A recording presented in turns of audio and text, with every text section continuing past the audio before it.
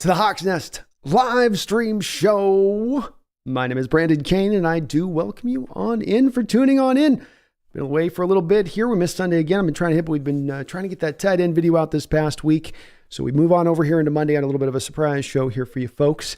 Nonetheless, I appreciate you guys tuning on in. Appreciate, again, all the new subscribers. A lot of great feedback on this tight end video. I know we're going to be talking a good amount about it today, no doubt about it, being that it was, as I've gone back and was reviewing the tape for that tight end video, such a vibrant part of the Seahawks attack, and one that I don't think that we spend a lot of time talking about this past offseason enough for as much of a benefit as it was for the team last year, and again, for how much it's going to help this team moving forward into 2023.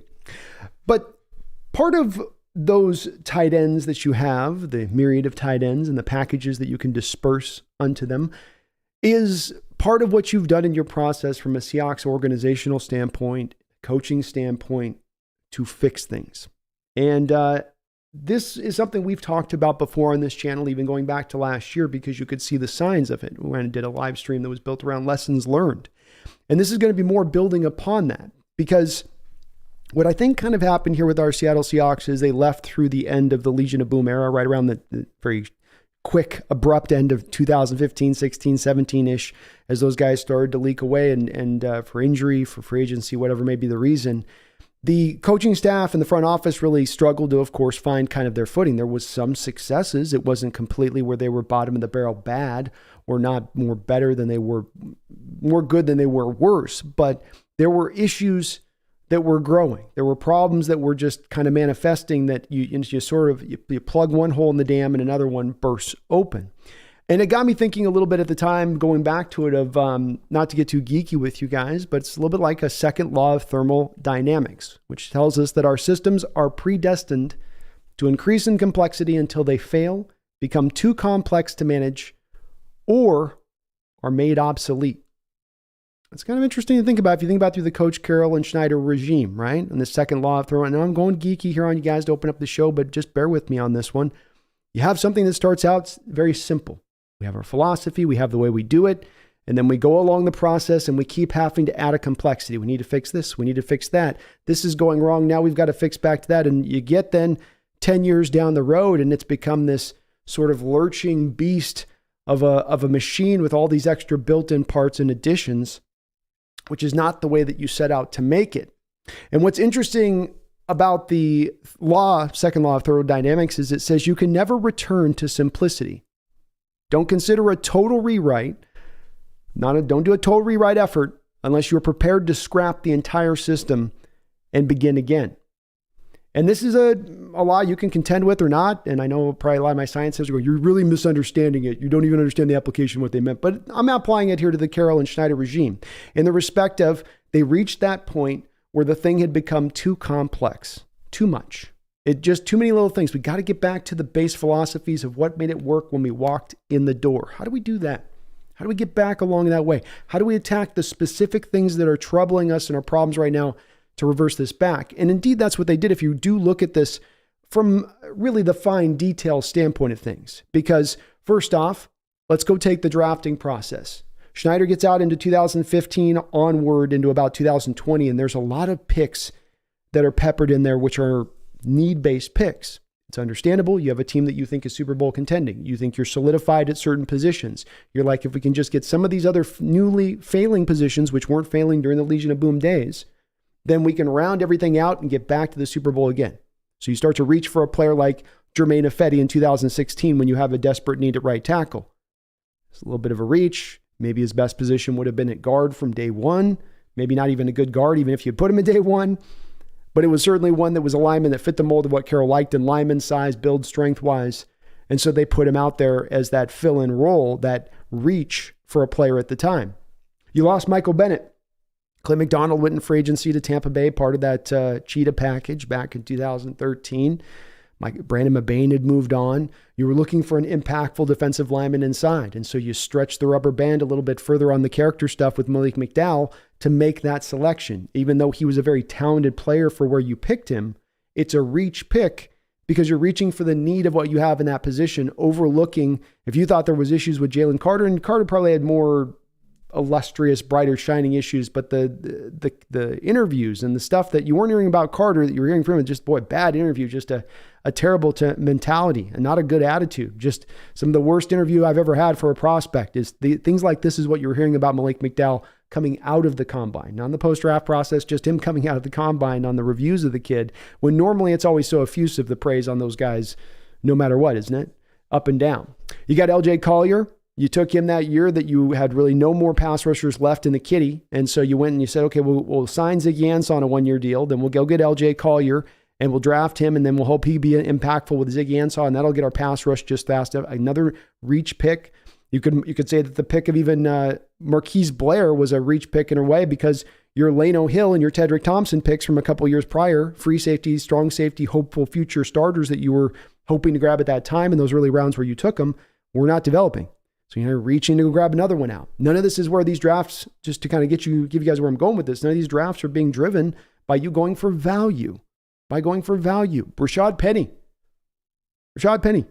Here's a pick that's made because you don't trust Chris Carson's health. You haven't had a running back be able to stay healthy. You've had the Thomas Rawls situation go on. Again, you become more complex. You've got the Thomas Rawls thing happen after injury. You keep having the running back room get decimated. You go, okay, let's reinforce the ranks with Chris Carson. So he's still our number one guy, but then we got Penny there so we can keep the running game going. That'll be enough. And so you can go through a lot of these picks and find that, but what we see in the last 2 years is a drive to value. And I'm not speaking on this one that's even anywhere near like guessing, or I think that this is kind of what they're doing. This is straight from the horse's mouth. John Schneider himself has mentioned ad nauseum over and over in multiple interviews this offseason, because everyone's asking him it. Ask him 710, ask him at the combine, asking him what's the secret sauce? What's the secret sauce, Johnny? What do you put in the sauce to make it so delicious? And John says, it's real simple. I just go with my grandma and she says, have value, boy. Tell them value's going to run your draft. And that's what I apply. I apply value over the top of everything. And that's what they're doing. And you can go through pick by pick by pick, finding the value in the selections, understanding where it is. I've never said that you have to agree with the selection. It's two different things between agreeing with every selection they make and seeing and understanding value driving the day of their draft, and understanding that that's different than what they had been doing prior in their other drafts in recent years, where there was so much drive to need, especially at the top of the drafts.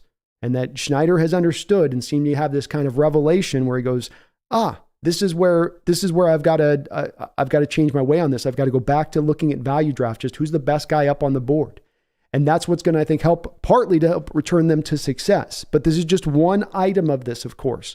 This is the whole thing of changing over the entire system. You change over the entire system in the way you spend your money, in the way you draft, in the way you're developing, in the schemes that you apply. And I think I can make a pretty solid argument going down the line here that that's just what this team is doing all the way down through the line of this. The culture.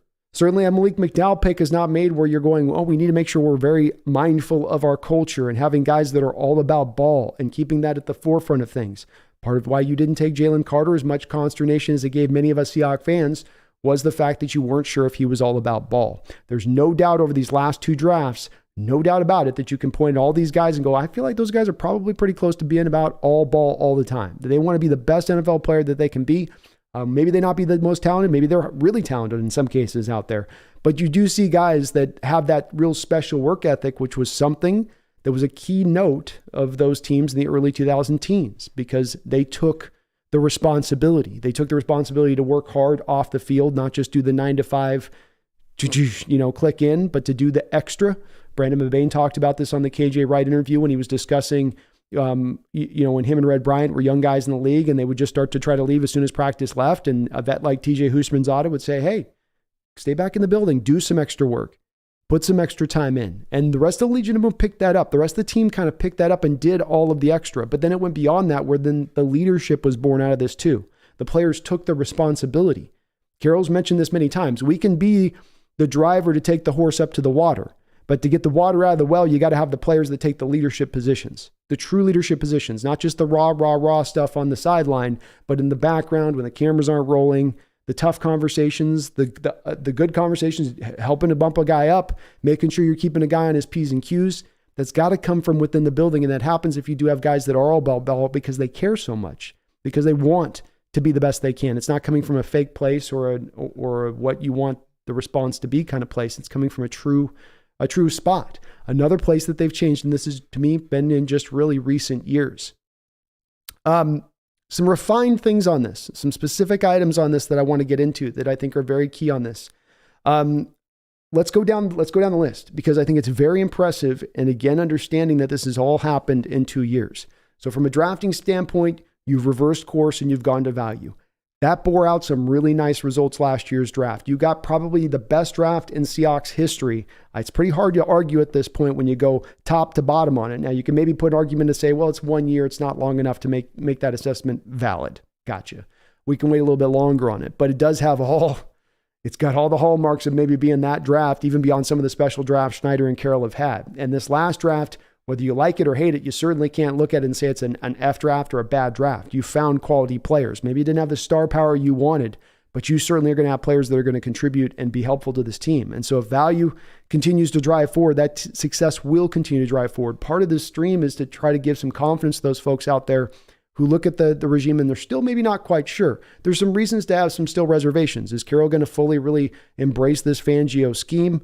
Hard to say. Is the team going to ever be able to spend some money with the potential selling of the team on the down the road and certainly close down the road potentially? Who knows? We'll see in that respect of things. But they are controlling a great many things in this respect that are so different from where they were rolling before. Let's go down some of these items though. Stacking a running back room 4 deep for injuries. I just mentioned the Rashad Penny, Chris Carson, and then you'd always have just kind of a couple runner-ons on the back side of it in addition to them. Right? Or that was all you'd have and then not much else. Maybe Alex Collins was in there as your third guy. Now you've stacked it up with 4 guys that you know can carry the day, and 2 of them being highly talented guys that you took in the second round. So you've managed to find the talent and you found the depth where this has been a position so many years, going back since Marshawn Lynch left. I've called it the beast mode curse. You've had the position just get decimated to the point you have to sign guys off the streets. The team seems to be recognizing, we've got to fix this thing that's going in this trend, in this direction. Here's a way to fix it. And they've done as much as they can going 4 deep. You can't go 5 deep in the NFL running back. You can only go 4 deep, but they've gone as strong a 4 deep as I think you'll find in the entire NFL. And it's impressive that they've done it on the back of also learning the lesson in the process of this. The value of a well-built offensive line, another lesson that we've seen them change, another reason why this team has so much hopeful potential here. When Russell Wilson walked in the door, the Seattle Seahawks were spending the most amount of money on the offensive line in the entire NFL. The very first year he walked in. Did you guys know that? First year. Most money, 32 teams. You were number 1 in the most money spent. Carroll and Schneider knew when they walked in the door there needs to be an investment into an offensive line. The impact of a well-made, ready-made offensive line. And they seem to have returned back to the roots of that in these past couple of drafts, haven't they? Where you've seen them invest first-round pick, third-round pick. We've gone back with a 5th-round pick on Oluwatimi, which isn't big, but he's a very talented kid. Damian Lewis is, of course, a former 3rd-round pick. Bradford being a 4th-round pick here. These aren't all high-end guys, but they have found some very talented players. And the most important part, which will be one we'll get to in a second, is also their schematic fit. Here's another one that they've solved. And I want to make this argument because I'm trying to bring over some of the folks. We've got folks out there in the fan base that are a little bit still annoyed and upset with Carroll and Schneider in the respect of they're mad about the wasting of Russell Wilson's prime. And they're mad a lot of times about what they did with some of their choices in this time period and not as much about what they're doing here over the last couple of years.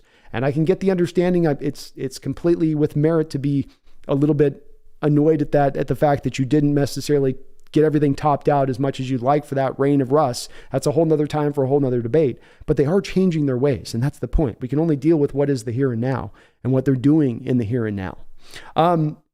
Here's another lesson that's been one that they definitely showed that they learned this offseason, because this was one where you were going to be able to pay very close attention to whether or not they had their eye on it. Spending too much money on the quarterback position. This is one of the most hotly debated items in the NFL fandom. Should quarterbacks make double the money of the next highest player on the roster? Should they be making more? Should they be viewed as the Michael Jordans at this sport all across the board, no matter whether or not they're a star or just kind of almost a star? That seems to be the place that these salaries have gone. And I've called it crazyville at times. I've said that I felt like we're due for a time where this is going to start to move a little bit in a bit of a different direction, where they'll always be the highest paid guys. Don't make no mistake about that. But this point where they just keep pushing the marker higher and higher to the point where we're a couple of years away from saying first $100 million a year quarterback in the sport. And I wouldn't have a problem with the guy paying the guys at that money at that point, but they are doing it so much versus in a higher salary than anybody else on the roster. To put this in perspective, Russ, we've got Geno Smith this upcoming season signed his new contract extension, which of course was lovely for us and the team because he made it very, very team friendly, as absolutely team friendly as you could hope to have it be made from Geno Smith's standpoint, while he's still at least keeping somewhat of an eye on the fact that he's got to make some money here, right? He did everything he could, from the escalator clauses to lowering down the first year of the cap hit. So here's to put this in perspective. First year of Geno Smith's cap hit's 4.5% as it's marked right now. 4.5. Now, Russ, in his final year in Seattle in 2021, was at 17.5% of the salary cap. This is another hotly contested item out there. Does the quarterback taking nearly 20% of the cap really impact the ability to build the team? Does it not? Doesn't it? Another debate for another time. But that's a significant difference. And to put it even in further greater context, you have Russell Wilson in his final year be moved when he still had 2 years remaining on his contract, which meant his bonus money accelerated to the tune of $26 million of dead money, which means we paid $26 million that had already been paid and spent on Russ, but then counted on the books last year, which made up 12% of the cap. So Geno Smith still this year will be making less money than Russell Wilson made last year or costed Seattle last year in a year when he wasn't even on the roster. You guys get all that? Not too bad. Not too shabby. So let's keep going down this list because this is many an item. This is many a positive thing to feel good about. And I'm not trying to gaslight or gas you guys up in any way here. This is something to feel truly positive about. These are things I banged my head against the wall. You can go back and watch some of my earlier streams from 3 years ago during games, talking through the offseason about these very frustrating items that I would bring up.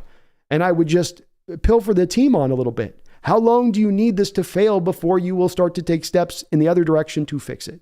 And the team has now taken these steps. And it's why that I put so much support behind this team. It's why the majority of my stuff that I'm going to push out on this channel is going to be positive in regards to this team, because they're taking the positive steps. They're fixing where they've gone wrong. Every team is going to make mistakes. No team walks on water out in this sport. Not even Kansas City.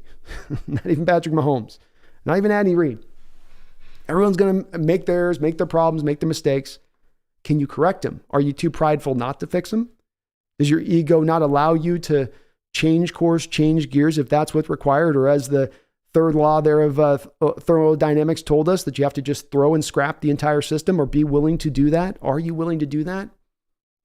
And they've certainly still pulled some of the great that was from that old established realm with Coach Carroll's culture, his ability to guide a young team, their process for what they're looking for in players. There's a lot still there within it, but they did scrap a majority of this stuff. Another place that they got themselves better on, and this is really clear even just coming on the heels of this draft, having enough pass rushers, especially edge rushers. It's going to be hard to find the inside guys. And when you transition to a 3-4 defense, even more so, you're not as much really locking in on those inside guys as much as having a necessity with them to be good pass rushers. You'd like to get it, but you really want them as much as anything to be space eaters. And it's those outside guys on the edge, those outside linebackers rocking that 9 technique that you want to be out there running full. And what Seattle would do year after year after year would go, right, here's the line of where we need to be in order to have a successful pass rush. And if everybody stays healthy, we're going to get right up that line. We're going to put the edge of our toe right at the front of that line. That's as far as we'll take it. We're not going to take the foot over the line. We're not going to stack it beyond that. We're just going to put it right up into the edge of that line. So you'd have, let's go through a couple years here with this. You got the bad Malik McDowell pick, of course. I spoke to you guys about that whole situation there. There was a year where you're you're looking for pass rushers inside. Michael Bennett moves on. No Clint McDonald, no Brandon McBain. So this leads you to go with Malik McDowell. But this was part of the failures of those late 2010 teams, is that the team would make a bad decision and then compound that bad decision by having to do something else to fix it. In this case, that year, because they were going for it, then having to move a draft pick for Sheldon Richardson just to try to fix the situation. Then the year after that, you've got a couple years down the line after that, you got the Ziggy Ansah LJ year, where this is far beyond the time of Bennett's and Cliff Avrils and all of that, right? You don't have any pass rushers. Frank Clark has moved on. So you've got, there's a huge hole there. Frank Clark was your only pass rusher there for a couple of years along with Jaron Reed. And then you go out and sign Ziggy Ansah to the 1-year deal. You hope an LJ Collier coming out of TCU is going to help and give you impact instantaneously. You get to training camp. Again, you realize your failure in training camp. It is a failure. And then you have to go make a Jadeveon Clowney move to kind of offset it because it didn't work. In the case of LJ, came in a little bit injured. And then in Ziggy's case, I'm sure they could see that was kind of spent goods at that point. He didn't have a whole hell of a lot left in the tank. Then we go the year after that, signing only Benson Mayowa and Bruce Irvin in free agency to offset the loss of Jadeveon Clowney, who you only got for 1 year after you had to make that kind of somewhat desperate deal at the end of training camp, and you were in go-for-it mode, not rebuild mode, not ascent mode, but in go-for-it mode. And so you sort of sign off on these kind of moves when you do that stuff.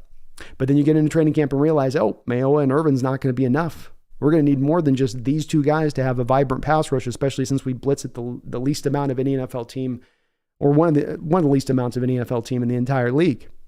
And then you were also still hoping LJ Collier, now a year removed from his rookie year, was going to give you some kind of development, which he, of course, wasn't able to do. And what did this lead to, folks? Are you seeing a common theme here? Yep. Then you had to go make a desperate trade at the end of training camp for Jamal Adams to offset where this went as a failure. And where did the failure come from at the root of a lot of this stuff? The picking for need. But then we have on top of that here, it's a double thing. It's the, okay, bad pick for need. Then it's another thing where you got to make a trade to offset that. Then you still don't have enough pass rush. You've still just gone up to the mark of just good enough. Just good enough. Now the team has learned this lesson. We come off now with 2 double-digit sack guys from last year, Uchenna Nwosu and Darrell Taylor. In Taylor's case, doing it is kind of at times really just rotationally. You get the second-year returns now from Boye Mafe. You have Derek Hall that you take in the second round on top of that. Does that look like lesson learned to you? Versus those other years? Go look at those other years and the depth chart of your edges, and then go look at this year and the depth chart of your edges. This is the deepest it's been going back since the Super Bowl age, and it's not even close. Not even close. Learning their lesson, fixing what went wrong. And from it, the fruits then come of a golden future, of a potential Super Bowl run. This is how you get to that kind of place. Especially if you're going to be in that unique situation of a general manager and a coaching staff who's been here for 12 years. You don't see this in the NFL. This is a unique thing. This isn't just your everyday sort of every situation any NFL team has. Every year, every other NFL team, we've been so far removed from this. They all go through the 5-year remix cycle, right? 5 years with one and then out, even in successful cases. How long did John Fox last in Denver? And didn't he win a Super Bowl? Yeah. So they've fixed this edge rush. We might even still get something from Tyreek Smith and Alton Robinson. They certainly aren't going to have to make a desperate trade in training camp to go get an edge, maybe to get a defensive lineman, but not to get an edge. And this defense is run in its pass rush in a lot of ways, at least historically speaking, by the damage the edges are able to do. It's kind of, it is helpful to have the interior guys. I'm not trying to say you just have some dudes, whoever. You need guys inside to get it done to a degree as well, but it's really, really, in my opinion, driven as much by those outside linebackers. Let's go through another one here that was up on my screen when I first started and forgot to put this off. I'm going to show you guys something to give you guys a kind of an indication of the next thing that they've fixed as far as understanding where kind of some of the issue was. And that is, this is the motion of percentage on NFL offensive snaps by year. So you have a total number of NFL snaps. How much motion do we see by year from 2015 to 2021? I don't have the updated last year's chart, but I do have the updated numbers, which I'm going to show you in a second on this. So this is very interesting to me because what you see is evolution happening like those old, time-lapse photos they'd show of a seedling coming into full bloom. That is what you're seeing here with the use of motion in the modern NFL. 2015, we're at 24% of the snaps we're seeing this motion, pre-snap motion. But now we get to 2021, and you're all the way up to 42.5%. You've almost doubled the amount of motion percentage at that point in a mere 6 years period. That is a quick evolution in the sport. And this was one that we were not good with.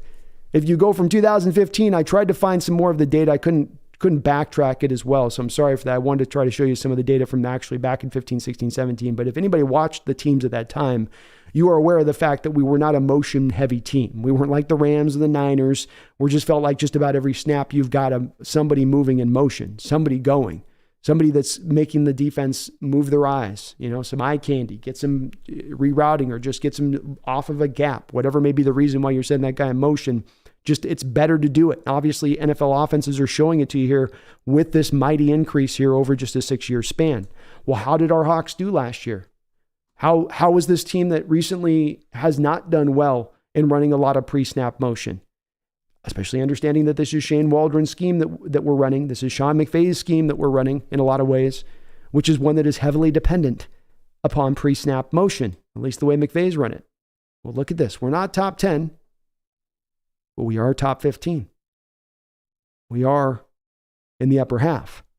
And that top 15, think of it like this. I've talked to you guys a lot about our lack of willingness to blitz. It's kind of equally applied as far as the motion stuff. So if you were a team that was in the 28, 29, 30 role as far as your motion percentage, and now you're moving on up to number 14, and you're getting in the top 15, you're starting to utilize and increase it this much more. And there's so much more room for this, especially with Jackson Smith and Jigba, especially to incorporate more of the fly sweep, bubble screen game, that type of stuff. But 17.7% of the time, the Seahawks were in motion last year. And so with being a top 15, they are starting to increase this. They're starting to recognize this league trend and incorporate it into their offense, which should bring about success. There's a reason these teams are using this motion this much more, because it brings so much to your team. First off, the motion guy's not going to get chucked at the line of scrimmage. You're not going to probably get your hands on him. He's going to be moving at the snap. So you are automatically giving this guy a little bit of an advantage just from the jump in that respect of things. But it is also one where there's options routes you can run off of it. There's just endless arrays. Again, on top of the fly sweep thing, this is the one that I come back to over and over again. And this is the San Francisco Niners are so killer at this. The Niners, the Rams do it too as well, but just the Rams are better when I think they've got Cooper who can kind of run it, or even when they had an Odell that could run it. They don't have quite the guy now that is damaging with it, but like a Debo running it or a Christian McCaffrey running that fly sweep, it's so easy even for the casual fan to recognize those two inside linebackers as that motion man is coming across and watching that step that they have to take with the motion man. Watching that football can be tremendously complicated, and it's stuff that I'll be learning till the day I die, stuff about this sport that's still just, I'm barely be scratching the surface in how I feel. But one thing that just stands out to me when you watch that pre-fly sweep motion, when you're committed to it, is those middle linebackers moving out of that gap, and then having then the opening that'll suddenly increase for if you want to go to those A-gap runs. And it's such a key for me with Carroll because he's been a guy who's been so A-gap heavy in his leanings in his running game, going back for 10 years back to Marshawn. I want to just go downhill at him, and two of Marshawn's biggest runs, his two Beastquake runs, were on the back of basic A-gap runs. So you've had a lot of success with it. It's understandable. But one way you could help your A-gap runs is if you could get those linebackers to move a couple steps in the other direction because they feel the motion man coming. The problem in recent years is when you had Tyler Lockett try to run that across, teams weren't buying it. They're like, you're not going to give it to Tyler. And if you do, he's not good enough with the ball in his hands to be enough of a problem for us to have to really, truly, be worried about it. But if you do go down and you look at the bottom line stats from even last year, and you look at the fly motion numbers of just those times they gave it to him, they still had success on those runs. And if you can get those defenses to start to commit, this is the what should be the beautiful part for Coach Carroll in embracing this, is that Coach Carroll, that's what I'd say if I was Waldron and sit in the room with him. I'd say, Coach, you want those power gap runs, right? That's what Kenneth Walker did at his best last year, was the gap runs rather than running like zone or out. He did those pretty good too, but he was really money. Those big time runs inside. You love that. Yeah, I like those A-B gap runs. Those are nice. Yeah, gap runs, they're great. They're great. You know how we can get there? We can make those runs that much more demolishing. And we can hit those runs that much more often as we get those linebackers to move a little bit extra laterally in one direction a little bit more. Because when you have a quick back like Kenneth Walker with his burst and his speed, it does sometimes come down to a half a step distance. Silly as that may sound, It does come down to that. He gets there so quick to that hole, that extra step that linebacker takes away, he can't get back there. And if you've blocked it right now at the second level, he's gone. Because remember, within the running game, you're trying to create, when you do run to one side or the other, that kind of numbers game to where you've got a hat on a hat, and you might only ask your running back to have to just break one block at that point because you're leaving backside unblocked a lot of times. And everything's kind of a reach block to the down to the strong side of the play where it's going. So you create that extra kind of man to be able to lay his block down, as long as everybody hits their reach block, of course, which is a whole another thing. But motion is huge in the NFL game, and the Seahawks have started to bring it along, which is wonderful. Another one, broken rookie goods. L.J. Collier came in injured. Eskridge came in injured. Paul Richardson, I think, was kind of dinged up in his first year. Obviously, Malik McDowell had an RV drop on his head. I don't know if that counts. But you've had some, at times, broken rookie goods you brought in. Darrell Taylor, rod in his leg. Whole year you lost. Too much of the time drafting guys where you just look beyond these kind of injury concerns at times, and it bit you in the butt and bit you over and over and again. And did you finally change your way? You did. Rookies coming in now, played all the way through rookie training camp. There was a little worry with some hammies on Jackson Smith and Jigba and Witherspoon, but they got through. They look strong in camp. Good reviews all around from everybody. Everybody was out there playing. Same thing was true of last year. All of your rookies got through the year. Bryant, Lucas, Cross, Walker had a little foot thing, but basically got through 14, 15 games. Tariq Woolen was out there for every game. Those guys you got weren't broken from the start. And that's kind of helpful, especially if you want to get returns from young guys.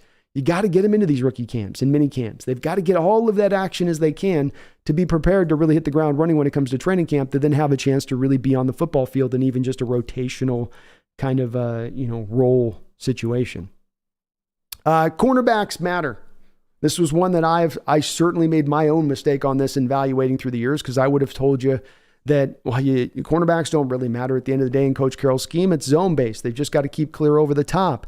That's just, it's simplified. And look at how good Coach Carroll has done with Byron Maxwell and Richard Sherman and Deshaun Shedd and Shaquille Griffin. Those aren't first or second round picks. Even in Griffin's case, it's a late third round pick. You got all those returns. Why look to, go for guys at higher selections? Why take anything higher? Why not just lock in on fifth round onwards like you'd look at running backs? And I think the answer on this one is that you need more from the cornerback position. This is part of scrapping the old system. Cover 3 no longer is going to be able to work just running that predominantly all the time, 24/7. It isn't going to work anymore. You tried it until the bitter end. You clung to it like a guy clinging a rope over a 200-foot drop, and he's got 2 fingers left on that rope and it's sliding. You cling to it that long to the bitter, bitter, bitter end. But it's gone. You can't just drop him into cover 3 and expect to have a cerebral player like Richard Sherman, drop off the back and be able to, have those moments he can, pull the trigger and jump a route or do something like that, make an impactful play. So you just have a lot of corners staying clean over the top that aren't particularly athletically brilliant or very twitchy or very fast in certain cases. Griffin was pretty fast, I guess. But for the most part, just there's something athletically limited about him. Maybe it's their change of direction. Well, now, of course, recent years here, Seattle's starting to show a little bit more willingness. Now, Tariq Woolen, they got lucky with, and that's another one that's, hey, you went with the 5th round pick and you got this guy back. But Woolen was a guy who did have a lot more talent that deserved to be picked higher. The tape was rough, but the flashes were there. And there was a lot of reason, at least in my view, of why you would look as an NFL coach and go, I should get this guy in the 3rd round. He had only been at the position for 2 years. So the rough tape was easily understood. Now, it was a very deep draft for cornerbacks. That's also what caused him to drift a little bit. But I certainly thought he was more in the 3rd round range when he was drafted. All being that said, yes, they did take Tariq, but they doubled down on the corners in that draft, right? They didn't just take one guy. They also took 4th round pick Kobe Bryant, saying, hey, we've got to address this. We can't soft address this. We've got to address this doubly strong. We can't just hope on one guy to carry the day. Let's see if we'll throw 2 out there, let the best man kind of win, and just see how it kind of goes. And if they both pop, beautiful, great. And then they stopped there this offseason with that? No. They went back now and they went with Witherspoon with the top 5 pick, which is taking this, of course, in an extreme direction from where it was prior, where you were unwilling to take a guy in the 1st or 2nd round You know, we're gonna show them. But again, one that's understandable because this goes with the adaptation and evolution of NFL football, which is one that you cannot just run zone 24/7. You cannot just ask your corner anymore to do just one thing. You need more of these guys that can have some moments and times they can hold up in man. They don't have to dominate in man, but they can hold up. They got to look not lost if you've got to ask them to play in man coverage occasionally. That's what you're going to get in a guy like Witherspoon, which should match up really well with a guy like Tariq Woolen, who did some of his best stuff straight from Coach Carroll's mouth last year in those times when he was playing man coverage or man match situations. Let's say if they're playing cover 3 or whatever, something, it's basically man. Going skill position minimum. Last couple of years, you added time, especially after Doug Baldwin's retirement. This was something that jumped out to me over and over again. DK and Tyler, that's all you got. Luckily, you got a little bit out of Marquise Goodwin last year, but this was still one that they hadn't kind of, to me, fully realized last year. They maybe looked like they were going to start to take steps with at least the tight end position looking a little bit better. But going back for years after Doug Baldwin's retirement, 3 years, 4 years, you just always had DK and Tyler. And lucky they've been, healthy and whatnot, and they're out there every single game. But you've been missing the slot. This is part of what's driven you to take Jackson Smith-Njigba after you just took Eskridge 2 years ago in the second round, is that they're recognizing they need to address this, that this has to be more of a bigger part of their team, not to just take off the heat of DK and Tyler, which is absolutely necessary considering those two guys get doubled as much as any receiver in the game, but also because the NFL structure of the modern era, much like the use of motion, is built for the slot receiver to thrive every bit as much as the outside guys, if not more so. So it's also recognizing that this is where the game is transitioning to. It's not about where it is, it's about where it's going to. And the slot is about to become a starting player in the NFL, if it's not already there as it is. We're going to start to move out of antiquated thoughts in regards to the slot, much like we're going to do with slot cornerbacks, in my opinion. And that we've got to view them now as starters. And if they're shutting their man down, if they're doing their job and doing it at starter level snaps, they're having an impact. They're helping you win football games. But there's another place that you can point to that they've gone minimum. Are they minimum now? You have Eskridge still there, lingering as a second round pick, but you're not needing him to do something. It's not absolute he has to do something. You got Derek Young last year, 7th rounder, who really popped for the team. A guy John Schneider was asked about in this offseason. He said, which rookie player from last year is going to take the biggest step forward next season? Who of it? You got so many talented guys. Cross, Lucas, Tariq, Kobe. Who's going to take the biggest step forward? John pointed to Derek Young. Derek Young. And this is a guy he's saying who will take a step forward, who wasn't just inactive the whole season, who wasn't just sitting on IR in some kind of, we'll stash him for a year kind of role, like they did with Tariq Smith, I think, a little bit. No, this is a guy that you went out and actually had playing a lot of snaps at the end of the year, slot snaps. Once you lost Marquise Goodwin, once Eskridge went down, it became kind of a necessity need, but he was also outperforming, I would guess, on the practice field at that time, guys like Penny Hart that were also still lingering on the roster, and Cade Johnson. Hell, the team even lined him up in fullback at certain points last year, and he did well. He laid a good lead block on the play. So you got him sitting there. Then we bring in Jackson Smith-Njigba on top of this. And then the teams even kind of reinforced this with some, maybe we can catch lightning in a bottle thing like you did with the Doug Baldwin when you look at Matt Landers out of Arkansas or Jake Bobo out of UCLA. Much like Eskridge, you're in the department with these guys of saying, we're not needing anything out of these guys. We're not counting on these guys. That's our fourth receiver. That's our 5th receiver. These guys are going to be lucky to make the roster. But boy, that competition is going to be fierce. And you have some talented guys. In the case of Matt Landers, if you're looking to kind of comp this out, remember a couple years ago, Tamarian Terry, and how excited we were about getting him potentially out of Florida State. And then the Georgia, police kind of put him into, football purgatory a little bit there for a couple years with the investigation thing going on. But he was a guy that was really talented and a guy that you had no business getting as an undrafted rookie free agent. This guy's the same way. The talent's legit with him. The size is legit with him. And you're not going to find guys that are his size running 4.3 like he is. With his explosiveness, he could come into camp and ball out and really overtake that last role. So it's going to be an absolute dogfight. But the bottom line is you haven't gone skill position minimum. 4 running backs deep, 3 tight ends deep, untold deep now at wide receiver position. The team is recognized here to get this done and get this handled and to really address it and not just softly. It'd be very easy for them to just say, okay, we've got Esker, Jackson Smith, and Jigba and Derek Young.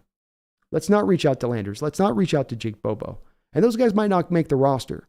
But I like that it's indicative to me that the team says, let's stop just going up to the minimum line. Let's stop towing that line. Let's stop doing you guys remember as kids, everyone's had their parent, I'm sure, come up to you and go, why are you just going to do the bare minimum in life? Is that what you're going to do? Bare minimum. Everyone got that childhood discussion as a kid. Oh, well, I did it. Well, you did the bare minimum.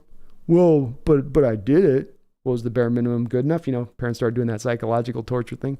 Well, I guess the bare minimum is just good enough for you then, huh? Well, but it's done. Just bare minimum. I mean, it's done. It's done. But are you doing it, right? Are you really trying to get something accomplished here, or just push up that little bit of that line? And the team's doing so much more beyond that now. And all of these things stack up. All these things should stack up along the way to make you feel like, holy hell, they're fixing all of these long issues that have gone back to 2015 and over the past 2 years have been fixed. And you can still find some things. And there are a couple of items I'll mention here at the end here. There are still things that they have to resolve, but this is as wonderful a turn that you could have asked over the last 2 years as a Seahawks fan. If you had a viewpoint of the regime and looking at them as stagnant, displaced, in between, unwilling to sort of get out of this mode of just being sort of enthralled by being a consistent winner. They made that Russell Wilson trade, and that took stones. $26 million of dead money. The NFL laughing at him. They told us we got fleeced. Turned out we drew the heist of the century, but everyone was saying, no, they drew the heist of the century on you. Those guys were looking at their darkest, at their bleakest. But they took the stones to do that because like I opened here with the flaw of that thorough dynamics, you have to throw out the old. That included the quarterback. That included all the old systems defensively, no longer cover 3. Now you're running a Fangio cover 2 shell hybridized defense. No longer the offense of old, which was the power run game, taking deep shots, wash, rinse, repeat. Now you're bringing upon the short passing game. And it's my last point on the thing that they've done to fix. And this was one that was standing out to me when you first brought Waldron in that first year. If you're going to steal from Sean McVay, you're going to say, hey, that guy's been beating the hell out of us with that scheme. Let's bring that scheme onto our team. Well, then don't treat it like a buffet. Bring it onto the team. Bring it onto the team in full.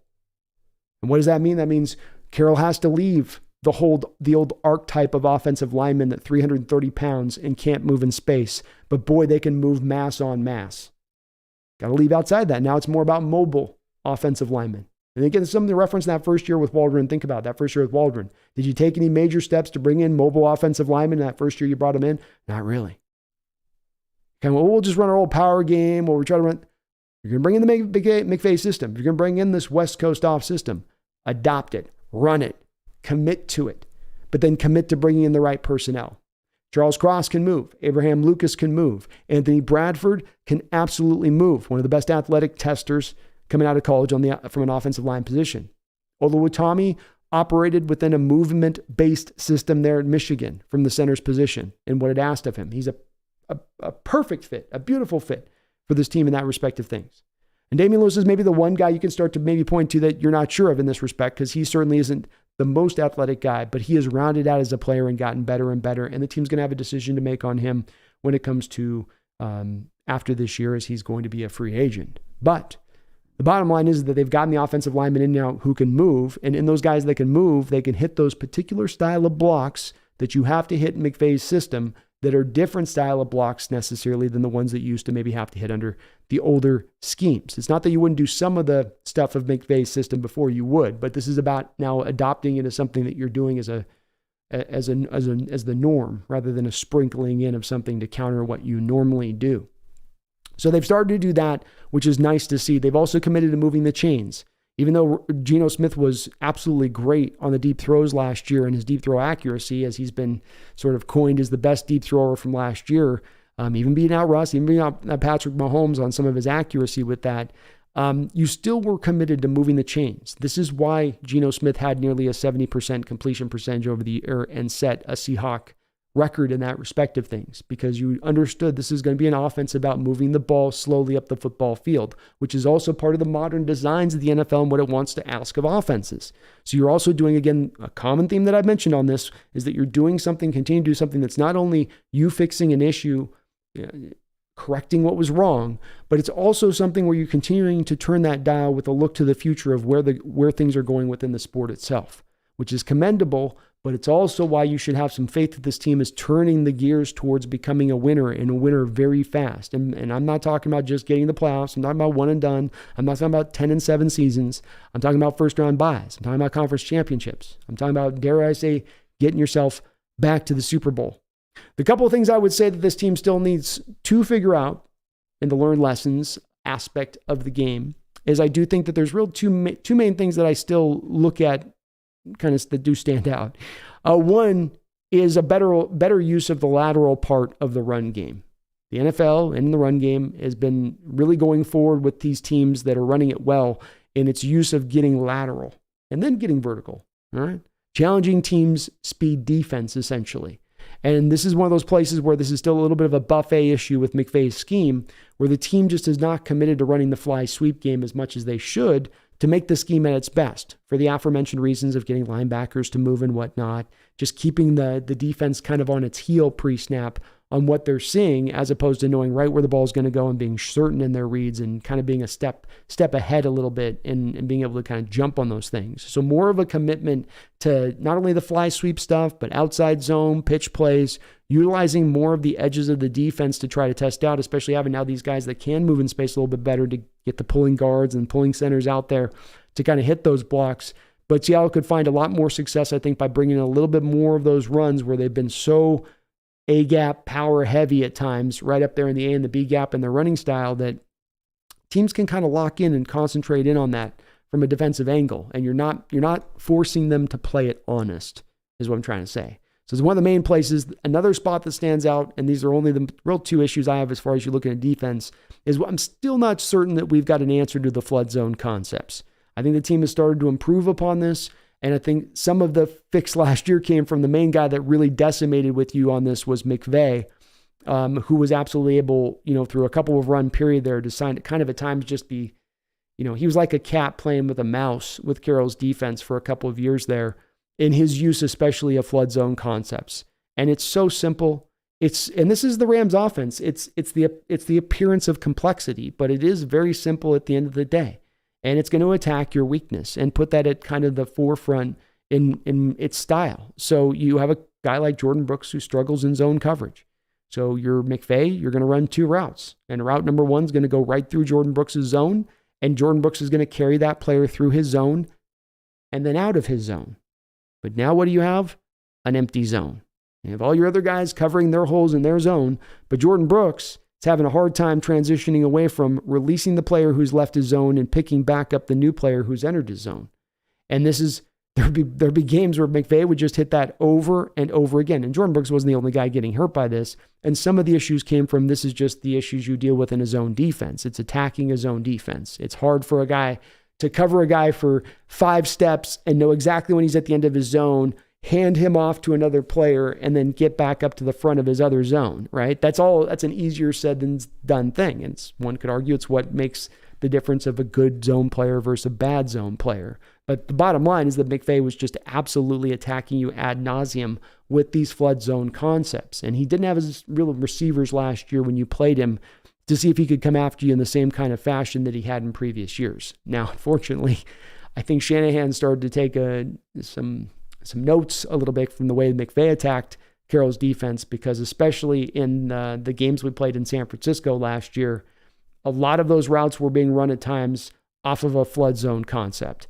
And it would be on the outside, it'd be to the middle of the field, but he was doing a lot of this. I'm going to run one guy through and then have another guy right on the back of him, almost like they're a line of guys, right? Where one guy goes and the other guy's right behind him, being ready there to just jump in that zone the second that first guy clears the guy out of the zone in coverage. And so what's the way that we can maybe counter this? Well, you can certainly counter a little bit by using a little bit more of the man-based principles, not being as predictable in your use of zone at such a high rate to where teams know they can attack it on given plays in and out. And it gives a coach a lot of confidence to know, I know you're in zone 80% of the time, 90% of the time. And so therefore, I know this particular route's going to be likely to hit because you're going to drop this guy off. And remember, within the zone we place, there's a high onus placed upon essentially making sure your guys drop deep, making sure that they're not giving up the big play, which just only kind of exacerbates a little bit of the flood zone concept issue. Because if I'm an outside zone corner, for instance, and I have a receiver that runs a go route and takes me up the field on that go route, well, I know there's maybe a point in time coaches told me on my given zone where I've got to then hand that guy off and hope a safety is going to pick him up deep. And then I've got to come back up onto the underneath route. But I'm also told the predominant amount of time, especially in playing cover 3, that I just have to stay on top on that player 24/7. It's a real feel thing in some of this from a zone standpoint. But that's the place that the team's going to still have to figure out a way to find a solution, especially this upcoming season. Because I don't think Shanahan's going to overthink this again. He's going to say, okay, I'll run it again this way. And what are you going to do? What's your answer to it? I'll run a row through here, run this up underneath. Your man's cleared out. Easy peasy, I take advantage. Complexity certainly can help in this. Mixing it up a little bit can help in it. But those do remain to me somewhat of still just two issues that do remain. The defensive line may be one last one we can add to this. We'll have to see if this is one that is a new issue that's now going to start to bear up for him. Because last year the defensive line was not good, really across the board. No one was even good old reliable Al Woods was probably not at his best last year, thinking he's getting a little old and he was fighting through some injuries. But this could be an issue this year now with, of course, us looking at the defensive line going, oof, this one's a little tight right now, a little tight. But the bottom line's not changed from it, and the overall optimism here shouldn't be changed from it. I'm not a pom-pom waver here on this channel. I'm not one to blow sunshine up your butt. If I think that something's bad or something's broken or something isn't right, I'll call it. But what is remarkable to me is this team has changed course so suddenly over this past couple year period and recognizing the errors of their ways. And there are so many little points you can go along the process. I've probably still left out a good 10 things and items that I could point to that they have fixed, that they have found a way through. It isn't perfect. There's still some other issues that are there, but to have this many things solved that have been issues for years that I personally moaned about for hours on end on my live stream is wonderful to see. And it's part of why I have so much confidence for this team coming in the upcoming season. And part of why I have confidence in this team coming up beyond this year, even if this year is the year where it all clicks into place. I trust it's going to click into place because the fundamentals are solid. And that other thing, well, are your fundamentals solid? My fundamentals are solid. Well, then you will eventually see that growth. You'll eventually see that returns, like this was we're, market folks trying to, invest in whatnot. It's a little bit like that. I'll trust this kind of investment off of these real good base fundamentals. Let's see what you guys think though. Have the Seahawks solved their ways? Have they fixed what their problems were? Are there still some issues that you see that I've maybe missed here that you think are something that's still ongoing here that they got to correct? Or are you like me that you feel like, hey, no, they're hitting the right notes here. They're in the right lane. They're thinking with the right philosophies. They've gone back and reverted back to the old blueprint that worked so well before when they got to back-to-back Super Bowls. And I think that'll be probably more of the common sentiment because there's a lot of positivity out there, but it's rightful positivity. This stuff is based not just in simply one year, last year, surprising everybody in the first year of a rebuild and catching everybody off guard. It happened because the teams fixed these problems. It happened because the teams fixed these problems without having to do away with the other things that were good even during that time of the teens. The culture Carroll builds, his ability to motivate players, how they are able to at least, no matter where their talent is from a team standpoint, they can get to a bottom line of 7-8 wins every year, no matter what. That's their bottom minimum floor level with the kind of team. But then they add all this other stuff on top of it, which now returns them to potential prominence and just now gives them a lot more of a higher end ceiling with that very high floor. Thank you guys for watching today. Please do hit that like button if you could for me. I would really appreciate it. We just crossed over, literally, I think today, 10,500 subs. So rolling along this offseason with still some really great growth, which is good to see here as I know we are now really, truly in the heart of the quiet period of the offseason where there is really not much going on. But thank you guys for watching today and tuning on in. I'd love to see what your guys' thoughts on this and see if you guys think I'm kind of out on the boat on this one out in the middle of the ocean, but I've given it a lot of thought. And again, like you guys, I care so much on this team going through the process and watching it happen. and being so frustrated by going, this is going wrong. When are you guys going to fix that? That's going wrong. When are you going to fix that? This is also going wrong. When are you going to decide to finally address that? I mentioned the beast mode curse. It becomes a curse because it's every year you got to deal with it. Every year your running back room gets decimated to the last man. You can't think anymore about, we got the bell cow. We got Walker. We're good. Walks has got it. Walk will be enough. It's not enough. It's not. You got to go harder. You got to go farther. And the team is. So it's wonderful to see. Aaron Donald, how you doing? J.O., hello. Amari Taylor, Seattle Super Sox. Boom, shakalaka. How you doing, brother? It's good to see you. He says, I love the intro. Thank you, man. Nitro Hawk in the house. Hello, hello. Empower Code. Tuning in on Monday evening. It doesn't get much better than this. Organizational reform and increased open-mindedness has indeed made us more receptive to change and has driven our success. Beautifully said. And that's where I'm at with this. I led with that opening on the law of thermodynamics, and it's very much what stands out to me on this. I was trying to find the other comparable I had to this, which was there's this video I watched a couple of years ago about, these systems or machines, and you have a machine started a certain size, and then you just have to keep things go wrong, and this breaks, and then you have to fix it. When you fix it, you can't just put the original part back on. You got to put it on with this and this and this, and then it gets lit, and then you get this part, and it gets bigger, and then eventually you get so far down the road, this thing that started out like this is starting out like this, and it's just become, something you can't really, unyieldy a little bit, and that's where I think they were, and I think they just recognized that, and it's been more of as far as you can take when still keeping the same general manager and the same coach. They have certainly, I think, thrown out, as the law of thermodynamics say, where you've got to scrap everything a little bit. They certainly scrapped everything to, given that they are still the same guys in place that were here before. They've gone as far away from where they were at and what was causing those problems as you could ask for. It's very commendable. It's commendable. Sean Hines, Hawks Nest, would it be worth it to trade for Chase Young or Aaron Donald?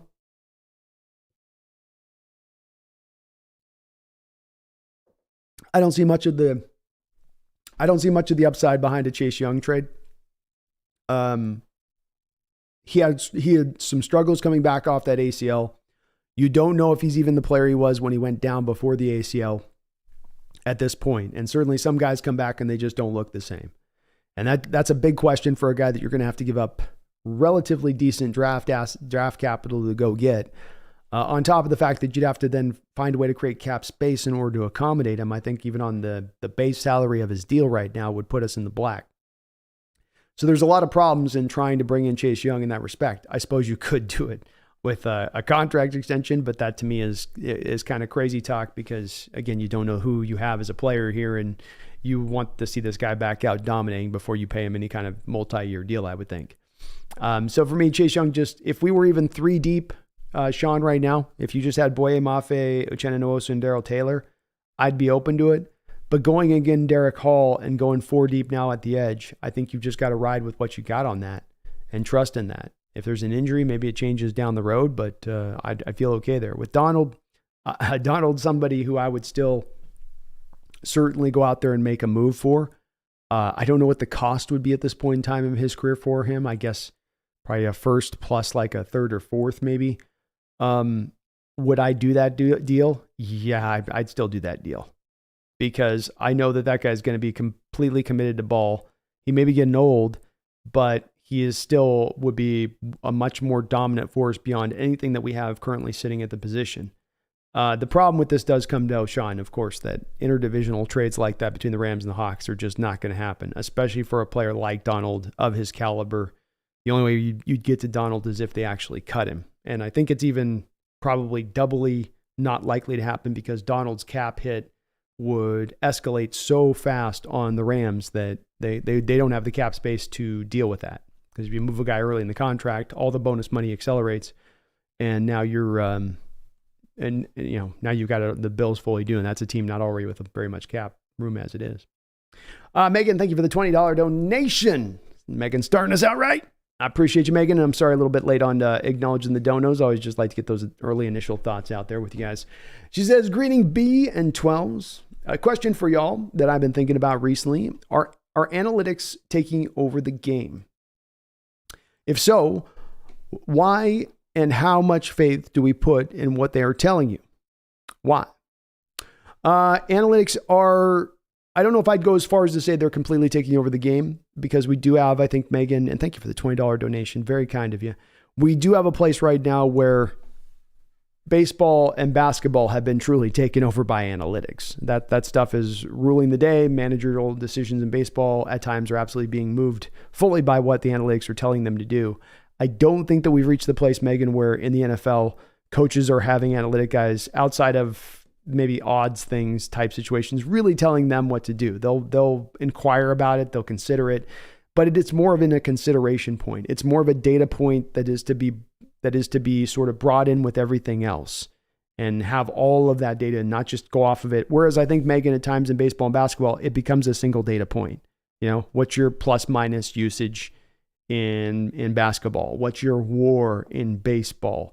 I think that you just can't quite get to it there driven that hard. So it's gaining more and more steam, I believe, Megan.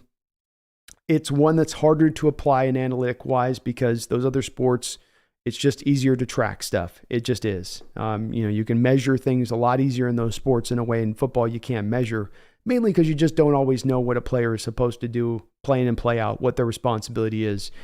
You don't have the playbook. You don't have the call. The only way to sometimes make that measure of a player is by that, to actually make a full, accurate 100%. Now, just because they can't get to 100% accuracy as far as knowing every play, does that mean it's impossible to study a player throughout a game, every individual snap, and be able to ascertain whether or not he had a good game or a bad game, or whether he should have a good grade or a bad grade?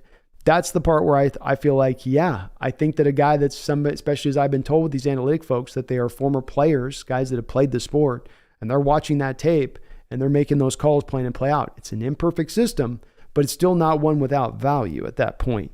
And so you got a guy looking at every single snap of what a player is doing, and a lot of the positions really too.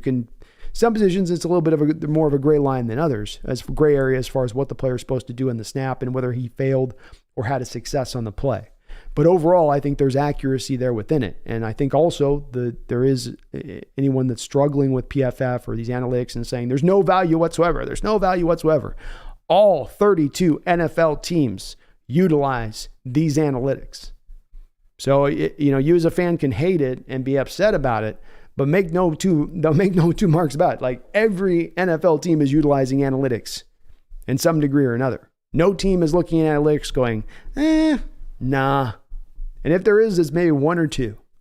Everyone else is fully on board with it. But it's definitely making in a state of refinement, let's call it, at this point, as they try to, kind of iron out the wrinkles within, within the analytics, which there are. It's harder. It's going to take a little bit longer, but it will, Megan, eventually get to the place of baseball and basketball. I think it'll get real close in that respect of things when it's all said and done. I do think that. It's also easier in those sports too, Megan, because you got 82 games in basketball. You got 162 games in baseball. You're well beyond sample size data, which even at a 17-game season, you're certainly in a little bit more of the sample size realm, even at that place of things. So it makes it tough. It's an interesting discussion, and one that I think is going to continue here as we look at this as a debate. I think the Hawks says, wow, Marquise Blair, did he land on another team or is he out of the league? I believe he went to the Panthers or the Dolphins. Let's see where he's at right now. He's a free agent currently, according to this. So that was an odd cut last year, but the Seahawks seem to have been smartly on it. I gave him a little bit of a hard time for it, but admittedly, he didn't go anywhere else and light it up. And being no one signed him in free agency either, there seems to be something out there as far as maybe a general feeling of just he ain't it in that respect of things. I always liked the kid when he was on the field. I always thought he played pretty well when I watched him. And even in preseason, I didn't think he was too bad. But just didn't work. Mark Habercorn, how you doing, man? Hope you're having a good night. Soon says easy there, Egghead. I knew the thermodynamic quote was gonna get. I'm like, ooh, I'm getting close on this one. I am straining credibility on this one. Oh, Brian, what's up, brother?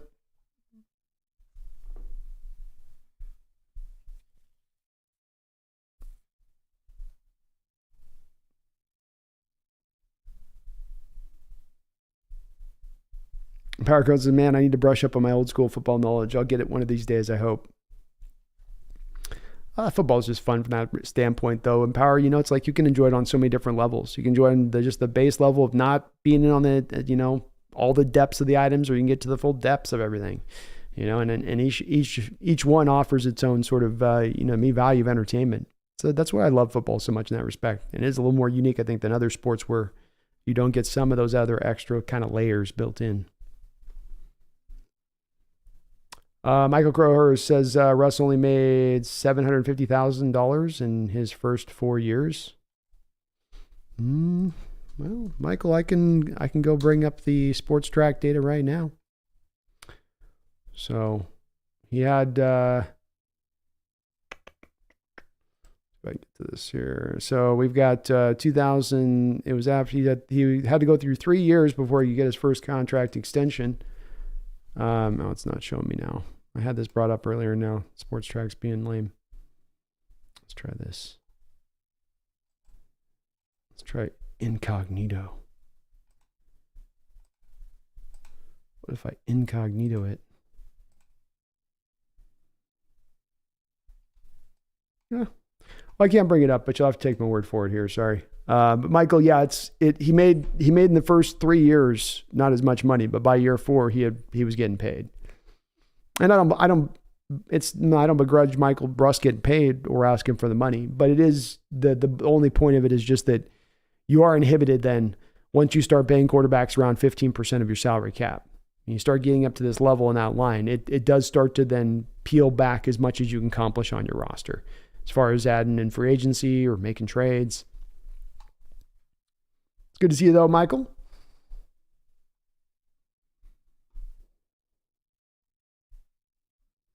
Dickie Hawk says, Brandon, I think Russ was a great quarterback, but his greed was the opposite of his saying he wanted to be like Tom Brady. Glad we got Geno and amazed he took the team-friendly deal. I'm amazed at it as well, and I'm going to release here soon we had a member live stream we did kind of around Geno Smith a couple weeks ago, and I'm going to put that on the channel here as we get into July, kind of leading up to training camp. But he's put his money where his mouth is, and that's the point of it. And these quarterbacks, I understand, need to get all their money. But Geno was in a situation where he could have went out there and just taken every bit of money that he could have gotten, understanding that this is going to be the only contract he may get, the only major quarterback contract he is ever going to get as he now becomes 32 years old and starts to get a little older, especially at the end of this deal. And so you could have made the argument to Geno, and I'm sure his agents did, of you better get your money now. This is the only money you're going to get. There's not going to be another deal beyond this. And instead, Geno said, no, I think I'm going to have a work ethic that's going to allow me to play into my late 30s. I think I've got a fresh body because I haven't been beaten up for 10 years. I'm in a great position in a situation to thrive. A supporting cast matters and helps me to thrive in that way in which I want to. No, I'm going to take this lesser money and see the bigger picture. And I don't begrudge any football player going out and getting every last bit of money you can go get. Go and get it. I get it. But you don't get to have your cake and you don't get to eat it too. You got to pick one or the other. You are either the Darrelle Revis gun for hire, I'll take the most money year in, year out, wherever I can get it. Or you're going to be a guy that can recognize some things about, do I want to be, what about my legacy? And that's the thing about Russ, is you're right. There's a little bit of a blind spot there where he takes every last bit of money he can get and talks about Tom Brady, who took discounts. And it's like not putting two and two together. But he's not the only one. Rodgers did the same thing, and that's why I've called them diva quarterbacks in this age, because it's this thought process of, no, I'm going to be a team player. I'm going to do this. Yeah, but your actions over here don't align to what you're saying over here. You're saying this thing over here, but you're saying the words, but I do not think that you know what they mean that you think they say. The Princess Bride thing. Right? It's a little bit like that. And I had that issue too a little bit with Russ at times with it. I don't hate it. If you're going to get the money, get the money. But then understand a guy like me or anybody out there, fan out there, is going to go, well, he wants to be paid every last money. He's going to hinder the cap if it comes at the expense of him having his respect. And that's the part that I have a hard time with those quarterbacks on. It's a hard part where I go, oh yeah, just get your money. You play longer in your career than any other players in the NFL. You're going to take double the amount, more than double the amount of the next guy on the roster who's paying at the high water mark of the position. Like the second highest paid player on your roster is making less than double you are. That just is wrong to me. Wrong on so many levels. And these quarterbacks in this age are just kind of like, oh, what? Well, if you can get the money, you get the money, right? You got to do what you got to do, right? Well, you got to, yeah. But then you didn't also care as much about legacy of winning and doing that. So you got to pick one or the other on that. Mahomes has gotten it. He's figured that out. We do got to get Pumpkin on here. Hold on. Let me get my deal.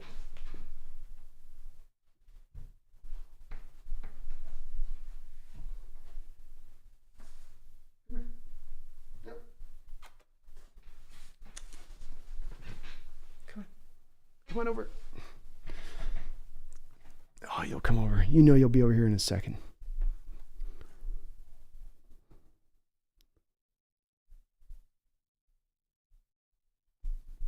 How's it going, Boom Shakalaka? It's good to see you, man. Marco Martinez, yeah, I don't think Russ wanted to be here anymore, too. So really went a little scorched earth on his way out of town. Brandon McDaniel, thank you for the $5 donation. I do appreciate it. Sorry for the late acknowledgement. Says, I like the tight end video. Interesting to see the average PFF grade is one of those three versus what top three tight ends on other teams in the league. Not sure if that makes sense. Grade is if throws three versus whether top three on other leagues. Oh, okay. I see what you're saying. Their actually grade would be pretty good. Let me bring it up here. Randall, thank you for the $5 donation. PFF. So we'll do kind of a sample size on this, but I think it'll be pretty eye-opening on these tight ends. This is, again, just PFF thing here. So if you look at these guys last year, all three of our tight ends on a PFF grade standpoint, you got Noah Fant first, who had an overall grade last year, 66, 69 receiving grade, respectable numbers. Will Disley had a 70.8 grade last year. Good overall numbers. Colby Parkinson had a 70 grade as well from a PFF standpoint. So let's go, for instance, and take a look at, for instance, we'll go to the Niners. And the Niners depth chart, tight end standpoint. So we know we got George Kittle, who will be a monster with his PFF score, right? Which is certain. He was sitting at a lock solid 82 last year from his PFF. But then they've got Charlie Warner and Ross Dwelly.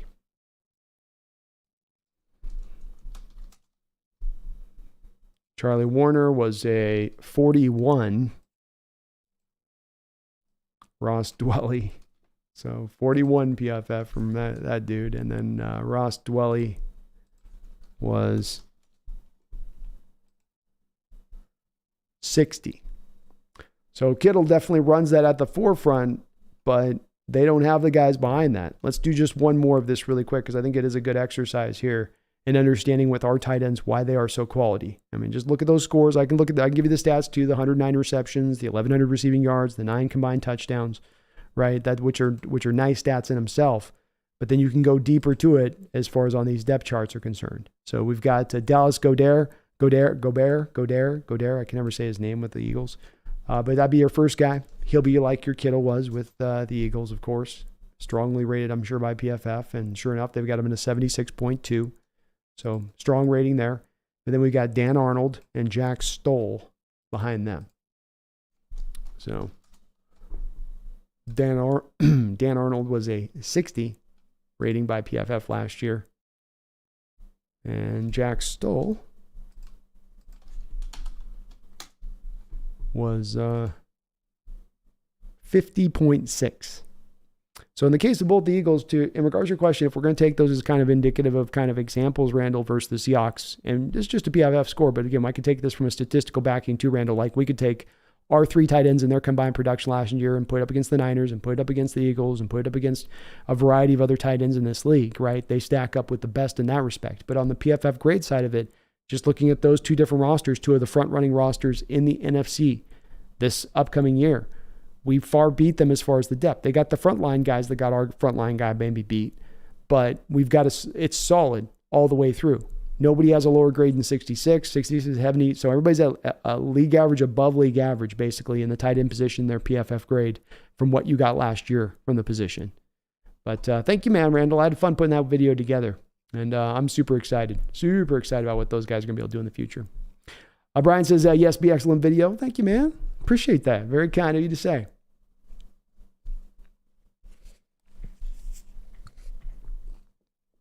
I'm hoping to have the UDFA one out next. So that's my next, I'm going to have that one hopefully done here before I get on my trip here to Hawaii. So that will be my next one en route. Appreciate you, though. Nitro Hawk, who are the top 5 most hyped prospects in all of sports? Ooh, well, you got to put the Manning kid in there, right? So I think he's probably got to be in there. All of sports, huh?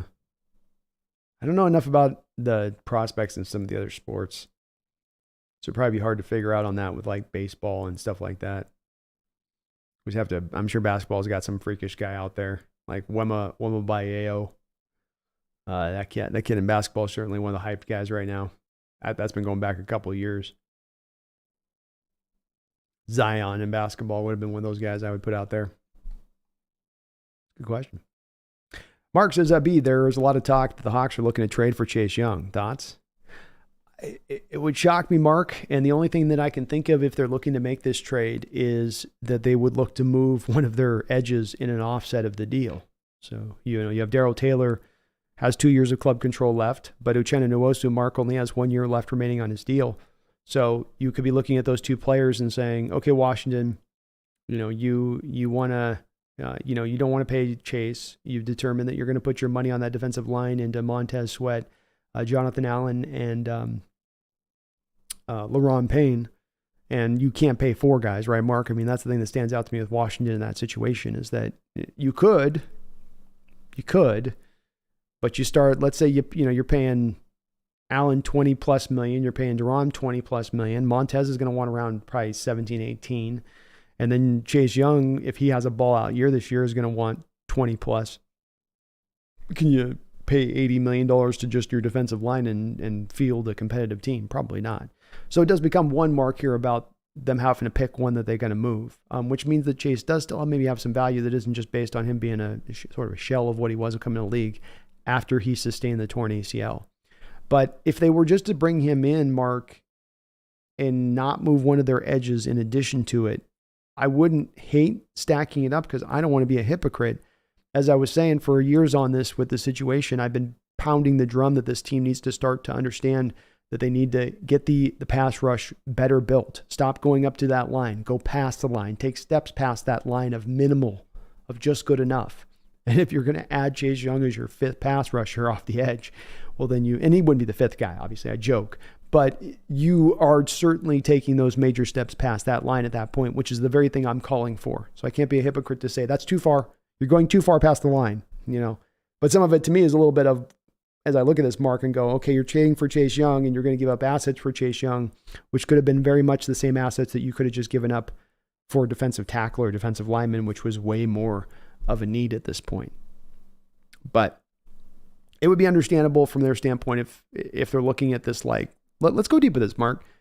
You look at Darrell Taylor and you go, okay, Darrell Taylor is at his highest value it's at right now. I could move Darrell Taylor straight up across the board for Chase Young because Taylor has 2 years of club control remaining on him, while as Chase Young only has 1 year of club control remaining on him. And the Washington can be a little bit more accommodating to the fact that Darrell Taylor is only a pass rush specialist because they got the dogs in the defensive line to get the job around him then done. So they don't need as much of that from him. They need that pass rush that he could potentially supply. I can make sense from the Seattle standpoint. They're not giving up draft capital to do that, Mark. They still have that in reserve to then maybe go make a move to the defensive line later on. But then even then, the tough part then comes into play where, let's look at this really quickly. We got Chase Young is moving into the 4th year of his deal, which means that as top 3 pick, right? Wasn't he number 1 pick somewhere in that neighborhood? He's going to then be making pretty good base salary. So if we look at Chase Young right now, he is, where's my commanders here? He would be the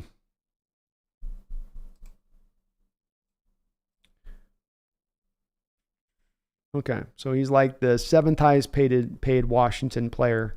I guess his base. Ooh, okay. Wow, Washington went heavy on the bonus with Chase Young, so they set that deal up kind of nicely here for his 4th season. Well, this does make it more interesting, I guess, because Chase Young is currently sitting with a cap hit from a base standpoint of $5.3 million. He has a 10, almost an $11 million cap hit with Washington this year, but $5.6 million of that is coming from his signing bonus, which would just accelerate in a trade. So Seattle would only be on the hook for $5 million. So if you were moving a guy like, let's say, Taylor, say nothing of Uchenna, because if you moved Uchenna, it could just be straight up where you're not having to create any cap space at all. But if you're moving it for Darrell Taylor, you save $1 million on Darrell Taylor's move, so that 5.3 becomes $4.3 million in cost. I mean, it's manageable at that point, much more than I thought when I was thinking about this earlier with Mark.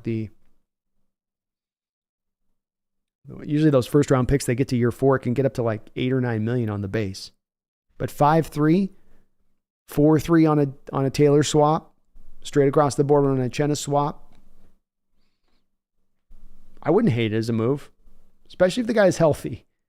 If they got to trust the guy's healthy, that definitely would make me a lot more confident. But where is that knee at, you know?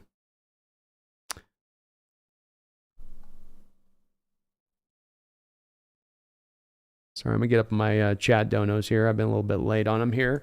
Randall, I'm an hour behind on this one, but thank you for a $20 donation, Randall. I do appreciate that, man, so very much. Sorry, a little late on this. Got long-winded again today for some reason.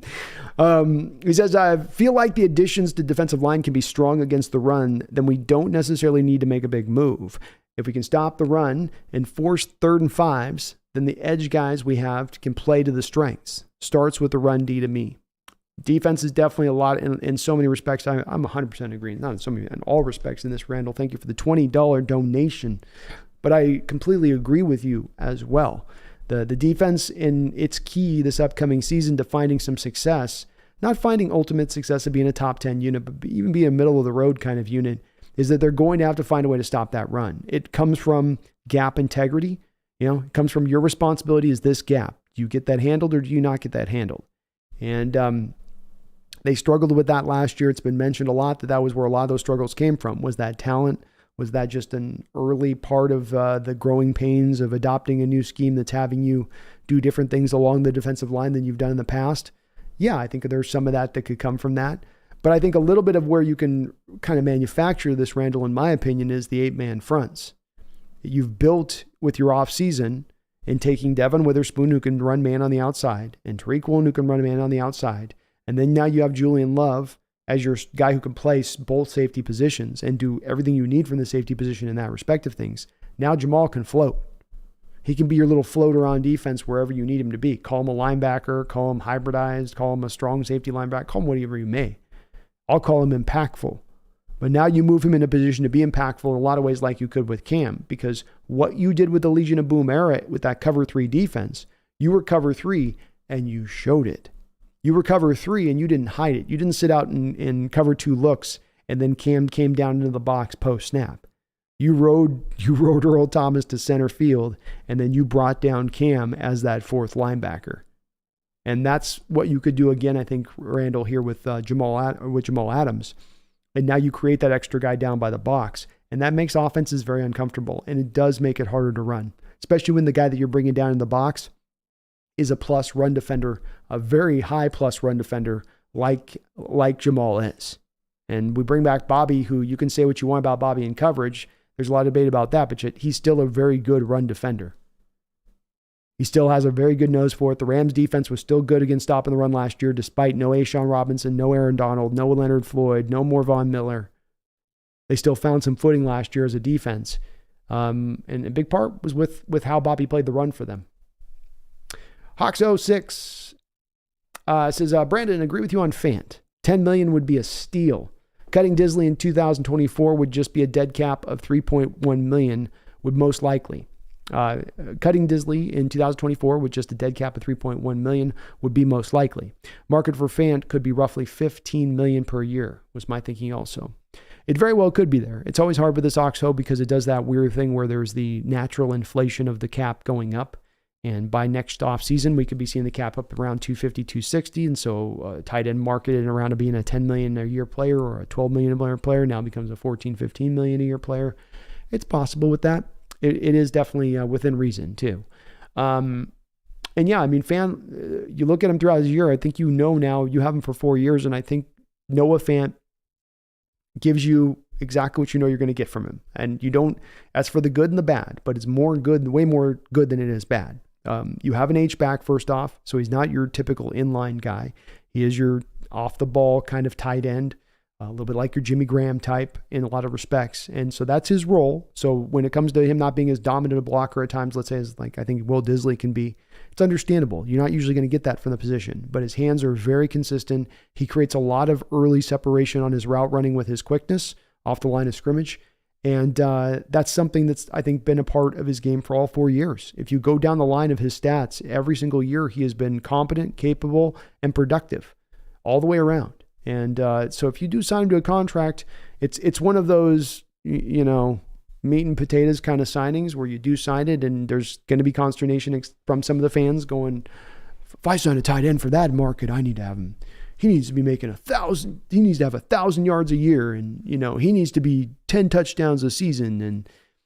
But I think your point on this a little bit is there's the inflation costs that come in, and what's 10 today is 15 tomorrow. That'll be 20 the year after that, and it's only going up as that cap. So, yeah, that would be roughly about where I would think it would be at. It might be also why the team doesn't feel very pushed to do a contract extension. If you were to sign Disley to, let's say, a 3-year, $40 million deal and give him $15 million of bonus money, your cap hit's going to get very close when you put that deal together to right along where you're at already as it stands right now with how everything's kind of structured. So with it just having 1 year, so it's like they kind of get the 1 year deal now as it is to see what happens with him. And then if the cost is going to be same down the road anyway, then why do it? If he gives you a discount on it this year versus what he's going to be due to make next year, maybe the team considers it because then Hawks 06, they can clear some extra cap space to go make another move this year if they're going to try to contend. But that will be an interesting thing to track with Noah Fant. For sure. Megan, thank you for a $5 donation. Appreciate the donos. Says agree on what quarterbacks are being paid. The amount they get paid would pay for an entire rugby teams and organizations down here. Yeah, it's a lot. And I'm not a guy caught up on what NFL or professional athletes make. The market demands the amount of eyeballs that watch the sport. These guys should be well paid. And in the case of football guys, the way their bodies get used up, they absolutely should have enough money in the kitty when they retire to kind of accommodate for that. But when it comes to quarterbacks, it's a whole nother thing. And the QBs have pushed this thing in a direction that's just gotten more and more and more extreme, it feels like, with time. And the cap in football is a hard cap, Megan. There's caps that are soft caps where it's like basketball. It's a cap, but then there's a luxury tax. Right? That's not a hard cap. This is a hard cap. You can't push it any further. You can push money down the road. You can stretch it. You can buy tomorrow for today, but then you pay the price. And Megan, we've seen the Rams pay that price right now with them having to go into such a sudden rebuild on the back of just one poor season, 1 year removed from winning a Super Bowl. And they do so because the price came due when they decided to put it all on the credit card. And this is the thing that I think quarterbacks just can't seem to understand. If I'm a QB, and this happened literally in Russell Wilson's case, because the team, I don't know if it was purposeful or just if they're trying to serve to make a point or just this is how they decided to do it. But I go and take the 15 to 20% of the cap. Good. I sign that deal. Now, the team then decides, okay, we're not going to sign a Dwayne Brown out there for you at left tackle. We're not going to have a Max Unger anymore here for you at center. We're going to remove some of the pillars of your pass protection. Or in that case, I should say Russell Okung and Unger. We're going to remove some of the pillars of your pass protection. Maybe we just have to make do. We don't have any more money to spend. We're literally taking that money and putting it into your pocket. But you wanted it this way, so let's go. Yeah, I don't understand why you guys can't give me more better pass protection. And that's what they'll say then. We want better players on the team. Well, team's got to make a pick somewhere. That's been all my point on this too. My thing with the quarterbacks is that the team's got to pick somewhere. If you take 15 to 20%, that price is to be paid. Maybe you're worth it, maybe you're not. But the team now has to then pull those assets from somewhere else on the team. They've got to decide somewhere. This is the point of the hard cap. I don't magically create more numbers for you. I now have to pull from somewhere else on the team, make somewhere else on the team worse. We now have to overcome a deficit somewhere on the team to accommodate your respect level. And I hope it starts to go in this other direction where these quarterbacks recognize during these negotiations that I can get paid. I can get paid generational wealth. I can get paid far beyond the second best guy on this roster and what he's getting paid.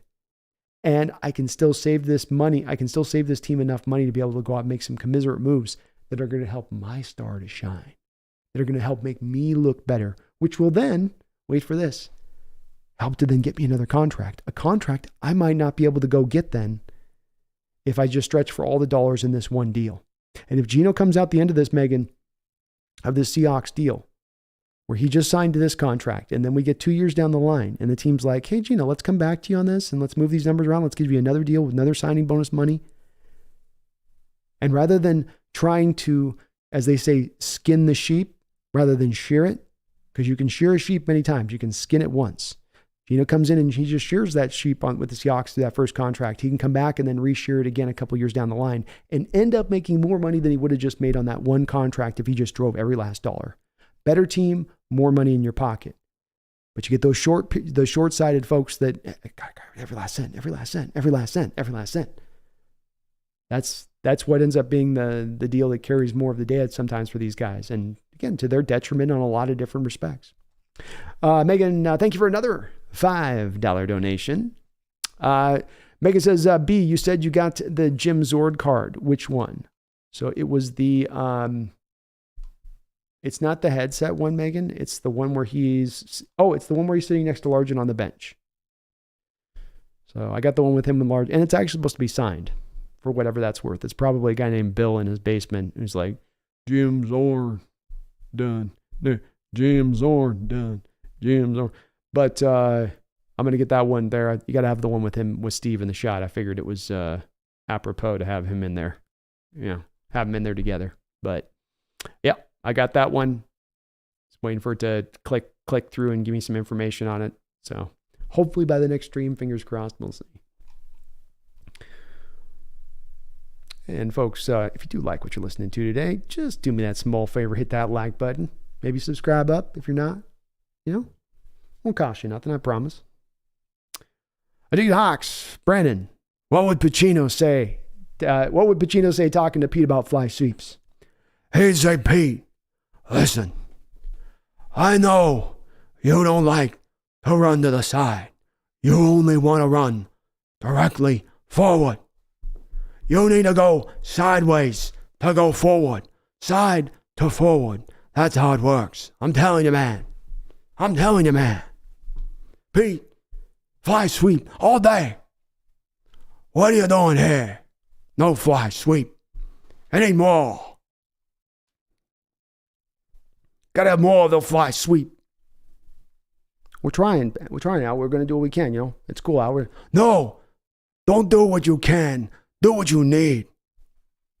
Fly sweep. Move those linebackers out of the gap. Run all day. Come on, Pete. Now is your time. Seize it.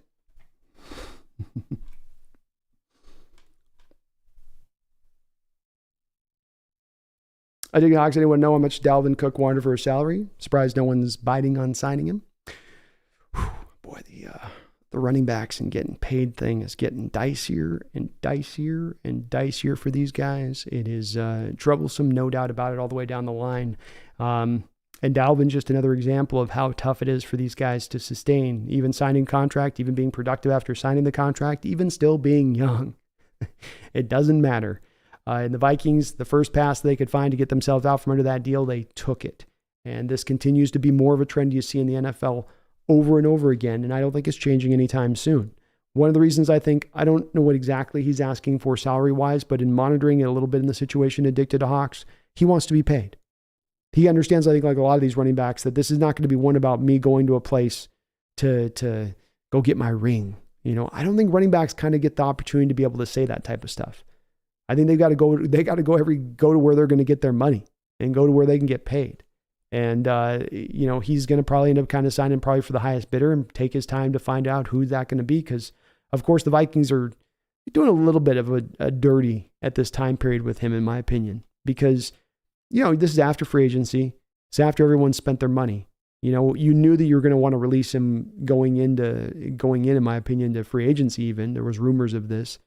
This is one of those things where the organizations do things kind of dirtily, do things dirty in this respect of things. And they don't have to. You could have helped him out in that if that's really where you wanted to move off from him with. Mr. Dog, how you doing, man? It's good to see you. Henry Mars, what's wrong with Zach? Is he injured? Not that I'm aware of.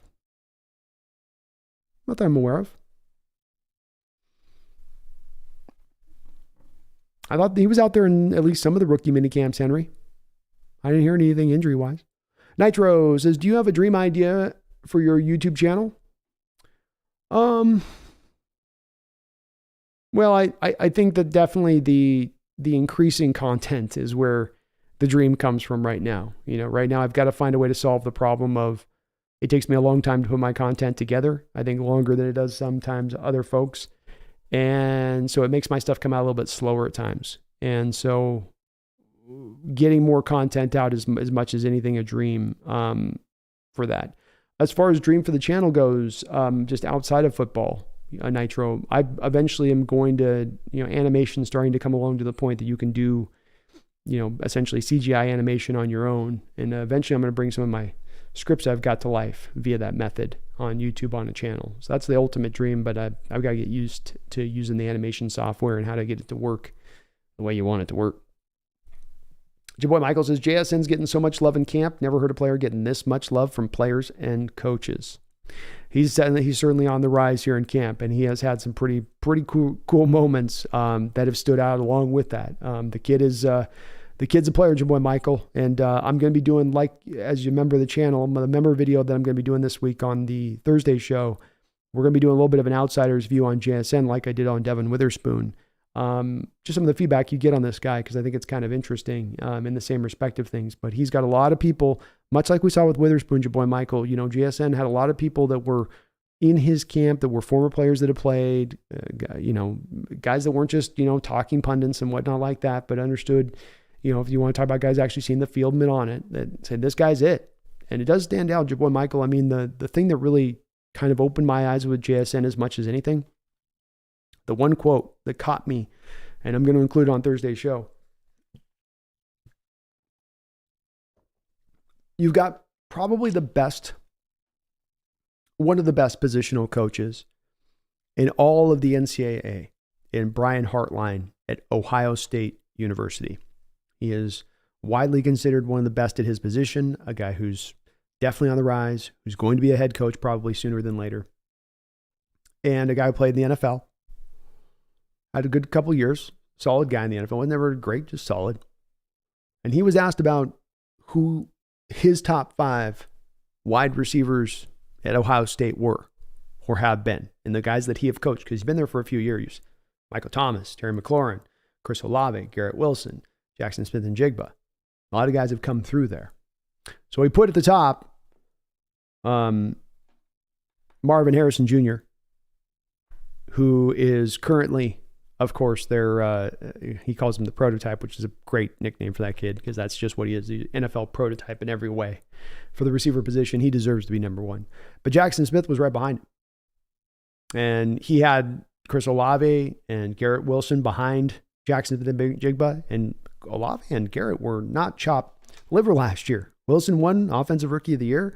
Olave was good with New Orleans. These guys weren't bad players. He even has him above Terry McLaurin. And Terry McLaurin's been fantastic for Washington. Fantastic. Since he's walked in the league for Washington. He has him above Michael Thomas, who was pretty good there before he went down with an injury. So, when Hartline says that, I mean, could he be just trying to build up his player a little bit and make everybody feel warm and fuzzy about him? Maybe.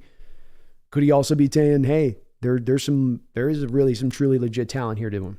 And maybe some in a certain degree that even I myself wasn't quite recognizing when I was looking at him, because I see the comp still as the Amon St. Brown, or maybe the Julian Edelman, which is a comp we get a lot, but maybe he is a little bit further beyond that. He is certainly having a pretty electrifying early first impression here at these camps.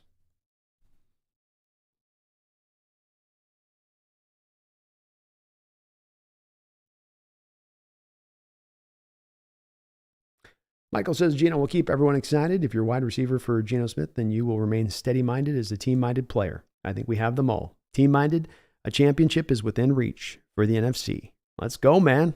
I agree. It's absolutely within reach. This is right there for us to take even this upcoming year. If it doesn't happen quite this year, I'll be patient with it. But you have set the right markers up in place for this to be able to happen. And much like you saw in 2012, when you get all of your fundamentals correct, when you have things that are not ailing you for years on hand, when you have problems and you work to correct and fix them as fast as humanly possible, instead of letting them just kind of lie about there and or exacerbate. That's the way you start to set those markers in the right direction to getting that success. John Lee, how you doing, man? It's good to see you in the chat. John Stillwell says, message received, Brandon. I hope all had a great time tonight. It's good to see you in the chat, John. I'm glad catching the live stream tonight, man. And thank you so much for your support over there on that, over there on the PayPal side of things, man. I really do appreciate that. Hope you're having a great night. It's a good little show here so far.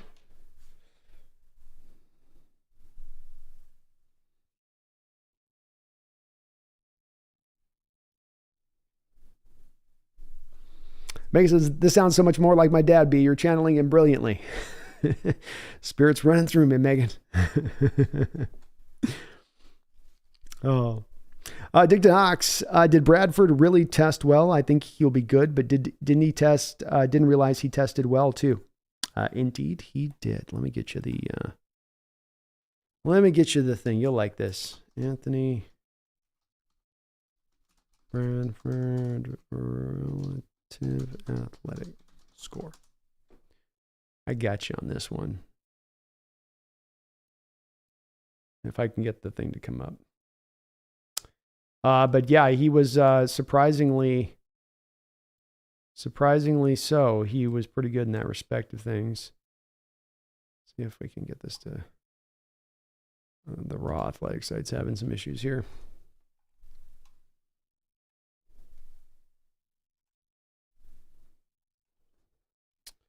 Anthony Bradford.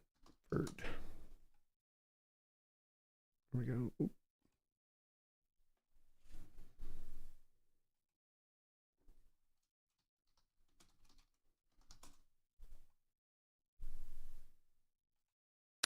So Andy Bradford had a relative athletic score of 9.81.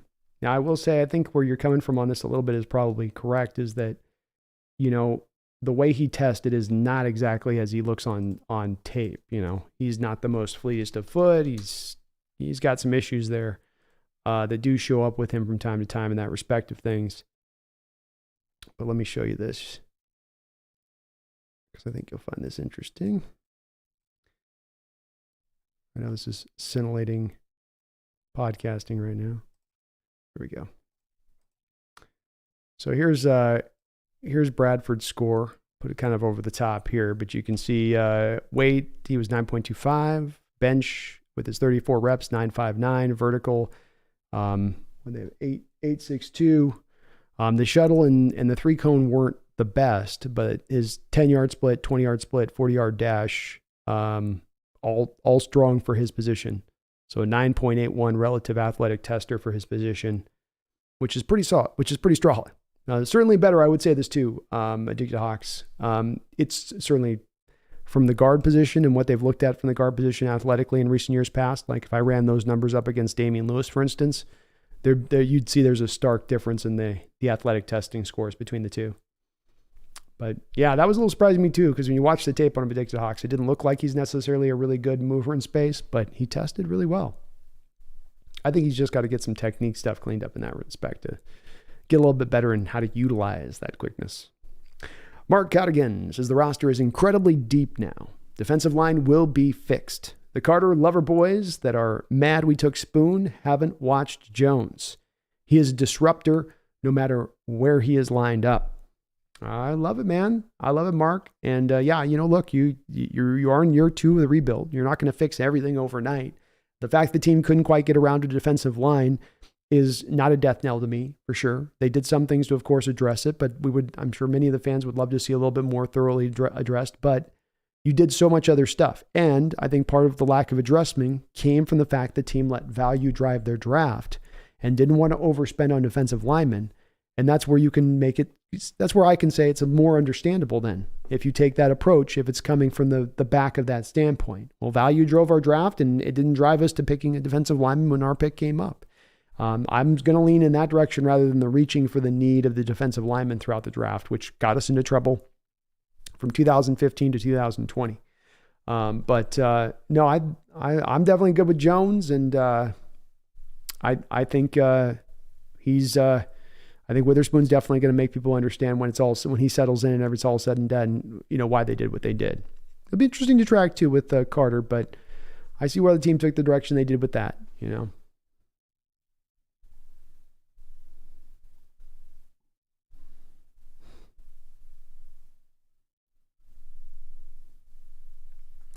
Michael Crowers, I have yet to spell Oluwatami's name right, so you came very close on that. Probably as close as I've come with it, but he only allowed 1 sack and 380 snaps. Damn. It's very impressive. What's impressive about that too, Michael, is that the 380 snaps where that occurs, he's so often blocking one-on-one. He's taking on the zero tech. He's not just doing the typical center double team stuff in those pass protection snaps.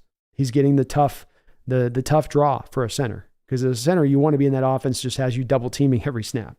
I'm not the main guy. I'm just here to provide some ancillary help. Right? But with the Michigan offense, they were going to ask that center at times to have to go one-on-one and pass pro. And he held up. He certainly held up.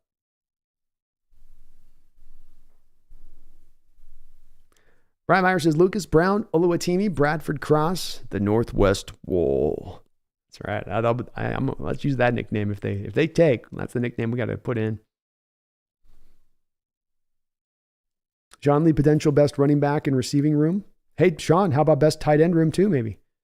Who's going to have as deep a tight end room as us? You might have a starter on the front line that's more of a star. You might have your Kelsey or your Kittle. But are you going to be 3 deep? Legit 3 deep? And not only just 3 deep, but you run it. Like Seahawks, as I said in that tight end video, run as high a rate as anybody in the NFL as far as 2 and 3 tight end sets. We ran 2 tight end sets 40% of the time on first down last year, which was the highest rate in the entire NFL. You absolutely have deep. This offense is as deep as we've seen, I think, in Seahawks history, Sean Lee. It's pretty incredible to look at right now as you look on the surface of it. Hopefully everybody can stay healthy, but you are locked and loaded, and no reason this offense shouldn't be a top 5 offense because of it.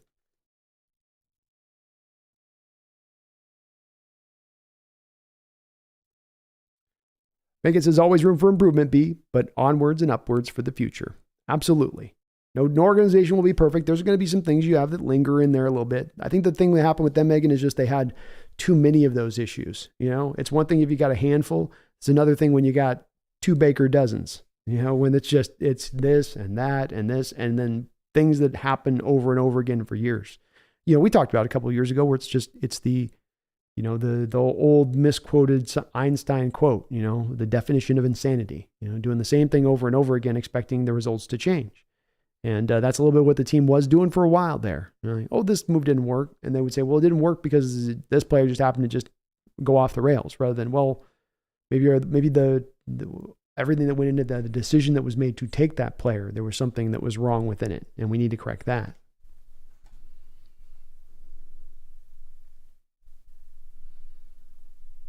Sean Lee says front seven's a big question mark. If not good this year, look at next year's draft to fix it. I definitely think that's going to be one they're going to be probably at the head if they can. But that's a place they're going to have to address at some point or another. I mean, even Bobby, how long does he have the other linebacker spot? Jordan Brooks will be a free agent. Bush will be a free agent. Definitely got a lot of room there, Sean. Need to add some more bodies in there. Some more some more future. That's going to be the place to lock in. The good news here, though, too, Sean, is that you go into next year off season or whatnot, you're going to feel good about your receiver room. You're going to feel good about your tight end room. You're going to feel good about your offensive line. You're going to feel good about your running backs. You're going to feel good about your cornerbacks. You're going to feel good about your safeties. You're going to be just left with, well, linebackers and interior defensive linemen. And that's where you're going to begin next off season as far as your needs on that. I think the Hawks says, Brandon, Sean hit all the right notes except there is one note that sticks, and I promise not to dwell that one. You covered it perfectly in an earlier video.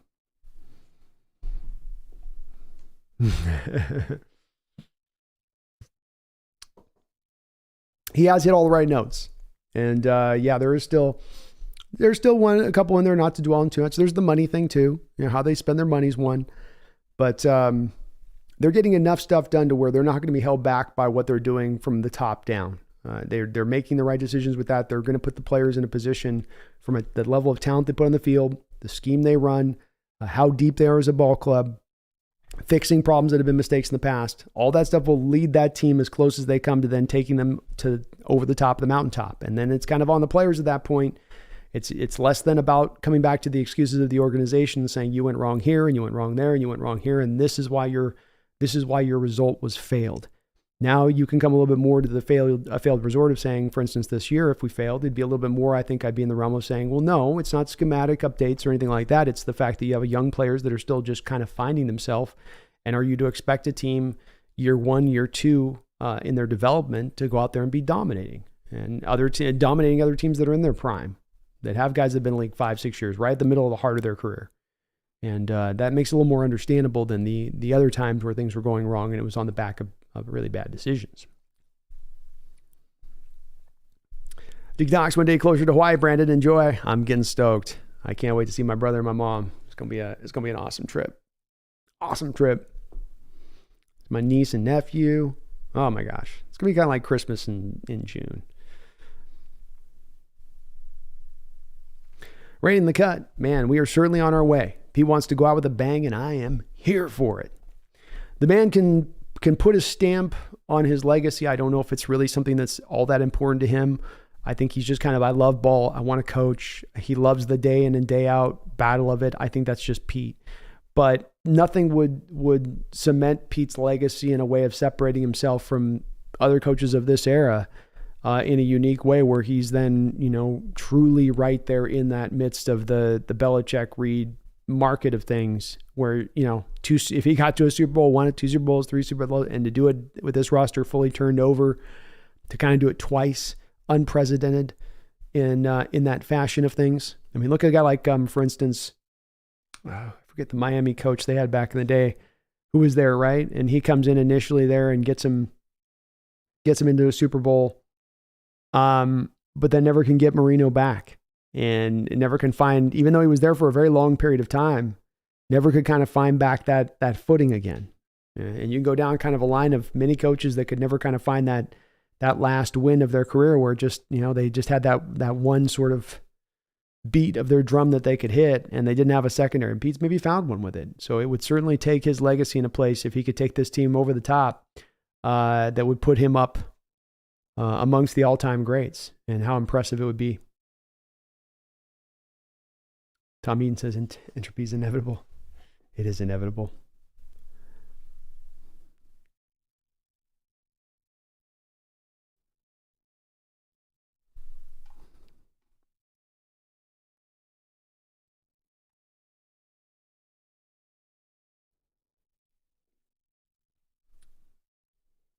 Brian Myers says, anybody see the report on Najee Harris suggesting running backs should have a separate collective bargaining agreement? Just what the NFL needs. Well, they're definitely in a tough situation right now, and I can't blame them in their view of it. It is odd in NFL how positional value matters into how much guys get paid. Some of this is, of course, just the free market, at play a little bit. I would argue with you, teams are going to value certain positions higher than other positions. It's hard to start to try to force that in a little bit to a degree. But, I think if the NFL wanted to go into a collective bargaining agreement and say, we're going to even out everything down the line on these positional groups. If you're a top end running back, you should be paid in like a top end quarterback or a top end, that there's not going to be this doubling over. The problem is, though, what comes down to this, Brian, is that, you've got to get all the running backs on the same page. You'd have to get the NFLPA on the same page with that. And that's never going to happen. They're never going to get them to agree to that. And so it sounds good for Najee to say that. I get where he's coming from with it. It's hard watching these running backs, man, because they just get sniped. The second you sign that big money deal, like that team is tapping its toe looking to release you out, just trade you off. How quickly can we get them out, even if you're being productive? And that's tough on those backs. It is. I get it. But it's also, you've chosen that position, and there's a long enough time that's gone on over this last 10 years to where you have opportunities to go to other positions that can get paid better if that's what you want to go do. And if you're going to pay this running back position, the price of doing business is you ain't going to be paid as much. Price of doing business, your career's not going to last as long. You don't have to agree to do it. Go to other positions. But see, there's no way the NFLPA is ever going to come to some common ground about doing that.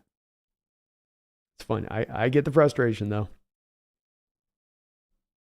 Sean Lee says, I just don't like how every manager has to take the starter out at or before 100 pitches. I don't like that either, Sean. I certainly can understand where you take it as a general rule of thumb to apply, but there is certain parts as a manager in baseball where you do need to, I think, incorporate a little bit more of some of that gut instinct, part of that in the feel for the game and what's going on. And I've seen a lot of that too happen where there's just no faith in these starting pitchers. If you're sixth inning, you're through the third lineup 3 times, and a pitcher happens to have an opening base runner get on, you just decide, oh, well, he's not going to get himself out of this. I got to get him out. Because when a lineup goes through the order the third time, they hit pitchers at this. And when pitchers are at past pitch number 80, they're at this. And, it's a little lame versus the old days when those guys would grind, grit down and get themselves through it. I think some of this too, Sean, is a little bit of the new rules have to probably affect this a bit, where those pitch clocks have those pitchers now, they don't get to spend 30 seconds between every pitch catching their breath, getting their legs right. And so it's probably a little bit too of I'm not blaming it all on this, but there's got to be probably a little bit of that now as this is starting to get worse and worse a little bit with probably, you would think, just they're a little gassed a little bit quicker because they're having to go a little bit faster through their process. Michael Santalonza, can you give us a tour of your broadcasting studio? I'm down to do it at some point. I'd probably be a little bit meek about it, Michael, because I'm in an apartment and I have kind of built my whole living room around the live stream setup. So, it is kind of the ultimate bachelor looking setup. I'd probably have a lot of people going, why don't you have more stuff on your walls and everything? It just looks like I just set up this desk with all this stuff around it. So it ain't very eye pleasing. Let's put it that way. You know what I mean? It looks good behind me in the frame, but you leave the frame and it's a little bit like, huh? But if once let me clean up at some point, make sure I got nothing so I don't look like I'm a complete pig pen if I show you guys my whole thing, but it ain't too fancy, man. It's just my living room, basically.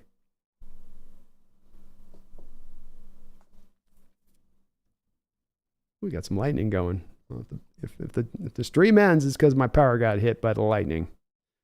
Not because I signed off. It's because of that. Sean Lee says, how did we all like Russell Wilson's workout video he put out recently?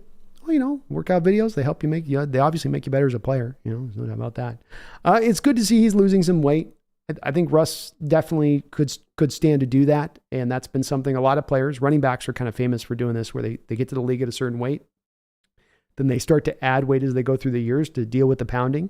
Then they get to about year 32. And if they're a really good back, like this LaDainian Tomlinson talked about this, at 32, then you drop 10 pounds.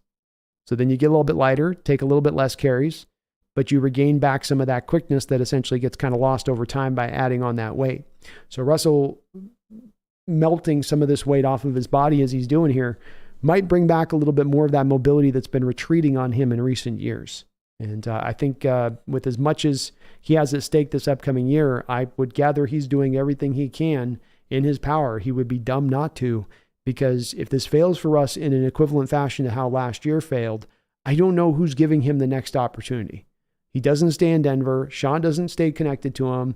They move off of that contract. Where does he go?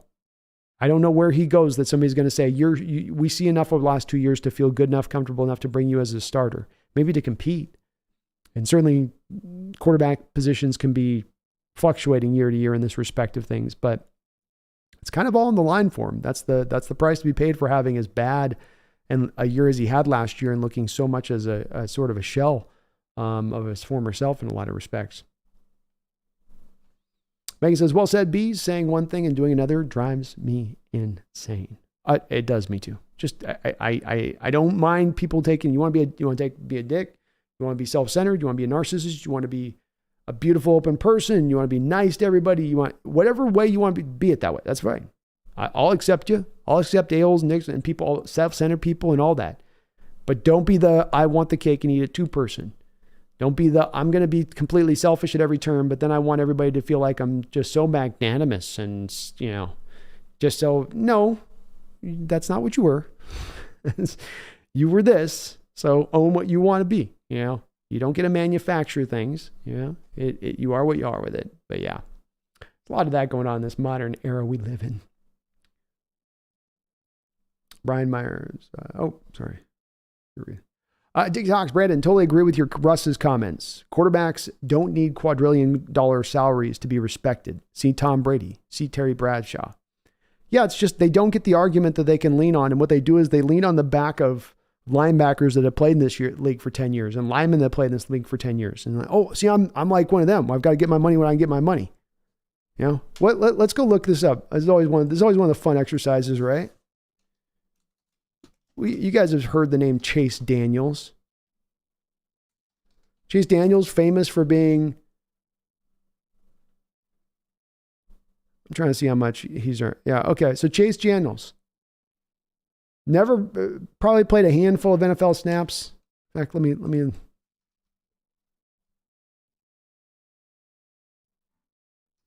Chase Daniels, he's played a handful of snaps. This guy came in the league in 2010.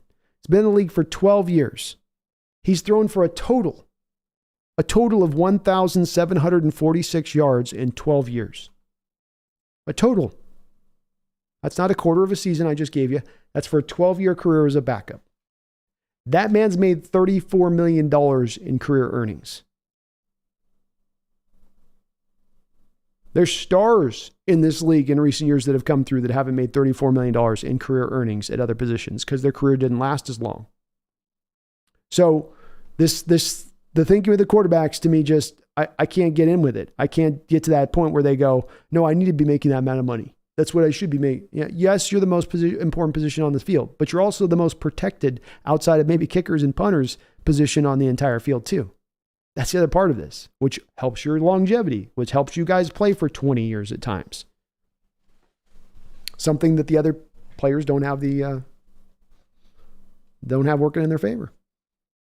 John Hines says, B, what do you think the 90 to 53 man cut down day will be like? You think the Seahawks make any moves when it comes to a defensive tackle and nose tackle positions during that time? I think it's going to be a little bit like D-Day, Sean.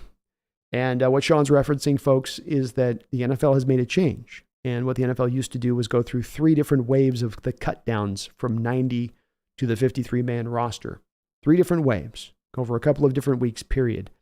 And so what this meant is that guys would always be kind of trickling into the market. You could kind of slow roll your way through the free agents that were hitting the market if you wanted to consider them to bring them onto the team. The NFL has now changed this year to it being the final cut down day will be a day that you take the 90 to 53. So they're going to have it all come down to the last minute, and you're going to see, essentially, if you do the numbers on this, let's see here. Again, math's not my strong suit, I'm a calculator guy. I'm going to own that.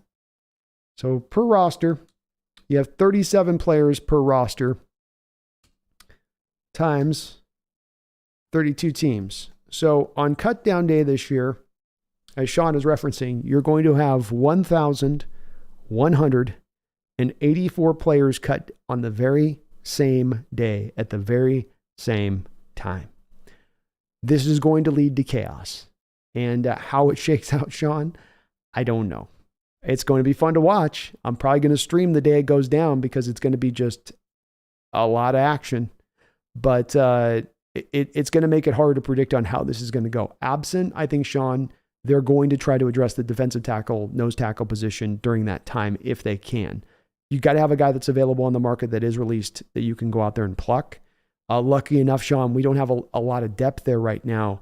With Cameron Young as your starter, you don't really need like a star level play out of there, right? We just need a functional guy for the zero tech at this point.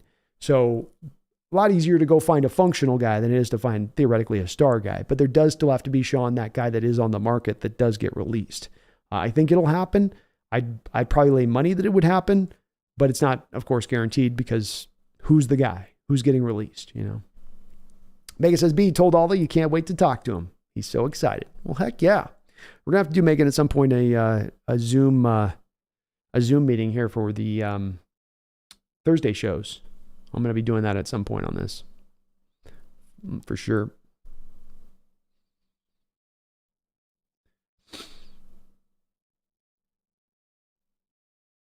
Y2K, I'll always be on Team Black Cat. She appreciates that. She needs some fans too. Jordan Scales says, as a Mizzou fan, I really want to see Drew Lock make a career comeback in Seattle in the next 3 to 4 years.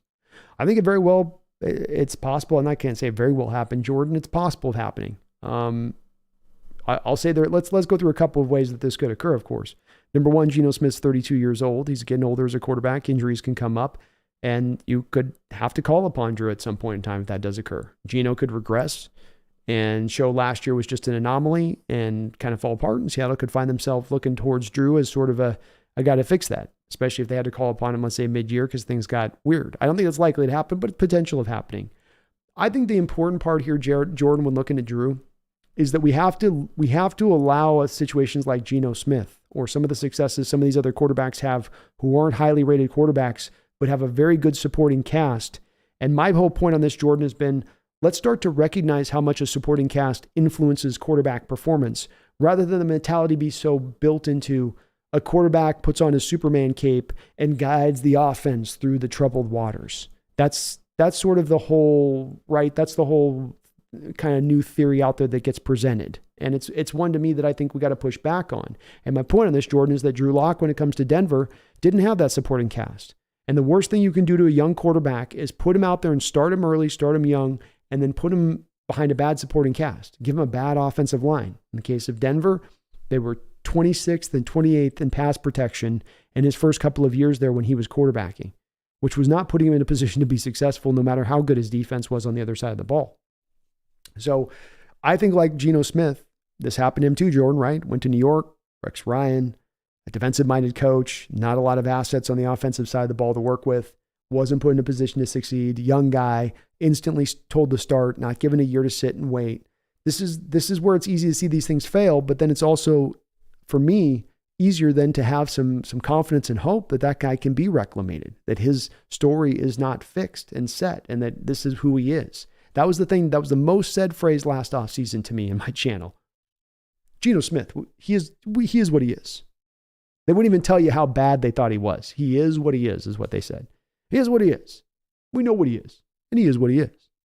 And that's, a little bit of what they said about Drew Lock last year too. But if Geno can find success in this and other quarterbacks, Brock Purdy's and Jalen Hurts aren't the most talented out there, but can find success behind a strong supporting cast, why can't Drew Lock too? It doesn't have to be that there can only be one. This ain't Highlander. Yeah. But I like Drew Lock, man. And I do think that he can, Jordan, potentially be a guy that has a very much a similar pathway of what Geno had and to finding just needs another opportunity. And sometimes you don't always get that second chance, especially quickly after the first one didn't work. Donnie Pearson says, at the Hawks Nest, hello, Brandon and all, and happy Juneteenth. Hope everyone's Father's Day weekend was well. Well, happy June 19th as well. 19th to you too. And it was a good Father's Day. Hope everybody had a good Father's Day. I'm not a dad, but definitely wish my dad a happy Father's Day. John Aceveda says, have you watched the KJ Wright podcast with Luke Wilson? It's really nice to listen as they go in depth on the team from the past and what led to Luke retiring because of one practice in particular. I saw it came up today, John. I do really like KJ Wright's podcast. I've enjoyed, and I've listened to each episode. I very much have enjoyed it. I would love to get KJ over here if we could eventually do it. I'd love to get Luke over here if I could eventually do it on the Hawks Nest. So I will absolutely be listening to that episode. And I think I'm glad KJ is doing this as he is, because we don't have as much of the player perspective from Seahawks online. I know Sherman does, but Sherman does more kind of National Football League stuff, and he'll occasionally kind of talk about the Hawks. But KJ's got really that approach of just looking through the Hawks a bit with stuff at times on it, which I really like. So he's got a really good podcast. They need some help on that thumbnail. Their thumbnail guys got to get a little up the thumbnail game. That thumbnail was not working. But yeah, he does a good job, and I think KJ is going to be tremendously successful at this podcast game.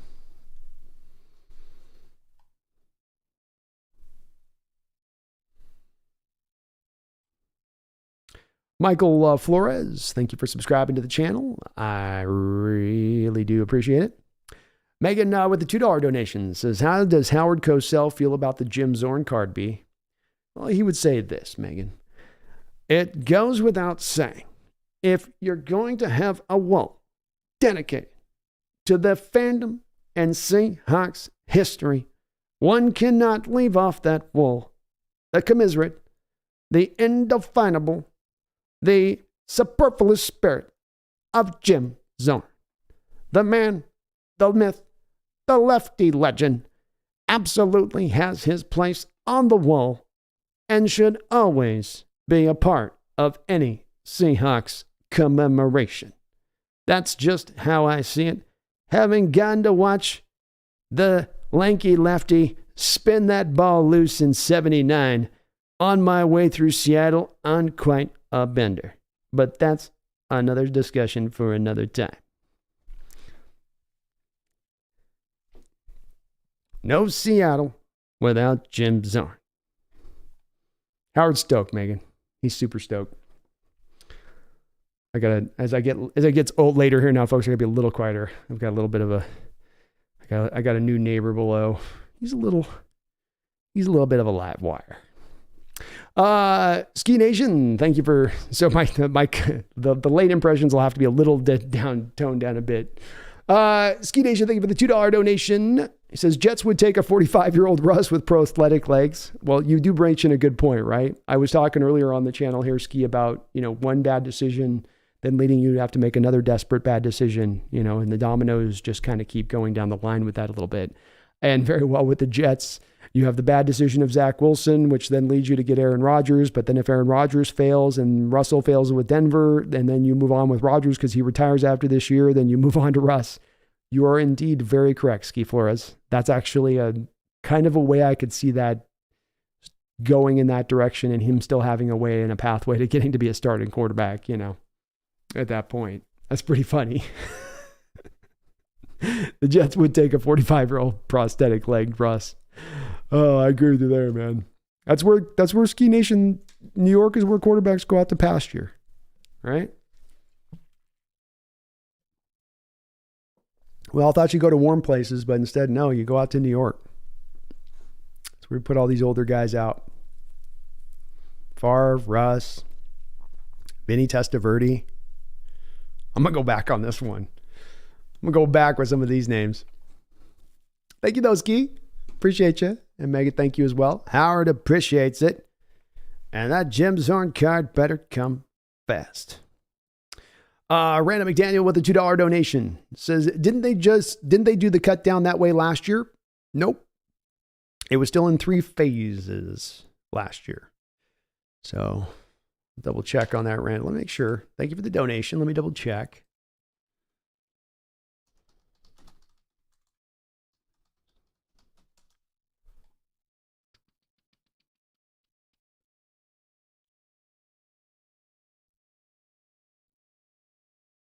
So yeah, I have, for instance, on this, the Hawks began cutting players in order to trim the roster from 80 to 53. So I think it was 90 to 80 and then 80 to 53 or something like that. They did do like a slight modification, but it wasn't, Randall, the everyone all at once, let her rip, fire in the hole kind of way the cut down is going to go this year. And if I was the Players Association, I wouldn't like it because I don't think it's going to lead towards players getting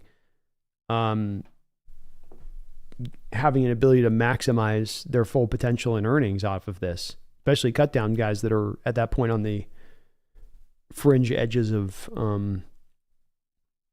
making the roster, right? So hard to say on that. But yeah, no, not last year. It was still kind of at least somewhat in that wave kind of thing. And this year they're just going full board. I don't know why, because the old way worked just fine, I thought. But maybe it's the owners recognizing they could save some money. So if they're all in the market at once, then they're not going to be able to max out what they can make, because there's all these guys that they can just go sign instead of that guy. So from the owners being stingy about it, it could make some sense in that respect of things. You know what I mean? Megan, thank you for the $5 donation. I do appreciate all the donos tonight, Megan. You're very, very kind, always so in that respect. And thank you so much for that support. Says, thank you, Mr. Cosell. Now make sure B understands that. I'm trying to tell him, Megan, but the dumb SOB just can't get his thoughts of Dick Craig out of his skull, though the thick-minded bastard continues to tell me about the Kansas City game. I tell him there's been one quarterback to start this franchise, and his name wasn't Dave. Appreciate you, Megan. Randall, thank you for the $5 donation. Appreciate all your donations tonight too, Randall. You guys always so very kind on the channel on the donos. Thank you so very, very, very much. He says, I stand corrected. Last year at the final cut, teams had 80 players, so there'll be around 320 extra players hitting the streets. Here we go. There we go.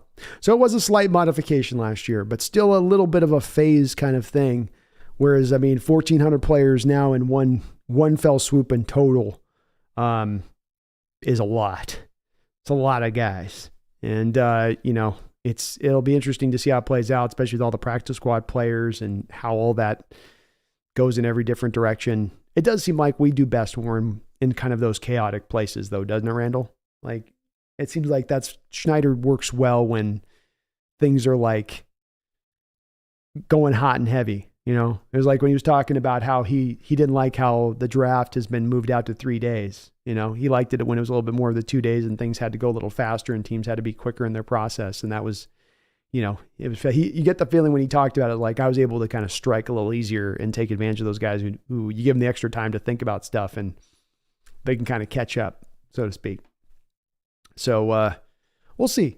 I think it'll help us in that way, but it will be sheer chaos, Randall. You know what I mean? I call it D-Day because it's going to be like the guys that get through the beach to sign to a team and those guys get clipped and they're just out of the league. It probably would have been, maybe it's the same numbers at the end of the day as who's going to be signed, who's not, who's going to make a roster, who's on the practice squad. It just feels a little more cutthroat with all of them being released. It's a little like Squid Gamey too. It just feels a little bit like that. But hopefully it'll help us. Hopefully and all we need, Randall, the nice part about this, we got 1,400 players hitting the streets on that day. We need just one good zero tech. That's all we're going to need. We don't need the receiver. We ain't going to need another tight end. Nope. Fine running back. Good at quarterback. Safety. Set. Corners. Deep. Edge. No, we couldn't possibly stomach another edge. We're good. But you give me one mere zero tech. That's really all we need. So that's the other good part about this, is that we don't have a scope needing 5 or 6 different type of target types we're looking for when it does to come to cut down day. Just one specific thing to go to the store for John on that day, hopefully, which maybe allows him to kind of laser in a little bit more in his focus, hopefully, and then landing that guy. Thank you though, Randall, for that, all those donations. I do appreciate you. Megan, it dropped a double $2 donation on you. Sorry, it kind of phased out on you a little bit. She says, we'll wear him down, Mr. Cosell. Indeed we will. No man is willing to die on a Dave Craig hill. That is a pathetic pathway for morons who just can't quite establish their thought on what is a good quarterback.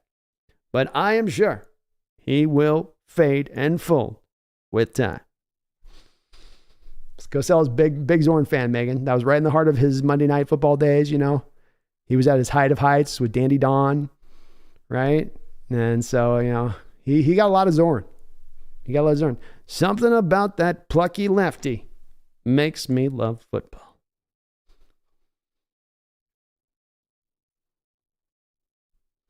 Brian, I haven't had a chance to watch that Sherman Marchand show yet.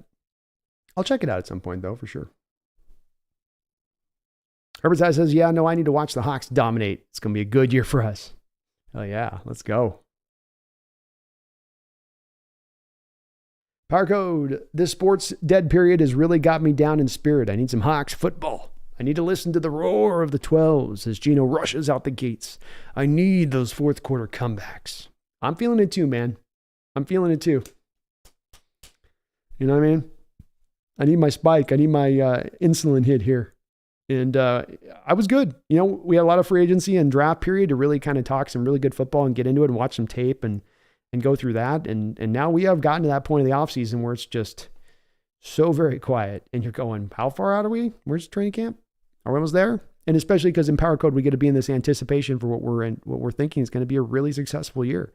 And potentially a year where the team might even be special if things really work out in the right way of things. And that just gets you even more excited for it. But yeah, it's definitely a dead period right now. The Mariners maybe are going to start to show some lives, but hasn't helped. The Mariners have been so kind of meh either. Space is 12-5, Pumpkin knows. She does know. It is known that cats are psychic and that they can read the future when you properly motivate them. And I properly motivated her with some salmon, and I didn't rig the results. She came out with 12-5. The cat has spoken. Sean Lee, I don't trust Chase's knees. I don't either, Sean. That whole thing when you have a year to recover and then you take a whole nother extra year to come back, I get real worried about those kind of situations. Like, was it a bad surgery? Is it not recovered right? Are you lesser of a player? Because Washington was in the midst of a playoff hunt last year, and they were still taking their sweet time to get Chase back. And that must have meant it was not looking right to them. It was not looking good to them. And is it right now? Is it not? I mean, the physical will probably tell a lot of this, but do you want to take that risk either? Team passed up at times, like a guy like Darnell Washington in this draft, who supposedly had a ticking time bomb in his knee. Do you now aren't worried about ticking time bombs in knees? With Chase? But maybe not. Maybe they do trust in a little bit of his upside still as a player and just think, well, we're getting a guy right now who's a depressed asset. And Washington's moving off of him, not because he isn't a good player or not because he doesn't have the potential to recover, but because they have to pick one of those four guys in the defensive line that they're not going to pay. They can't pay all four of them. And because he has been maybe the least productive or the least healthy or the biggest risk out of all those guys, while potentially commanding the biggest salary if he goes on to have a successful year this year, puts them in a place to being willing to move off of him. But that doesn't mean he's a bad player. It doesn't mean he doesn't have something still left to go. Herbert says, I've been wishing for a Buckner trade. I'm convinced if we could get him, we could go to the Super Bowl. He is our missing piece. Wonderfully said. Herbicide, wonderfully said. And I would love to see the Buckner trade. That's the number one trade of any guy that we can go out there and make a move for that's a feasible move. Not a pie in the sky. Let's go, let's trade for Aaron Donald. We're not going to get Aaron Donald. But a guy that could be made available in a trade who would substantially help this team out a lot, I think would be a Buckner. And I would love to see him make that move, Herbicide. Certainly would help the Super Bowl aspirations.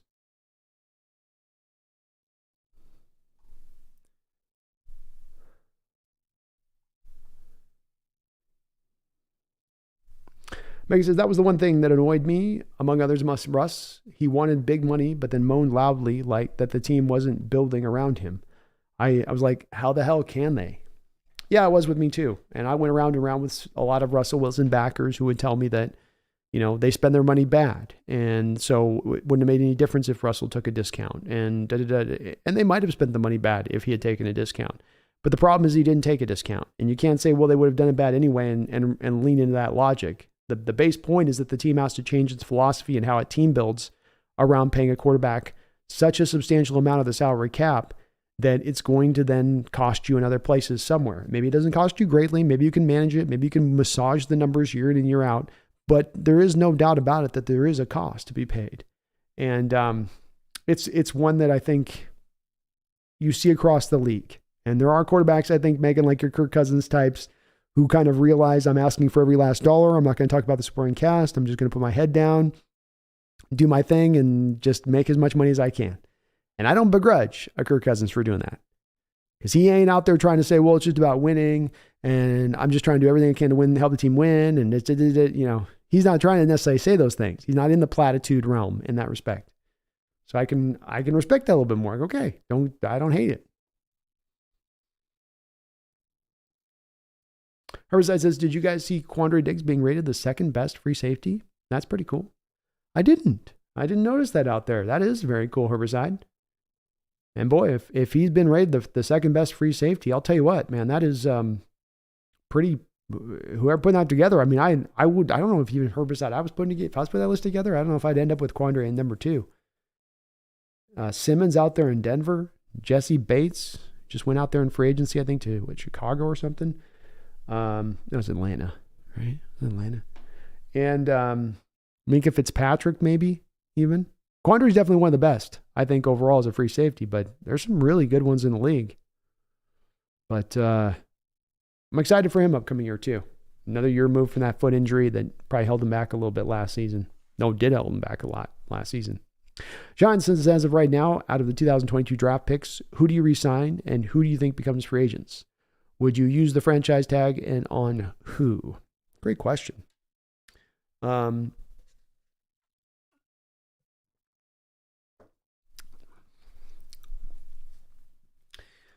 would say that Lucas, Cross, Tariq Woolen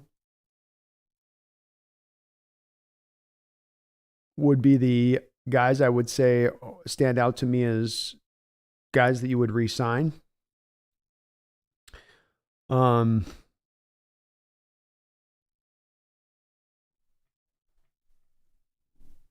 think if you're talking about putting a franchise tag, to me, Tariq Woolen might be the guy that I'd be willing to do it with, where if Tariq goes out and balls out the next 2 years, 8 interceptions next year, 9 interceptions in year 3, wants to be paid the highest, and rightfully so, wants to be paid the highest amount at the cornerback position in the NFL. And you're sitting at that point, Sean, and you're like, okay, well, he wants to be paid the highest NFL at cornerback. The cost on that's going to be now $35 million per year. Can we do that, or do we want to pay 1 year of a franchise tag at $32 million a year? So he'd be the guy that I think they would be most likely in that situation to lean to do that, because he might command the most dollar amount for his position because he's the most dominant, and rightfully to do that. So it could go that direction. With that being said, Sean, of course, the team has a real reticence to using the franchise tag in that way. So they don't like doing that. They try to hold off of doing that. I think if Walker goes out and has, some really good years, in 2 more good seasons, do they go into year 4 at that point, sign him to a contract extension? I mean, we're just talking about Dalvin Cook. Seattle, absent Marshawn Lynch, has not really spent a lot of money on running backs. I mean, Carson came back, but it was at not a huge top end deal in the sport. They didn't sign Eddie Lacy for any big money. I don't know if they'd be willing to go with Walker in this situation and feel like they have to then go sign him to some $15 million a year per deal on a multi-year deal at that point. They might be just happy enough to get the 3 or 4 years out of him, Sean, and then ride on to the next running back. But Kobe Bryant's going to have probably an uphill battle again, another contract here, unless he eventually slides out to the outside and starts.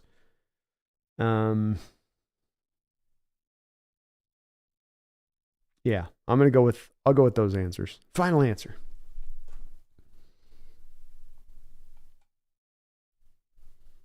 Hawks, Brandon, thanks for the Pacino, helping my cold get better. Absolutely. I just say, you gotta go lateral, then you go forward. Stretch that defense, pull them apart, do what you can. Hoa. Space, Back to the Future. That's right. Got to go back to the future to get ourselves back on top. Brandon, yeah, running backs got to grab cash back whenever they can. I agree. Yeah, I can't behoove them. I didn't hate on Le'Veon Bell, for instance, when he decided he was going to sit out a full year. I didn't think it was probably the smart move on his part, but I can get that this is where this drives towards. The problem that no comes back to is that there's really no easy answers here. You're not getting a collective CBA that's different from anybody else.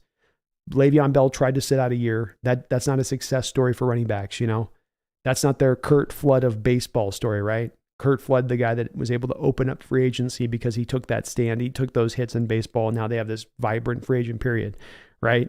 Le'Veon Bell was kind of trying to be the Curt Flood of running backs, and it didn't work. It didn't help his career. And so, it would be great if these were trending in maybe a different direction to help them, but it's not. And it sucks, but it ain't changing. It is kind of just the reality of life, It's the facts of life. Facts of life. I dig Docs. Brandon doing animated scripts on YouTube sounds super cool. I just hope you have a script with Pumpkin in it. Oh, I'll definitely have to put her in it for sure. And yeah, animation's coming really far along to where you can have a camera recording you. You can act out the parts, have it on a different character model. Now the character model is not going to be intricate, right? It's not going to be it's not going to look CGI photo realistic. It's nowhere near that. That's the thing with it. It's going to have a little bit of like an animated, it's not South Park, but it's like, you're going to have the animation be very kind of basic. But if the script's good, if the story's good, if the sound's good, if it's well shot and put together, then it can still be entertaining, I think. And especially if you're trying to kind of do a proof of concept situation with the script, it's a good way to go, I think. And something that I'd have a lot of fun with and being able to be just uber creative with it. But it's not quite there. I played with the animation a little bit. It's a little bit too much of a long process at this point, but someday soon. Spaces, I'd love a coffee cup with Pumpkin on it. We're going to be getting merch out for the start of the year, folks. That's my goal. So I need to get the logo redone for a shirt. Like the one I've got for the channel is fine, but I need to get one done that redoes the Hawk logo. And then we're going to be able to do a shirt for it, but I'll get some pumpkin, we'll get some pumpkin shirts on there too as well. I got a couple of cool pictures of her so we can get her put on, see how those sell. But we're getting the merch going this year, Space, like 100%. I got the store all set up. I've just been kind of waiting for the channel to get to a certain size where, we had the audience that want it and stuff. And I think we do now. So we'll get it rolling.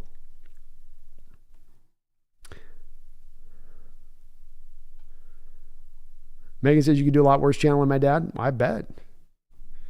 Sounds like a hell of a man. Hell of a man. I'm with it. Jason says, is anyone meeting Tom Grossi when he comes to Seattle? I would have gone out and probably even tried to have done it, Jason. But then fortunately for me, the timing just didn't, it would have been cool to just go out there and just, sync up. But I'm going to be flying, unfortunately, on that exact day. That's my I think, exact day that I fly out. So, unfortunately, I'm going to be missing it on that with him coming through. But hopefully we show the love out there to the Grassy Posse Nation. Dig the Hawks, Brandon. Wow, 9.8 for Bradford total. I didn't realize it was that strong. It caught me off guard too, Dick Hawks. I first looked at his tape and went, I'm not sure if he moves well in space, and then saw his testing numbers, which said he moves well in space.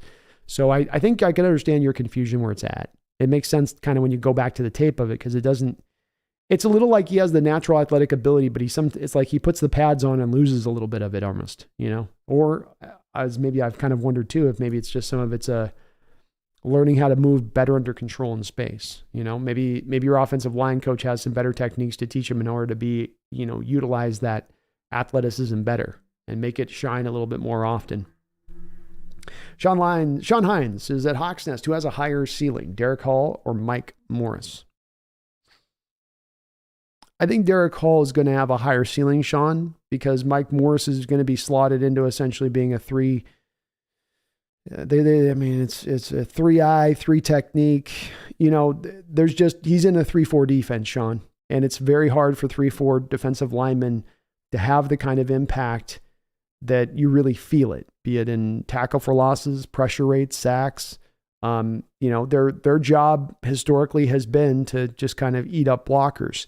Now this scheme does, Sean, with its gap and a half nature, allows those guys to explode a little bit more upfield in a general direction, but you're still residing within a 3-4 defense. There's still you and then 2 other defensive linemen as opposed to 4 down defensive linemen. And so you're suffering from a lot more double teams than you might be if you're in a 4-3 defense. For instance, Sean, if Mike Morris had been a pure 3 tech in a 4-3 defense, I might say, man, the impact of Mike Morris and Derek Hall might find itself around to being kind of equivalent, because a 3 tech can be that guy. He can be that game kind of wrecking force that like an Aaron Donald does a little bit.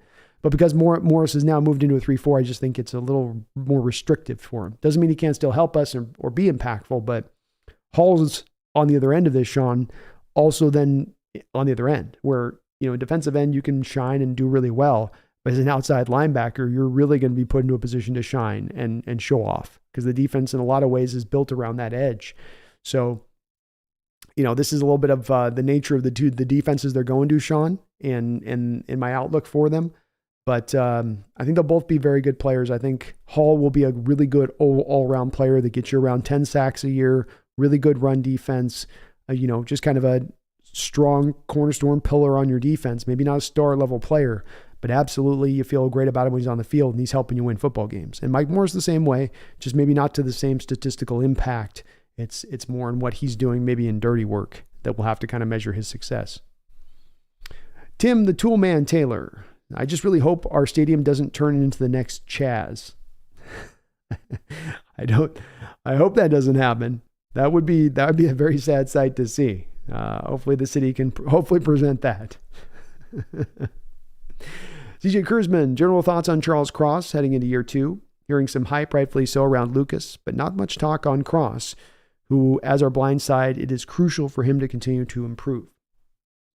Cross is an interesting situation, CJ, because I think that you got guys, in a trajectory of either, being looked at as star quality players, or, are they washing out, or is it an in-between place, or is it a bit above being a kind of an average guy? I've thought for a while when he was drafted, and I still feel this way, CJ, that, Charles is really very close in so many ways to Laramie Tunsil with the Texans. And Laramie Tunsil at no given point in his career is ever going to be considered the best left tackle in the sport, in my opinion. I just don't think he'll ever get there. I don't think he's ever really going to be considered maybe even the second best left tackle. But he's going to consistently throughout his career, Tunsil is, over probably a 10-year period, be considered a top 5 left tackle in the sport. And when I look at Cross, I think he's going to be in a similar trajectory over his career, where you look at him as a guy that he's not out there Walter Jonesing people every week, where he's just dominating his matchup, but he is going out there and getting his job done. He's playing above league average level, highly so, and just maybe an inch below being at a kind of a star level as far as a player. But that's where I think Cross rounds, out too. You're right. We haven't heard a whole bunch about him yet. I think, CJ, when it comes to linemen, hearing about Cross or Lucas in this respective things, it's going to be hard until we get the pads on with those guys, because their whole job is reliant on, and seeing their development is going to be reliant on when they're putting pads on, and then are they doing better than they did last year? Are they looking better than they did last year? Is there improvement from last year? Them being in just shorts and that kind of stuff, I think there's only so much you can kind of take away from, especially because they have to be so restrictive in these practices, CJ, as far as tamping down the competition to a degree, especially in the trenches. You can't have guys banging heads. You got to be very careful. And the Players Association, they're watching every step to see if you, or not the players, but the league's watching every step to make sure you don't cross any lines. Lucas had a little bit better of the year than Cross did on the right side. He got easier matchups to a slight degree than what Cross had to deal with on the blind side. Cross getting Bosa's, and Lucas gets Umanea, or those kind of guys out on the other side. If you're playing the Niners, for instance, it's a little bit of a different. Now there's times where Abraham got Bosa as well, but right tackles just tend to get a little bit of an easier matchup. With that said, I think Cross probably has a little bit more star potential as a right tackle in the sport. I think he might end up potentially rounding out and being a top 3 potential right tackle in the sport, whereas I think Cross is more of a top 5 left tackle in the sport. So there's really not a big difference between the two of them on their top end. This gets to the place where we're trying to peel apart 2 players that are very close to the same as to where they're going to round out to. But I think that for me would be the one difference I'd see between the two, and where I see their upside goes. But it's still, even if you have Cross at a little bit of a lesser level than Lucas, your bottom line point on that, CJ, is right, is that that's still a more valuable thing to have than the star power of necessarily Lucas on the right side. Tackles are becoming a little bit equivalent, but you still need the right blindside protector guy to hold up out there, and ideally hold up in one-on-one situations where you don't have to provide him help, which I think Cross is going to be that kind of guy. Addicted Hawks, if Bradford and Oluwatimi have freshman quality years like Lucas and Cross, then 2024 will be off the charts. Better believe it. You better believe it. I mean, hell, 2023 is going to be off the charts at that point, Addicted Hawks. You're telling me then that I'm going to probably get, 75, 80 PFF grades from Lucas and Cross this year, somewhere in that neighborhood, somewhere from 70 to 80. And then I'm going to get 65 grades out of Oluwatimi and Bradford.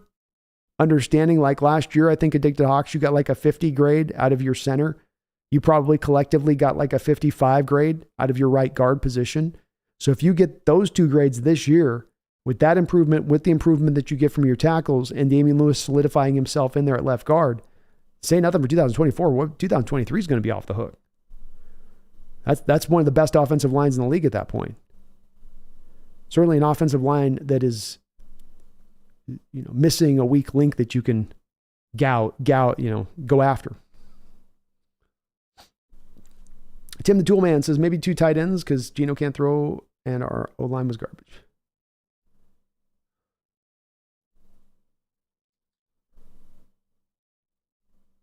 Addicted Hawks, I wonder if Schneider will give Damian Lewis a decent pay in 2024 and if Lewis will settle for it. Hard to say on that. The thing that I've always wondered with this is Lewis is not exactly a really pure fit for us with this new lineman style we're looking for. Do they, even if he has settled into left guard, do they want to pay a guy that's settled in left guard but still isn't kind of a fit for you athletically and stylistically for the kind of player you're now looking for in that line? Hard to say on that one. He's been a good soldier. He's played some good football for us. But that's really the fly in the ointment on that one. Ski Nation says, I'm still at work playing catch up. Rest in peace. Hang in there. Jonah the Whale, aloha HawksNest. Aloha, Jonah. How you doing? Spencer Smith in the house. What's up, man? Yeah, long time no see, man. It is good to see you, though, and I hope you're having a good night. Got some of my peeps in here. Harborside says, I'm excited to see some of the UDFAs in the preseason. I want to see what they can do. Guys like Tavai, Bobo, and Lindsay. Good part about this Herbicide, of course, too, has been the recent trend that you've seen in the NFL where teams don't play any of their starters, not even in that 3rd preseason game. So we have one less preseason game, but you have so much more of the game now, which is those UDFAs. So many coaches are playing it very protective with their roster on those times, which is just, I think, in a lot of ways is a good thing because we are going to get more of a view of these guys, more of a certainty in what they are and what they bring, and not letting any diamonds slip between the cracks. But I like all those guys. I've got right now Herbicide, my current UDFA video. I'm going to be featuring it's all going to be one video. Landers, Bobo, Tavai. I'm going to look at the kid from Montana, the linebacker, and take a good long look at him. I'm going to look at Arquan Bush is another guy, and then Noah Grindorf, the tight end that we got out of North Dakota. Those will be the guys in the video that I'm going to go for. Those are who I've kind of targeted. We had 25, so I had to narrow it down. I can't do a video of 25. That would take me all summer. Jiggy Ox, Brandon, will you be listening to the old school theme song from Hawaii Five-0 on the plane to trip to see your mom? I will now. I will now, man. It's Jiggy Ox, when you go to Hawaii, you're put into it because they whether you're Hawaiian Airlines or even I think Alaska does this, where they just start playing Hawaiian music the second you get on. You're getting Hawaiian aloha. People in leis and stuff on the video. Please buckle your seatbelts in. That's the aloha spirit, and love our islands. So they already get you there with that a little bit, but I might have to, as the plane's taking off, might have to have that rolling in the background.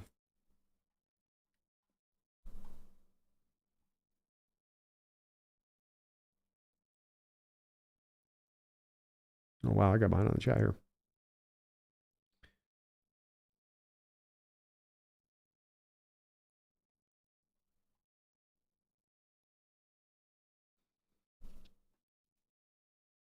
Spencer says, not to be whack and do self-promo in your chat, but just to explain my extended absence. I'm hard at work getting my podcast finished and launched over on my new channel at the Hawks Nest. Yeah, no, Spencer, look, you long-time guy that's been a long-time subscriber. I don't mind any self-promotion in here. I don't got nothing against that. Not at all, especially creating a new channel, man. So put your name out there. I'll let it know to the chat, man. Joe the Whale, Mai Tais on the beach, Brandon. Mai Tais on the beach. It's happening. I'll be drinking a lot of tasty beverages on the beach, I have a feeling. Lots of it. Herbicide says, I still got Young making the team. He's really good. It's all for me. Herbicide debating upon, for me, because the team to me is only going to keep at the most 5 receivers. You got DK, Tyler, Jackson Smith locked in. That leaves 2 spots. Eskridge, if he can be strong, he gets in there. So really it's about Young fighting out with Landers and Bobo. And I could see him winning out in that battle of things. If it goes down that trek of it, I absolutely could see him winning that out. He was impressive last year. For fake, Don Shula. That's the coach from Miami that I was trying to think of. God, I'm getting old. Starting to get to that age where it's like stuff that I used to be able to just recall instantaneously. I can't pull a name like I used to. And I know Don. I grew up with Don. But there's a situation with Don, which, you failed, and, he leans on his quarterback for years in Marino, and it doesn't kind of take some time to get the defense back to right after the killer bees go away and can't get it right, and then can never get a running game consistently around Marino working. So he's got to just rely on Dan to throw the ball all the time. Never fixed things, never got things corrected, and it grew to stagnation. Sean says, Brandon, if there was one Seahawks player or coach you would want to interview from the past or present, who would it be and why? Well, Largent for me would be the fun one to do, Sean. That's my childhood kind of, for me it's Largent, Griffey, right? Those are the guys that I was growing up that had the posters in my room. So Largent remains probably a guy that, I would love to have come in.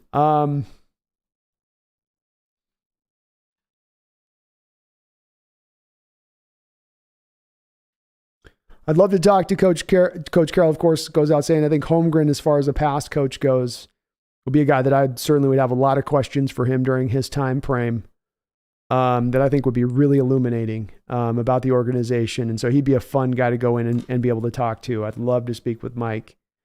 Former players recently that have come through, like let's say from the Legion of Boom era.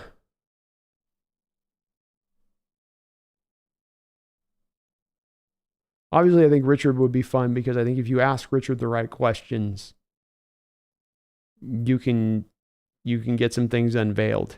But you've got to go to the right specific questions with Richard to get him to show you some things. So he could be kind of fun with that in that respect of things as an interview. But there's just about all those guys on that team would be fun interviews, from Marshawn to Michael Robinson, Red Bryant. You go down the line on that, and there's some guys that I'd love to be able to talk to. There's just so many questions to be asked, and I'm trying, folks. I have reached out to a lot of these guys. I've reached out on Instagram. They're just not really responsive. So you ask, hey, do you want to come on? It's just, you don't get much back. So you go, okay, I get it.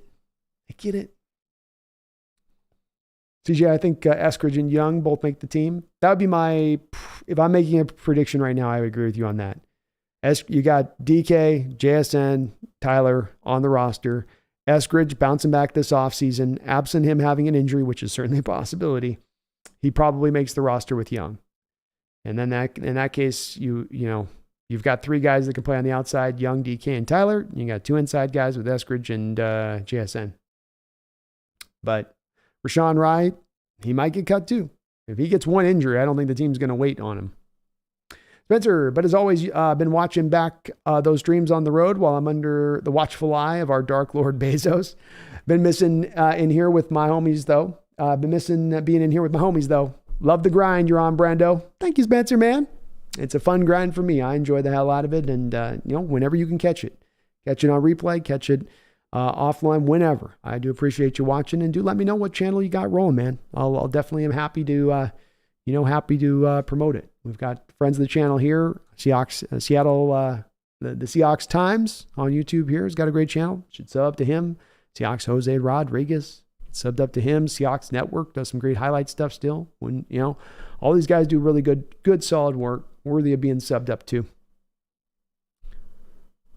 Herbicide says JSN is special. He'll be flirting with 1,000 yards this year. Ooh, I like it.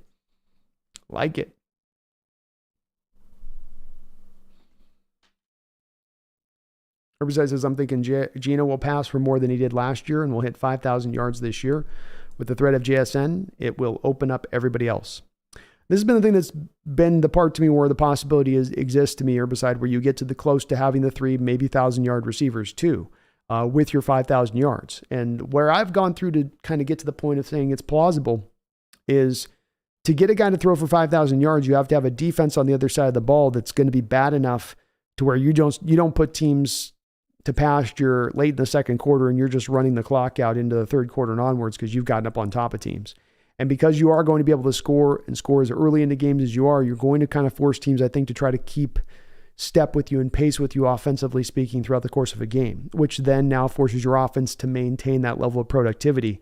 This is a bit of the rule that I saw applied herbicide in 2020, where Russ starts out the first 7-8 games. He's on pace to demolish the passing touchdown record in the NFL. But you also saw teams so much more willing at that point to, even when they were having a good running game, throw away the running game and just start throwing the ball all over the football field because they had to keep pace with that offense.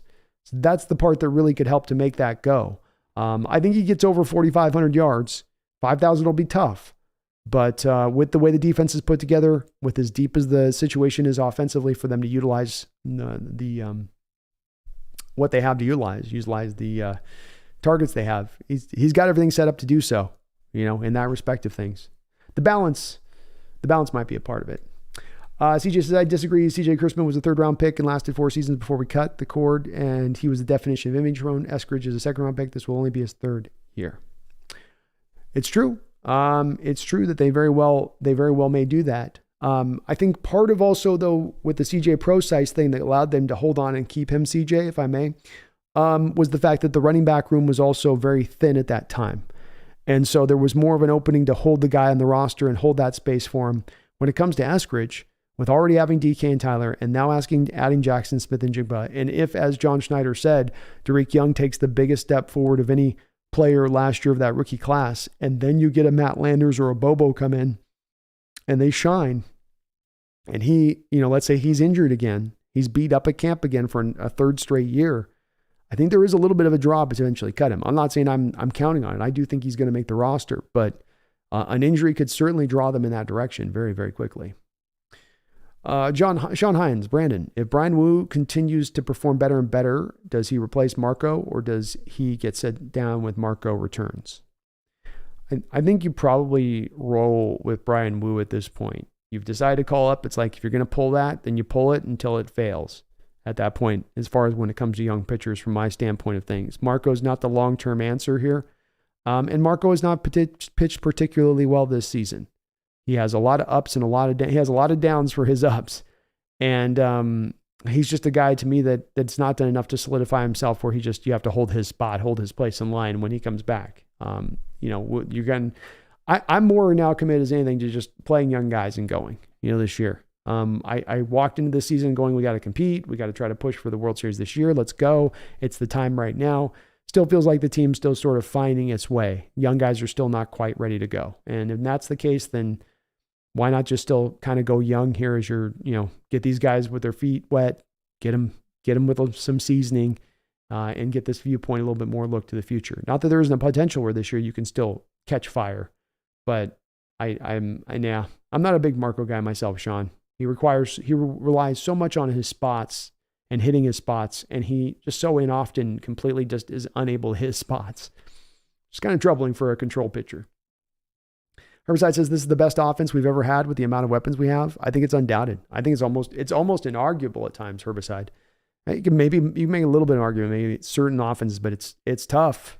It's tough. Russ in 2012, 2013 wasn't Russ in 2016, 17, as far as his ability as a passer goes and what he could accomplish as a passer. I think you've got a good argument to be made. This is the best offense we've ever put together. Really is. Alan, sorry, I've been a little late on acknowledging your $2 donation. I didn't see it over there on the side. It says Kenny McIntosh could be the next Kristen Michael. I don't know what you mean by that. Maybe you got a little bit more of an expansion on what you mean by that, because they're kind of two different opposite players. For instance, Kristen Michael was freakish in his testing scores. So he was, insanely gifted. There were some worries about him a little bit off the field, I think. There were some concerns about him being a little bit of an old ball kind of guy. I don't think that there are those concerns with Kenny McIntosh. I don't think Christine Michael had a great ability to catch the football like McIntosh can, which is part of what's going to help McIntosh to find a role. Christian had to slide in to find a role and be a bell count back to find success.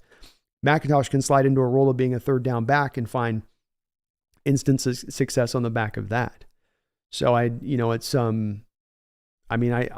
the other thing with this is that Christian Michael was a second round pick, Alan, whereas Kenny McIntosh was a 7th round pick. The expectation level just isn't there. You brought in Christian Michael thinking he's instantaneously needs to be your backup to Marshawn, and he wasn't ready to be that. You're not expecting Kenny McIntosh to walk in the door and be your instantaneous backup to Walker or Charbonnet or even DJ Dallas for that matter. If he can take the role, he can take the role, but he's going to have to take it. It's not going to be given to him. There was much more of an open kind of given nature to what was being handed to Michael when he walked in versus McIntosh in that respect. But when you're a 7th rounder, there's just no expectations. When you're a 2nd rounder or a 3rd rounder like ProSize, well, then there's going to be some expectations on those guys. Thank you for the $2 donation, though. I do appreciate you on that. And I'm very sorry, a little slow acknowledging. Magic Mac Music has become a member of the channel. Thank you, Magic Mac Music, for becoming a member of the Hawks Nest. I do a Thursday show just for members only on the channel. I will be, for those folks that might get a little bit like, why do I get cut off from content I can't see? I will be releasing these live stream shows for members as we lead up to the year. As we lead up to training camp, I think I'm just going to kind of do them one day at a time as we're leading up, probably with a couple weeks out to training camp. So even though these are members only videos, you will eventually be able to watch them. But for the live interaction and the live experience, we will be doing those on Thursdays for members. I missed this past week here. Had a little bit of business to deal with family-wise, but we will be back at it here this next Thursday. We're going to be doing a little bit of an outsider's view look at one Mr. Jackson Smith and Jigba. But thank you, Magic. Appreciate you. Megan, thank you for the $5 donation. Appreciate all of your donations as well. You know it. Thank you so much, girl. My lady from Dan Enda says, feeling a little low, as I told you before, B, so may dip out. Thanks for the co-sell and can't wait for the card to arrive.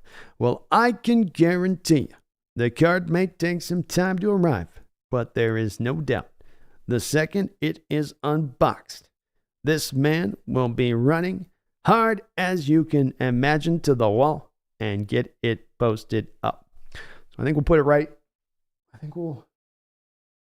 We'll probably go right down over there. Go right down over there, maybe. I don't know. I'm figuring it out. I know it's kind of hard to see him in the background a little bit, Megan. I got to get eventually the next buy for the show is going to be a camera in here. I think it's a little bit more of an HD quality view for you guys. So it's not so HD webcam-ish. It's a pretty good camera. This camera's been good for me, but we're about due for a new upgrade here. We're about ready. But no, I understand, Megan, completely. Father's Day passing, all that. I know what's on your mind with that. So it's all good in that respect of things. I appreciate you, all your donations and doing the mods that you had for a couple hours. We're not going super late tonight either. So it's all good. Sean says, Brandon, in your honest opinion, would it have been a better team if Russ accepted to go to the Eagles or with the team we have at this time? Would it have been a better team if Russ accepted to go to the Eagles or with the team we have at this time? Oh, so I think you're saying, would we have had better returns from what the Eagles would have given us? Great question. Holy hell. What are we getting from the Eagles?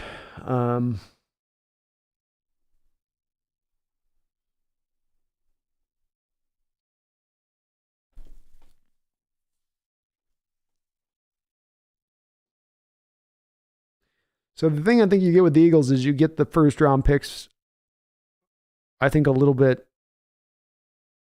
I think they probably would have offered you probably 3 first round picks where you would have had 2 first round picks that they had in last year's draft or in this year's draft. And then you would have had 1 more first round pick last year, maybe it would have been. So if that was the case, you would have been picking middle-ish first round last year, and then you would have been picking top 10 this year, and then you would have been picking, depending on how Russ did. I mean, that's some of this is that those 2 first-round picks would have been based on how Russ performed with the Eagles. Does Russ perform the same way with the Eagles that he performed with Denver? I would say this, that I think he would have had more success with the Eagles because they would have been able to adjust to his playing style quicker and easier, being we're going to run the power run game, and then you're going to hit those guys over the top when the safeties go into single high looks, for instance. And so that's where he might have found some more success, and maybe you don't have, maybe, I don't know. It's hard on that third, that it's hard to see where he would have taken that team necessarily. But no, I think you're better in this place because you ended up in this place with 2 top 10 picks. In that case, you would have gotten 1 top 10 pick. And then even the future first round pick that you would have gotten ahead of that still wouldn't have been, last year's first wouldn't have been a top 15. So this was the better way. This was better for our Hawks. Much like with the Bears trade, they got turned down. This is better than the Bears trade from the prior year also that was offered. Schneider got the most in this one, I think. I do think he got the most. Megan says, I see him up on the weekends. I know he'd be up for a chat with you and Pumpkin Bee. We'll get set up, Megan. We'll get set up. I got a little bit of time here before I do my trip. So it's a good time of year to do that. Dick Docs, does Drew Lock have a salary when Pete retires? Hard to predict. Maybe yes, maybe no. It is hard to predict on that one. Mac Music says, hello from Manchester. What a setup. Looks effing amazing. Well, thank you, Mac. I appreciate that, man. And hello from Manchester. We got a good amount of our contingent here in the Hawks Nest that does reside out there in the Isles. So welcome to all my my British folks out there. That's not the way you guys like to be referenced, I don't think. So let me use the right reference, but my English brethren out there. But hello, and good to see you. And thank you, man. It's an ever-adapting, updating background here, but it's coming along nicely. And this whole thing's been on the right here of me, just all recent folks mailing this stuff to me. So you guys have been sending some cool stuff. Always like knowing the Hawks Nest is worldwide. And Power Code says, oh yeah, did you all see the Pete Carroll conversation with Michael Sean Dugar and Chris? It's super authentic and honest back and forth that provides some real cool insight. Another video I'm planning on definitely checking out in Power Code. Haven't quite gotten to it, but that will, like the KJ ones, I think it's on my list to check out. It'll be interesting what Michael can do to kind of, Pete's definitely very good at parrying tough questions, just won't answer them. We'll kind of or answer the question he wants. It's not even politician wants, just years of knowing how to do it to evade. So, but Michael also knows questions that he tries to get and needs to ask. Diggs Hawk says, if you like walking Pacino and I can have a talk with your neighbor, it would help. Brandon, if you'd like walking and Pacino, I can have a talk with your neighbor if that would help. It was crazy today. It went from 0 to 100. You just have those interactions in life where you're like, holy hell, dude, I what's going on? You just took that to that level, huh? Okay, we're going to start here, but it happens. That's the beauty of living in apartments, man. You never know. It's like mad box of chocolates. Never know what you're going to get. My Magic Max says, I don't support an American football team. I'm new. Well, come over to the Seahawks, man. Come over to the Seahawks. We have so many people in here that are worldwide here. I got people from Brazil. We got Megan, Maymad out here. She's out in Australia. We got folks out in Brussels, Germany, Ireland, more than a few out there in Britain. So, you're jumping on the board with the right team here. This is the one you want to be. This is the worldwide team. They got a phrase out here, Magic Mac, this cowboy team with his own. They like to talk about themselves about being America's team. I call us the world's team. You keep them. I'll be the world's team. How about that? But you should join us. Join us. You found your home. Spencer says, I know it came out a bit ago, but did you check out the Pete Carroll interview on Seahawks Man to Man? I found the portion regarding the shift from 4-3 under to the hybrid 3-4 to be pretty illuminating. I will definitely check it out, and I'll have feedback for you on, by the next stream, I'll have a little bit maybe of feedback if you ask me on it on that one. I saw it come up. I just got, it always happens with me like this tight end video. You'll spend a week and a half, 2 weeks on it, and then you get that last couple day portion, and your head just gets down because you're this close to getting it done. But then there's always these last things that end up making it take, and I get real tunnel vision. But I do want to check it out. Carroll doesn't always talk a lot, and I think maybe it's a format there with Carroll in this situation where Michael can maybe pull a little bit more from him than he's able to get from just doing the firing and lobbing questions out at Pete when he's at his press conferences, which is a little bit tougher to do that, I think.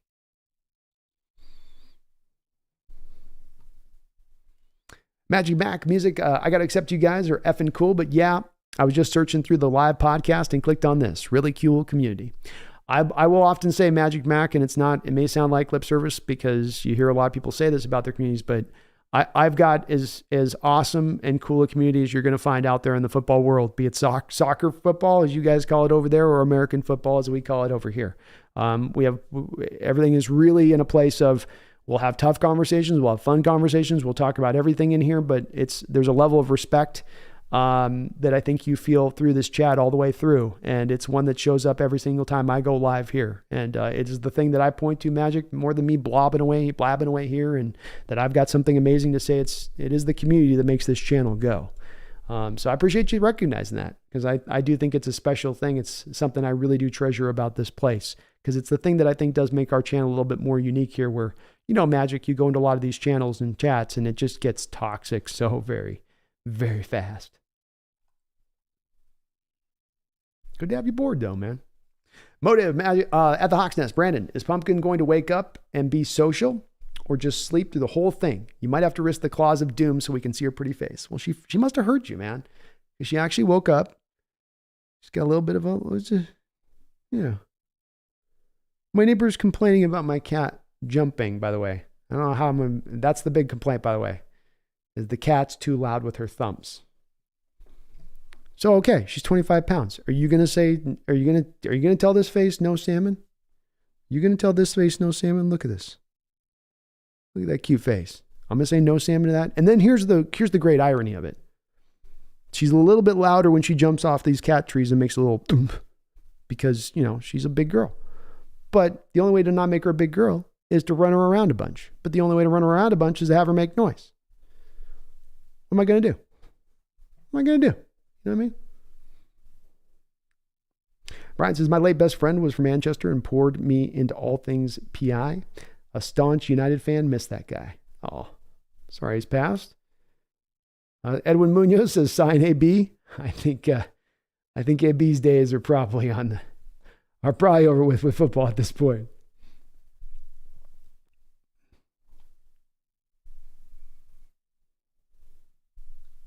Megan says, I love Kirk Cousins. B, fair point. Yeah, I'm okay with Kirk.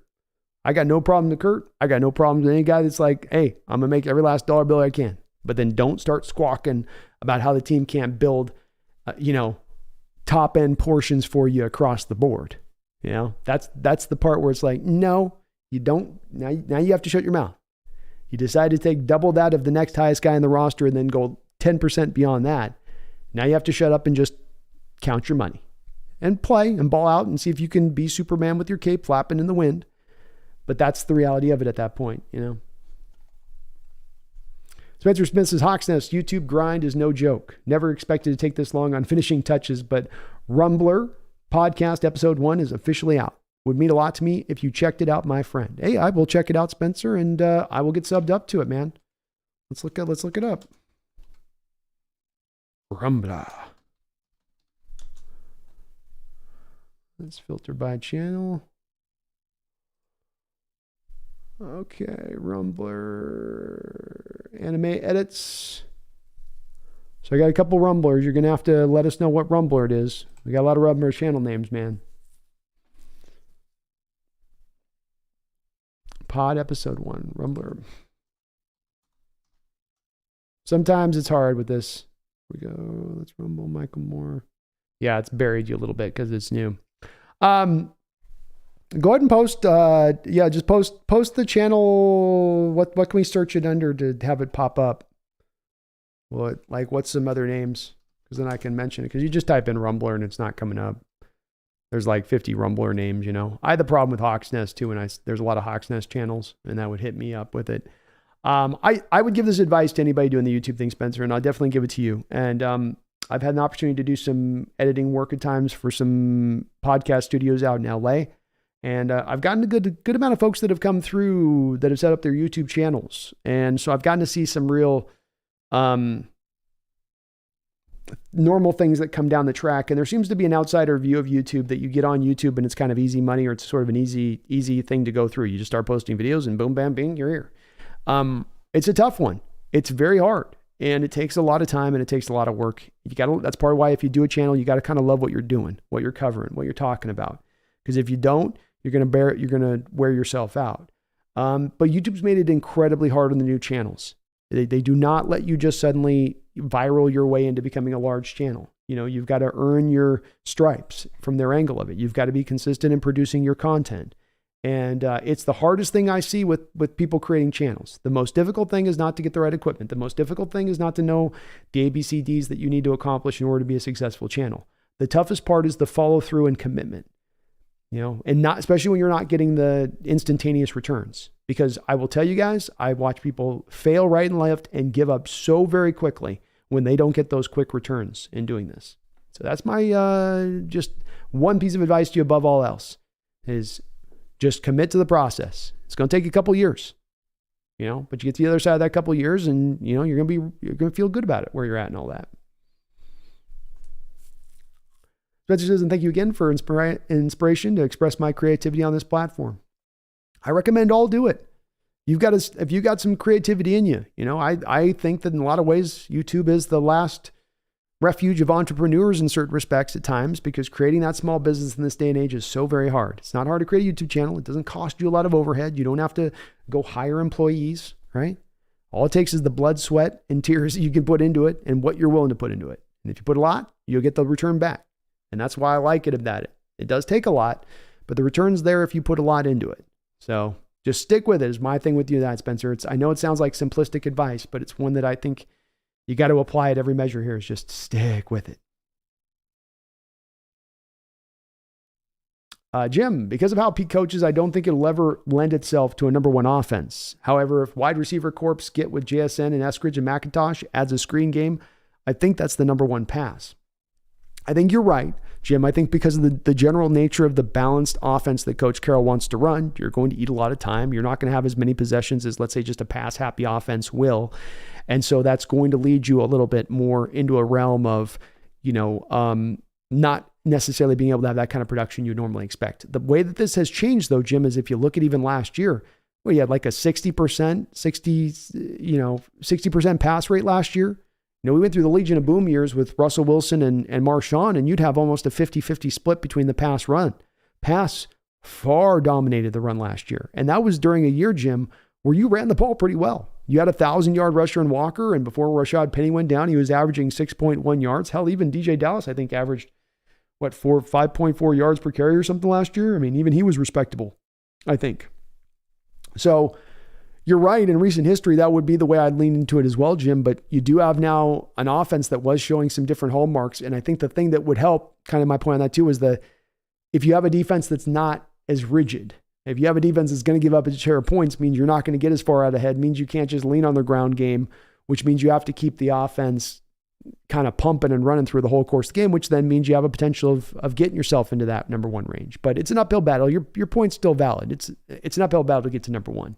And it ain't going to be, with the way we run from a philosophy standpoint, and Carroll, the way he wants to run the ball, it's going to be hard. But top 5 offense, I think we can definitely get into that range.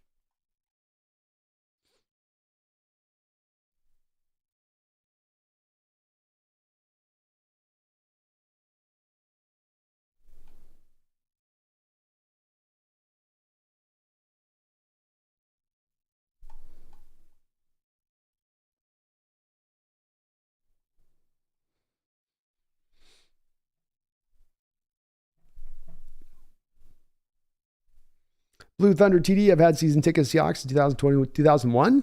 Nice, Blue Thunder. Thanks for supporting the team that time. That's 20 years, man. It's well over 20 years. First year of Quest. What a time. So much optimism. Blue Thunder TD says, I don't trust Geno to play as good as he did last year, so I'm not excited about the season. Well, I guess I could get that a little bit to a degree. If you could offer me a little bit, Blue Thunder, of why you think Geno's going to regress this year. Last year you had all that dead money. You had 2 rookie tackles starting for you on the outside, right? You had Geno coming in there as nobody thinking that he was proving he's going to have to prove himself. He's going to have to show he can ball out.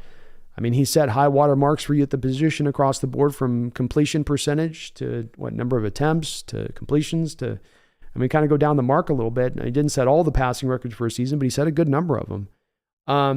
I felt like Geno's play is able to be continuous here at Blue Thunder. And the reason I come from that standpoint is, how did he have the success he had last year? Did it come on the back of him just getting lucky? Or did it come on the back of his development, his control at the line of scrimmage, his decision-making, his ability to get through his progressions, his ability to recognize blitzes at the line of scrimmage, his ability to throw with anticipation and touch, his willingness to make tough throws, his ability to throw the deep throws? As Blue Thunder, he's been, not even by Seahawks sources on this, just by be it PFF or any other source you want to go out there and reference, he was viewed as the best deep thrower in the sport last year, at least on throws of over 20 yards. So I'm not saying that he's necessarily Burrow or Mahomes, but I do think that there is a lot of reason when you look at the why he succeeded to understand why that's going to continue to be sustainable. The stuff that occurred above the neck up, not the physical stuff, but the neck up stuff, the recognizing the blitz, the control at the line of scrimmage, changing to the right play, the leadership stuff, none of that's changing. None of that falls away after just 1 year. And if anything, he's shown you every bit the commitment is there to stay in that pocket, to stay hungry, to not be satisfied, to understand that the time is now. And there's a sense of urgency to his career.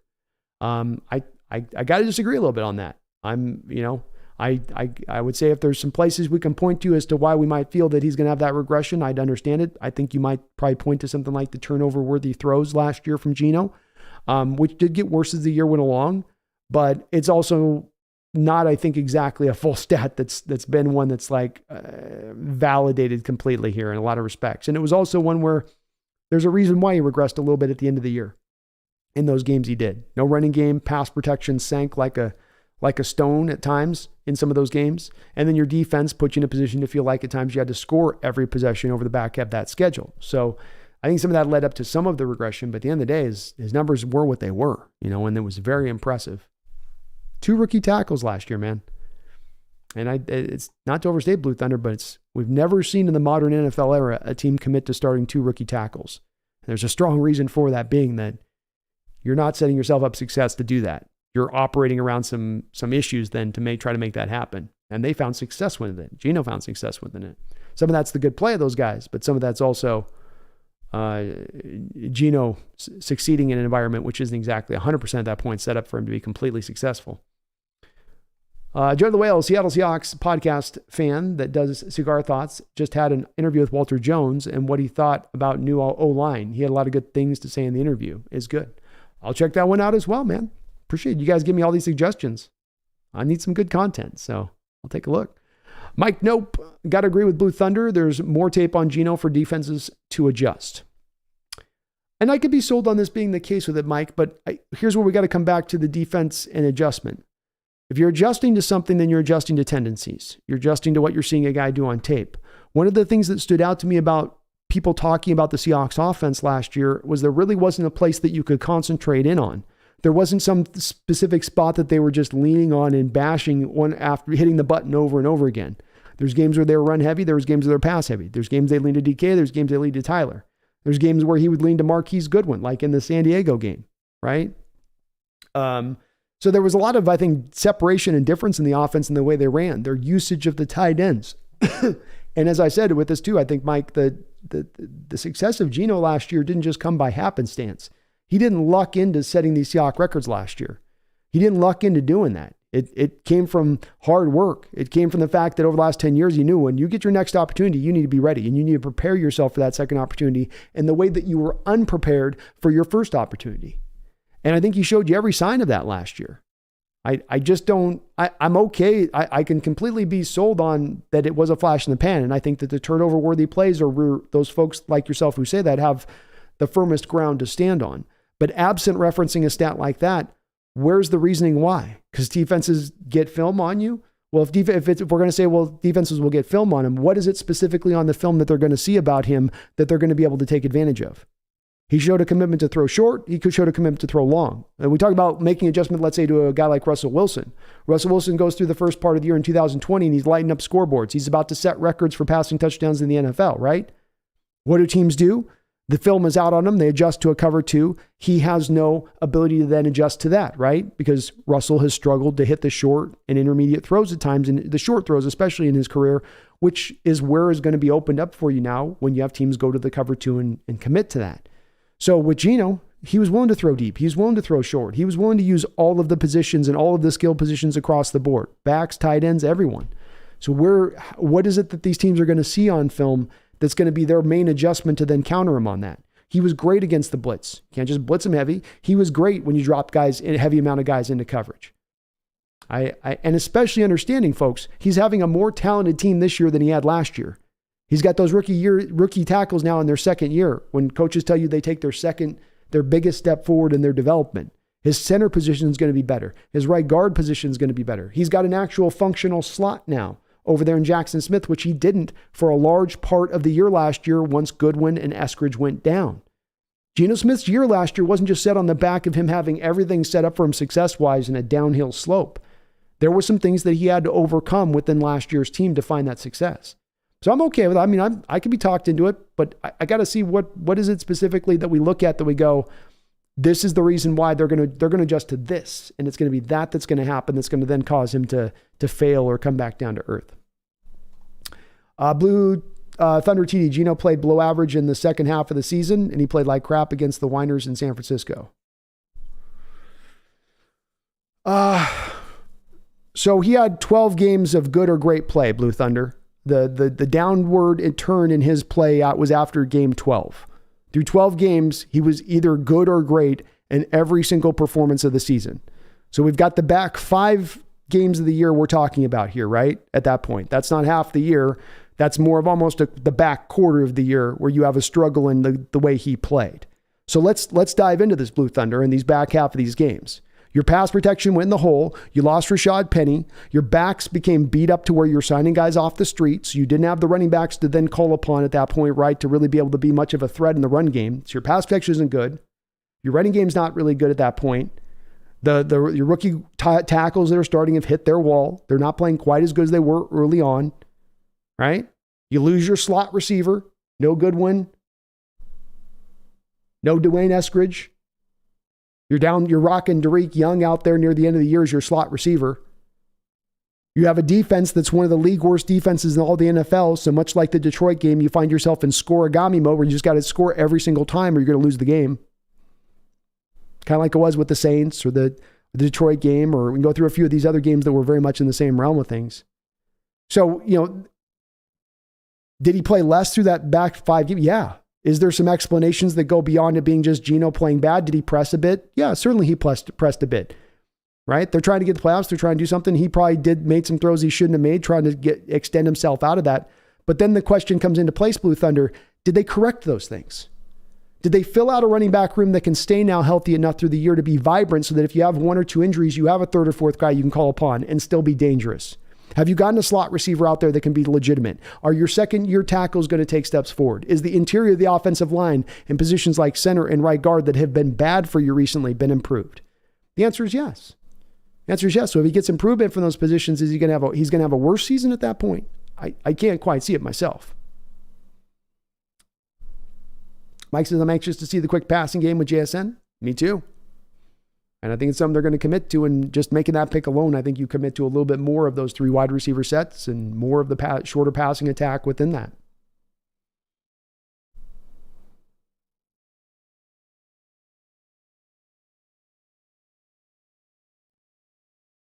I'm sorry I'm a little bit behind on the chat. I'm trying to catch up here.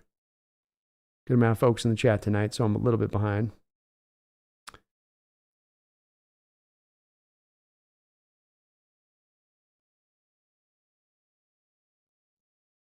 Scott Nina, Brandon, the Hawks have a good chance to make the playoffs this year, but will not continue to the Super Bowl. How about grab the UW offensive coordinator Grubb for the Hawks OC next year? A good chance to make the playoffs this year, but not. It may be very early to get to the Super Bowl, Scott. This is still a very young roster, and the majority of what you're asking to bring about your success is going to be on the back of rookies and second-year players. There's no doubt about that. You got some vets, but there's a big quantifiable part of this roster that is super young, and that's hard to get to a Super Bowl on a roster that is this young. Hard for me necessarily to look at OC Grubb with UW. He's done some great things there with Penix and company, and they certainly were a dangerous attack last year. But Waldron's done a very good job here, and he's starting to now finally get on boarded the proper personnel to make his scheme fully run and work. Eskridge hasn't been on the field. He hasn't been able to have that slot receiver. With McVay using 11 personnel at the highest rate of just about any coach in the NFL, that's been a big missing part of this offense that now you get to implement. His creative use of tight ends, his ability to not really have to lean on just one thing in this offense, to be balanced and to hit things deep and hit things short and hit things intermediate. It's a hard offense to get a gauge on. I think that Waldron's shown himself to be pretty good. A lot of that success that Gino had with those rookie tackles, 3 rookies starting on that offense alone, is also something you can apply to Waldron as far as him being a part of that success, him being a guy that should get some credit for some of that success.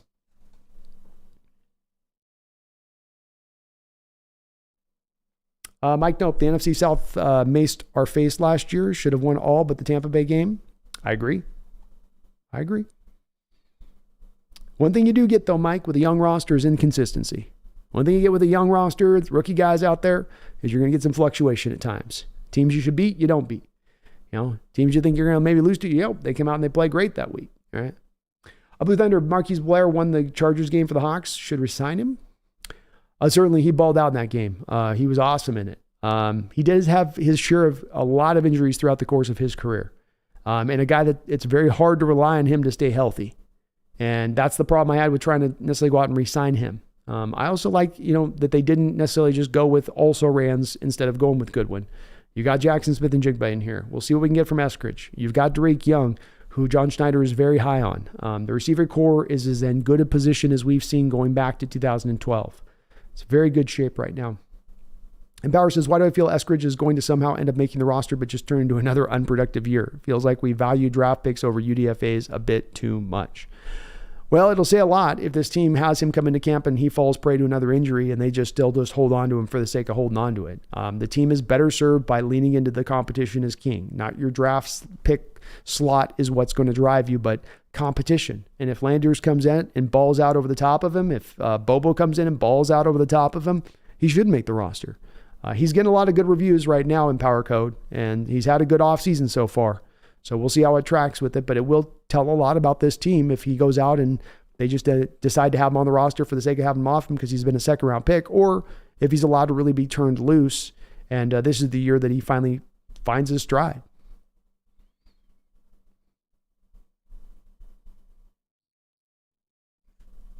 Jonas says, Brandon, you have the best Aloha Airlines host voice I've ever heard from a mainlander. Laughing out loud, that was awesome. Thank you, man. I've heard it many times. I've heard it many, many times. It puts you right in that relaxing spirit. You get on the flight, you're a little bit pressed up, you hear that voice come through, and you're like, oh, yeah. Okay, I'll chill. Aloha. Scott, Nina Lander or John Hall, 6 receiver? I'd go with Landers. He's freakish. His tape was really good out of Arkansas last year. Didn't have the most accurate of quarterbacks in KJ Jefferson throwing him the ball. So he had to make some catches on some throws out away from his body and really show you some of the hands at work too. I just like his skill set. There's something to work with there in Landers. And he's a guy that can play on the outside on top of it. WTC, are we still looking for defensive line help? At least casually so. I don't know how active they are right now at the moment of it, but casually so. Megan, I'd love to sit around and chat with Beast Mode. Beast Mode would be a good tag. He'd be fun.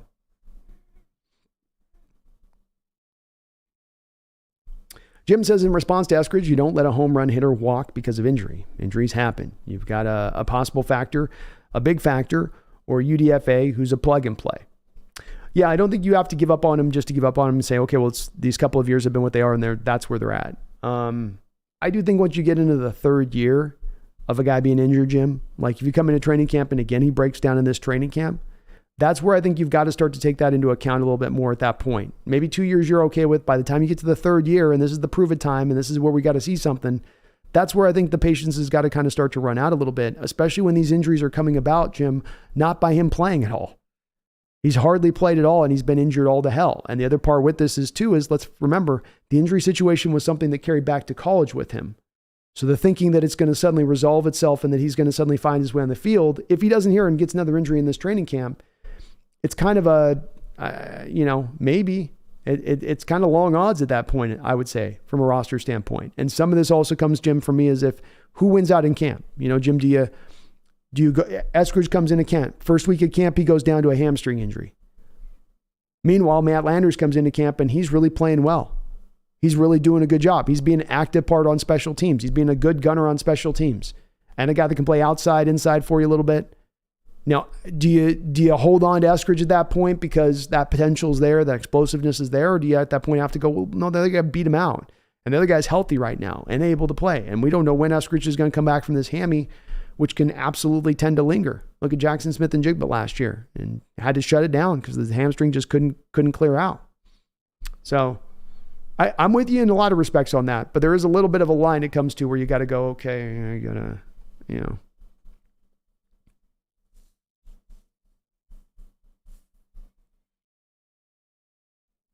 Greg says, did you see Daniel Jeremiah and Bucky Lee Brooks' cornerback position draft list? Spoiler, it's pretty horrendous. I didn't see it. For next year's corner draft?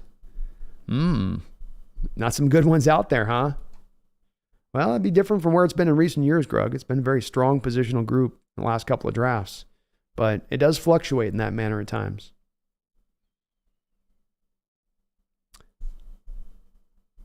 Young says, Marshawn recently did an interview on Tyreek Hill's podcast. It needed to be said. Definitely worth the listen. Thank you, Matt. Another great suggestion. I saw a little bit of that, but I'll dive into a bit more on that one. Love to hear what they talk about. Magic Mac Music says, how often are you live? I try to go as I can. Magic Mac Music. I go Wednesdays and Sundays, and then I do a Thursday show for members of the channel. So 5 o'clock Pacific Standard Time usually is where I shoot for. I've been missing my Sunday shows, which is why we're on Monday nights right now. But if I miss Sundays, I always go into Mondays. But that's what I tend to shoot for. I tend to go long too. We're a 4 or 5 hour podcast when I go live. It's just the way I roll. Greg, I want to hear people's reasoning for not wanting to take Tariq Woolen for the next 5 years, especially those who would rather have Sauce over him. People that didn't really watch much of Tariq, Greg, and have gotten caught up in the Sauce hype, in my opinion. Deep into the Sauce hype. Deep. Megan with a $2 donation says, you promised center middle, B. All right, I'll give you center middle. We'll go right over my shoulder. I'll give you the shoulder here. We'll go right below Rich. That's pretty good. We gotta make it flow right on the thing, but I'll put it there. Maybe I'll put it up next to the Seahawks guide there. Get him a little bit of underlit. Like, how the guide there over my shoulder is kind of underlit, Megan? We'll put him right there where it's like got a little bit of green light on it. Maybe that'd look pretty cool. I'm down. I'm not married to this spot. And I know you want to get him as far away from Craig as possible.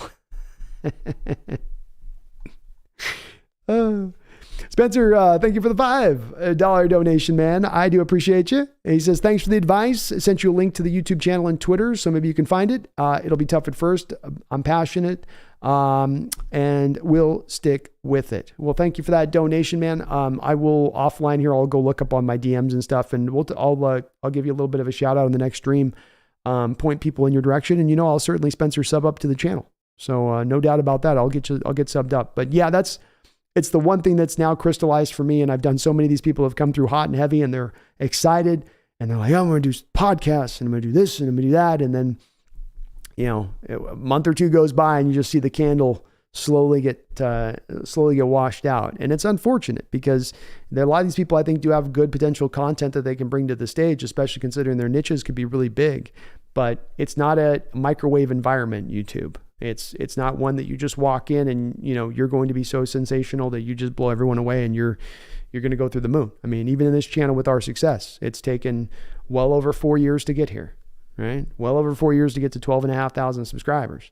So, and first year was a grind. First year, you're just going, man, is anyone going to watch this? Put a video out and 100 people might watch it. You're like, oh goodness, what am I doing? But you'll get there. Stay committed to it. you can get there.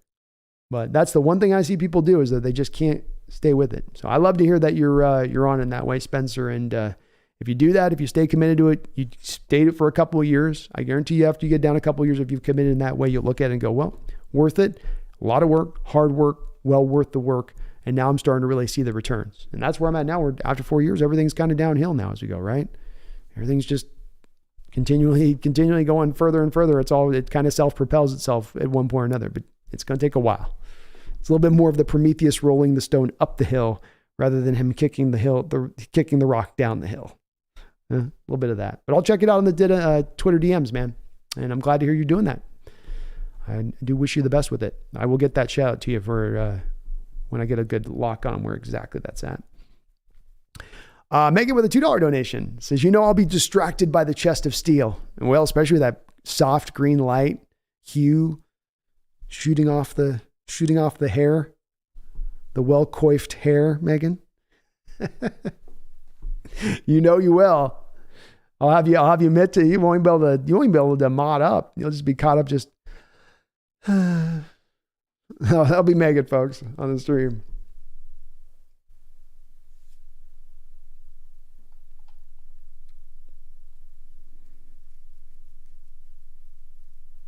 Greg says he's potentially the most athletic corner in NFL history, an amazing ball hawk and pretty great in coverage with a ton of upside there. What's not to like? Why would you take Sauce Gardner over that? People don't like to adjust things quick. People like safe decisions. You have a 5th round pick that doesn't make sense to people. A 5th round pick coming out there and being like one of the best corners instantaneously, who just is new to the position after 2 years. It's like fails to compute in people's mind. And so people will, a lot of times, especially nationally, when they're not aware as much of us up here in the Northwest, they'll go with the safer and what people are telling them is the safer decision for these guys. Like everyone's saying Gardner's this, so I'll just go along with the group think on it. But it's been one that's been very interesting to watch. I can't think of a lot of corners recently that have come through that I'm like, wow, people are really overhyping this guy in a weird way where he doesn't deserve it. But this has been one of the most unique cases in Gardner's that I've seen. Not a bad player, but he's being talked about like he's in the realm of Deion Sanders, and he isn't close to Deion Sanders. Not in the vicinity. Jim, agree with that. But if management and the players believe he could be, then they'll let him stay. If not, they'll show him the door. But if they keep him, I believe what they're saying. Agreed, Jim. And I think the Jim too, in regards to Eskridge, I think he's had a legitimately great offseason. And the way DK talks about him, how Gino talks about working with him individually, Gino wouldn't be doing that if he thought this guy's just an injury-prone guy that's not going to be able to figure it out. They can see the potential there in his ability. So there is something to be said in the players backing of him at this point with the couple of years of him really not doing very much on the football field. And that does give me some encouragement for him. 1023, there's no way Rams are trading Donald to us. Yeah, there's no way that's happening. I agree. Very far-fetched. Alan says, Brandon, appreciate the breakdown between Christian Michael and Kenny McIntosh. They're both tough as nails, though. Oh, for sure. And Michael had his share of issues, but he was an absolute tough runner. And explosiveness-wise, Alan, I think there is probably, if we're going to find some comparison there, there's the explosiveness, the burst. In fact, let's take a look here real quick.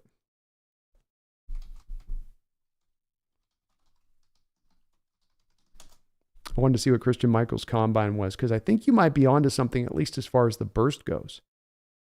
And they're both very tough runners. So there you go. Yeah, I like it. Wow, he ran a 4.540, did Christian Michael. I might have been out of pocket on telling you were off on that. Because it was, what I was caught up in was the 43-inch vert of Michael and the 10.5 broad. The 4.02 20-yard shuttle, right? The change of direction. But 4.540 is pretty close to the 4.6 of Kenny McIntosh. And Michael had a 1.56 10-yard split with McIntosh at a 1.54. So their burst is, in fact, McIntosh has got a better burst. Sounds like Michael had a little bit better change of direction skills, maybe. But I like it, Alan. I kind of sold you on that one a little bit. I got to recheck myself on that. That actually comp's pretty good. Sean Hines, Brandon, has there ever been a team with 3 wide 1,000-yard receivers? Did Azar Hakim...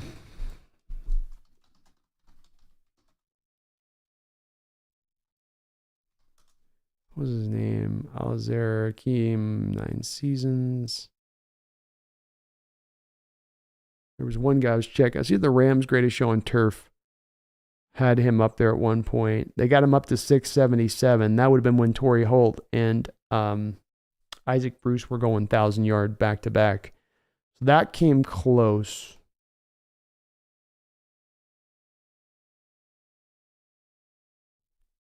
I don't think I can think of... There feels like there's got to be one I'm missing here. Like, I want to say that it's the Bills had Lofton.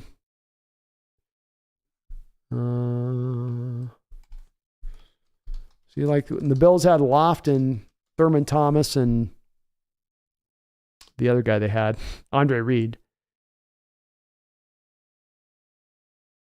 Yeah, he never got up to 1,000, did Thurman Thomas. I would have thought on the surface of your question, I would have said, yes, there's got to be, Sean, somebody out there. But as I go through it, the greatest show on turf never got up to that point with those guys. And I can't think of any others. It's probably happened, but I just can't think of anyone that's coming out.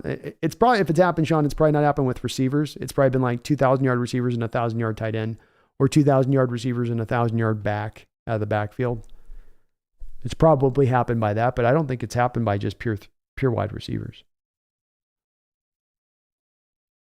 Greater Joe says, if we exchanged Russ for Jalen Hurts and picks, we would have been a Super Bowl contenders last year.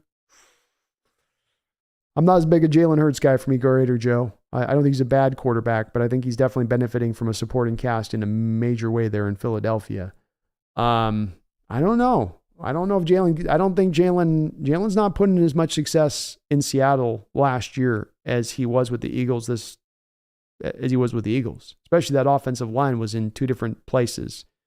Lane Johnson, Jordan Mattalia on the outside, Dickerson. They're stacked. Their offensive line is completely stacked.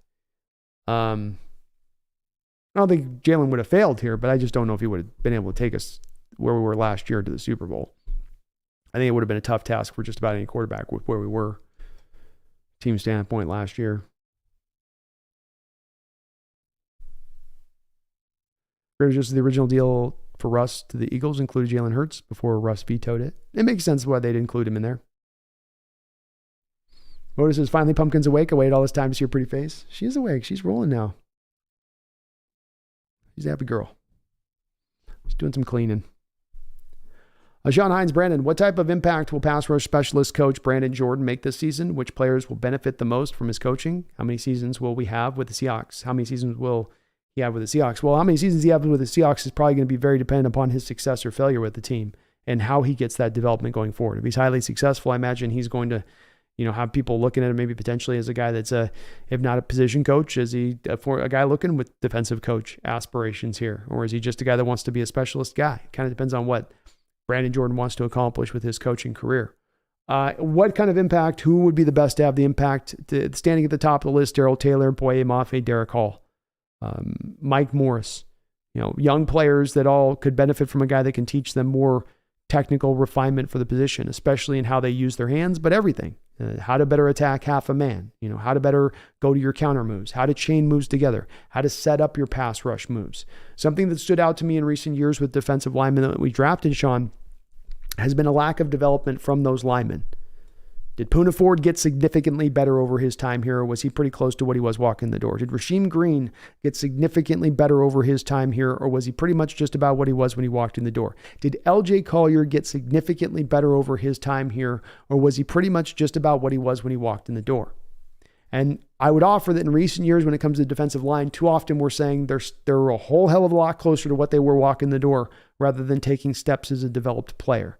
And that's the place that he's filling in for. This would be probably something I should have mentioned, Sean, is about something that they've worked to now fix that's been an issue for them in recent years. So it's good to see that they're taking these steps to recognize this kind of failing aspect of the team. And indeed, I do think that they are taking those steps. I do think that they're starting to get in that direction of things.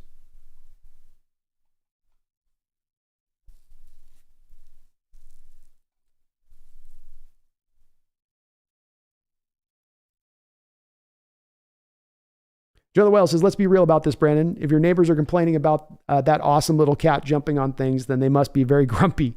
Laughing out loud, who can hear a cat jumping? Haha.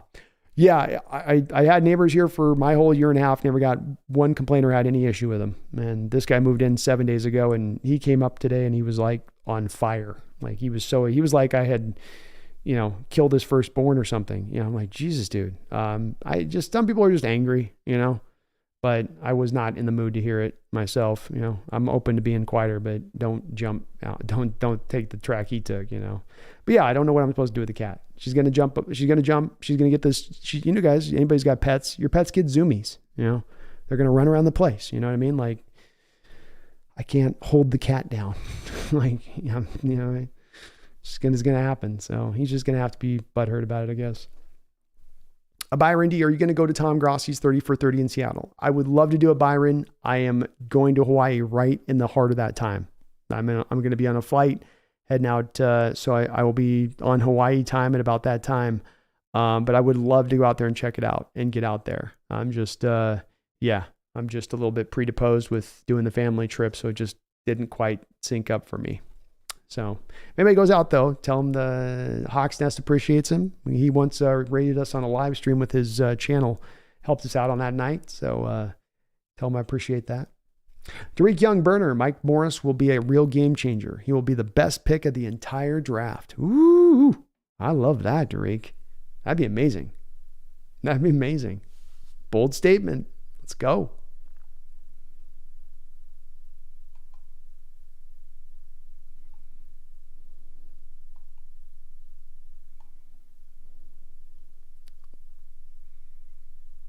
BZ says Gino's going to have more time to throw to more weapons. He also doesn't have glaring weaknesses to his game. Beautifully put, BZ. This is where I would land with it. And it's a place of nuance. It's not to say Gino's in a place of Mahomes or Burrow or even maybe Herbert, but he doesn't have to be either because he might have more to work with than those guys have to work with. And this does go to, I think, some really interesting discussions when it comes to what drives a team, what brings success with the quarterback position. I'm a big believer in the supporting parts have a much bigger impact than people in the modern age are giving them credit for. And I think that Gino is going to be impacted in a positive way. But like you said, I don't think there's any glaring weaknesses to his game. You have a hitter that can't hit a curveball. So you throw him curveballs nonstop. You don't ever let him see a fastball. What's the curveball you throw to Gino? What's the thing that he couldn't throw last year that you're just going to force him into playing left-handed? And part of the success of his last season was that he had so many different ways he could beat you. He could beat you with his legs. He could beat you with a deep ball. He could beat you by just being short and just pecking away at you. There was another thing too referenced about the Niner games. Let's also remember the Niner games, especially on the road. The first game, Carroll came out after that first game and said, we didn't really run any of the deep routes because we weren't really trusting our young offensive line in that game. Well, is it Gino's fault that they didn't call more of a aggressive game plan? And then the second game was right at the time in that back half of that 5-game schedule where the pass protection was failing. The running game was dying off. You had an injured Walker out there trying to run the ball. You had a high ankle sprain DJ Dallas out there trying to run the ball. You had no more slot receivers. San Francisco could really lock in on the few things that you could really attack with on that particular offense. When it got into the playoffs, Gino was balling out through that first half, but we got to the second half, and what happened? The defense was letting the Niners score every possession. And so the offense started to feel like it had to score every possession. And so Gino starts to press. The offense starts to press. What fixes that is the defense can play a little bit better. If defense can just get an occasional stop at times. But he played good in that first half, even in that third quarter. Just that he was having to score every single play, basically, to every series to make it go.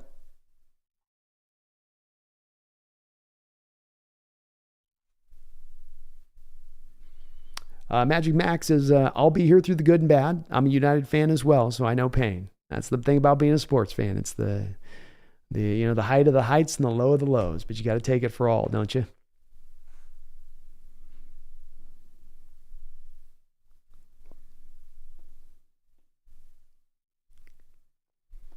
Jonah says, let's be real about this. Sorry.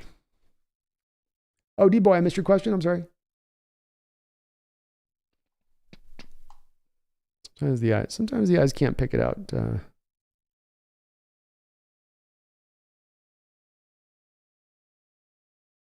Did I miss your...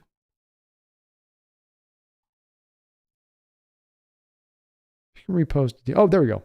D-Boy, Brandon, laughing out loud. They do that on the plane. I only been one time to Hawaii, but when the lady comes on the screen telling you all about the Hawaii and what to do and what not to do and respect the land, please don't pick the flowers. Leave the flowers in their happy place. It's an Hawaiian beautiful island. Leave it that way. And the rocks. Do not touch our rocks. They are volcanic rocks imbued with the spirits of our ancestors and loved for generations. Leave those rocks. Yes, it is the same patented speech there, D-Boy. It's the same thing.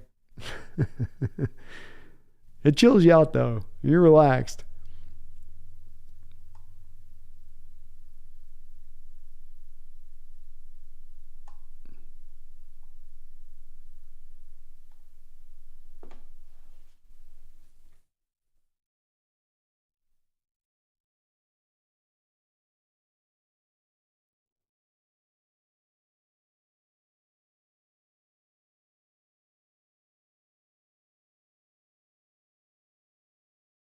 Jacob Haas says, can you explain what personal is on the field?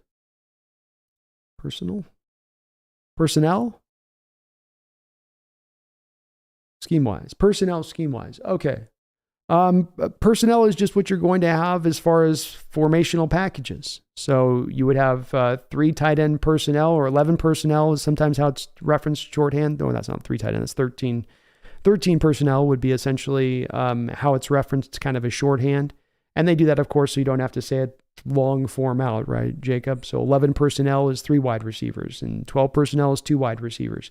And it's a quick shorthand way to be able to explain the scheme. You know, so you 2 receivers, 12 personnel is going to be 2 receivers, 2 receivers, 2 backs, I believe, right? And then it goes, and 11 personnel is 3 wide receivers, 1 back. 13 personnel is 3 tight end. But personnel is just the grouping you have for a particular package that you're sending out onto the field.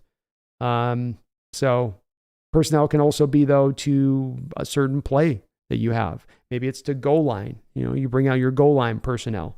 So Jacob, for instance, let's say defensive goal line personnel. We've had for years, a lot of times what we'll do is take a backup linebacker who doesn't see the field ever, but you have him formatted to being part of your goal line personnel. So when you go to goal line, of the 11 guys coming out of the football field, he is one of them to play the linebacker position.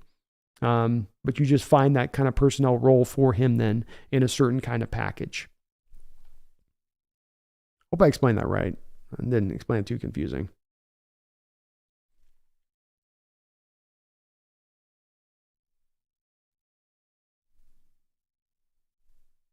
Megan says, how much time do you or should you give players like D and Jamal to get over their injuries? How long is too long before you can cut them?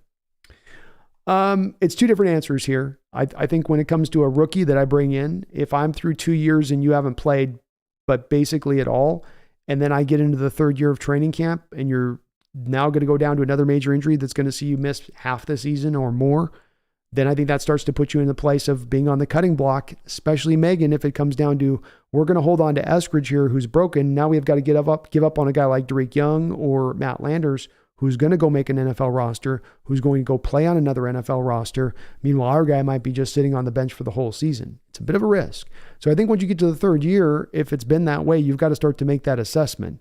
When it comes to Jamal, it's a little different here, Megan, because I think Jamal last year, if the team was able last year after last offseason and having another year of him being injured, I even think last year there's certainly a little bit of an opening. If you could have gotten out of it contractually wise, the team would have been open to just saying, hell with it, let's move on. But the fact that it costed you so much money, you had to wait in order for the money to make sense to move on from him. So it's a little bit different because the D. Eskridge situation is not really money based at all. It's just based on his health and whether or not you got another guy that can push him at that position. With Jamal, it's that you don't want to sustain that dead money hit. It's in your best interest to try to reclaim something from him. Though again, Megan, after this year, if Jamal goes through another injury prone year this year, he will be gone after this because now you can start to save money after this season. Sean Hines says, Brandon, who has a better arm, Penix or Geno? Does Seahawks have a chance of drafting him in next year's draft? I think that they have probably a pretty close to equivalent arm strength, I would say. I think Geno's got a little bit more of just a natural, easy motion to him, where there's really nothing mechanically within Geno that you could kind of pick apart. With Penix, it does sometimes get a little bit side-armed.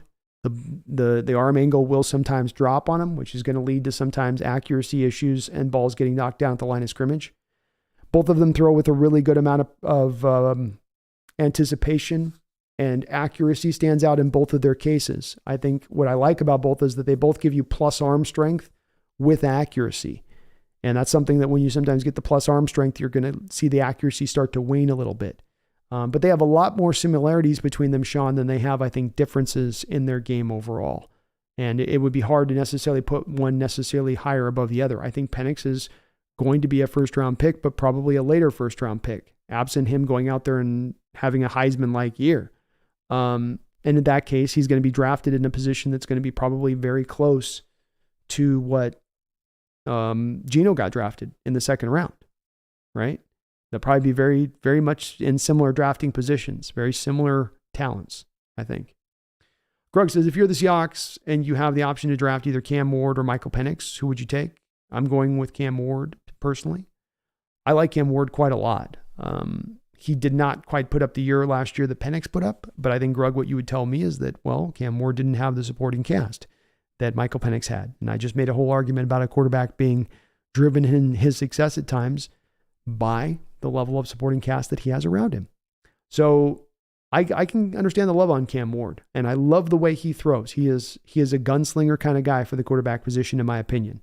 And there's something innate with him and how he commands the position that really stands out to me. I've got to give a little bit of the nod in my own respect here, Grug, to Penix. I am a little bit of a Husky, so there is going to be a bias built in here a bit. But I'm open to Ward potentially overtaking him this year. And I think this year's tape is still going to measure out to being a big part of the important factor of who wins out over the other. And Cam still has a potential here of being a guy drafted higher than Michael. He can go out there and ball out and elevate himself over the top of him. It's possible.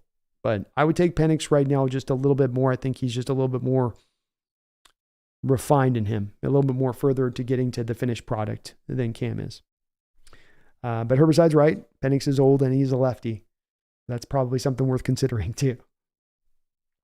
Megan says, a friend posted some Dave Haskell pictures on the stream after the Kraken beat the Avs. I didn't comment for 3 hours, B. Nice. Magic Mac Music says, I got lucky on 1 million views on a wrestling video back in 2014. Never capitalized on it and took time off. Great stream, though. Thank you, Brandon. And that awesome community. I'm out. Hey, you have yourself a good one, man. And it certainly is the another key here is just the consistency, but that goes along with sticking with it. It's kind of baked into the stick with it if you're going to create a channel. But if you're sticking with it, then you're creating the consistent content, and then you should see the returns long term. But if you do turn off, if you do stop and start, well, then you're not creating any momentum, and then you're not going to get the returns. And that algorithm for YouTube wants to see consistent stuff. And if you do like what you're listening to, folks, please do hit that like button for me if you could. I would really appreciate it. You have yourself a good night, though, Magic. Thank you for becoming a member of the channel, and we'll be seeing you a lot more of these. Jonas says, hey, man, that's cool. You have a podcast coming up. I'll check it out for sure. Hawks Nest is one of my favorites. Oh, referencing him, sorry. Jonah, I'm rooting for Jamal to have a great season, too. I really want him to bounce back. It's in our best interest that guy reclaims some of his former glory. Sean Hines, Brandon, will the Seahawks run more 2-back sets this season with the talent we have in the backfield?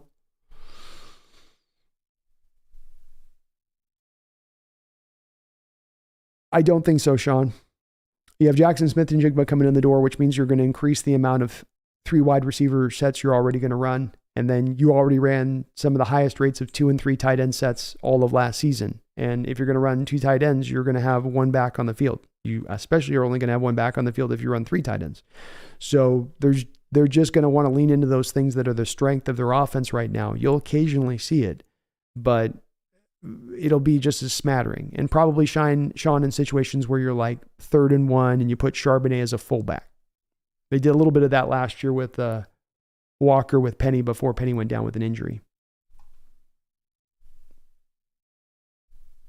John Holland says, I think Adams and Eskridge have been given an ample opportunity. Penny was another stud when healthy, but unfortunately couldn't stay healthy. Time to move on.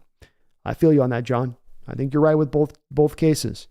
You know, if both have their situation go down there where the injury comes up once again, you got to call it what it is. And if they go in somewhere else and they become healthy and they ball out of control, well, good for them, finding that measure. But guys don't tend to get more healthier with age. And if injuries have been a part that's been plaguing them for years and years and years, in a recent note, if Adam goes through this year, that's a third straight year for him. Eskridge goes through this year, that's a third straight year professionally, and he's also had a couple of years in college where it was also the case. So that becomes more of a trend and one that's not likely to change just because. So I agree. D-Boy, Brandon, can you tell me what's your all-time defense starting 11? Your starting 11, past or present, any team, doesn't matter. All-time defense. All right, I got you. Oh my goodness. Well, I guess, do I want to run a 4-3 or a 3-4? I'll go 4-3 defense. And then I'll put edge guys in there that it might be 3-4 guys, but they're just going to be my favorite. So D-Boy, I'm not going to pay attention to scheme, really. We'll just go edge. I'd have Lawrence Taylor on one side. I'd have Reggie White over on the other. I'd have Aaron Donald as my 3 tech. Who would be my big 1 tech in there? I'm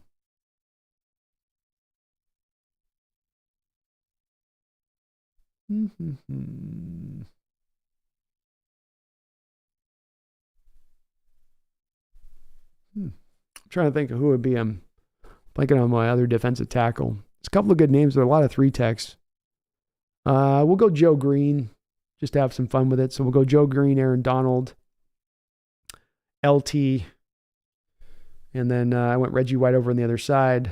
Middle linebacker would be Ray Lewis. Outside linebacker would be Derek Brooks. My other linebacker, my Sam.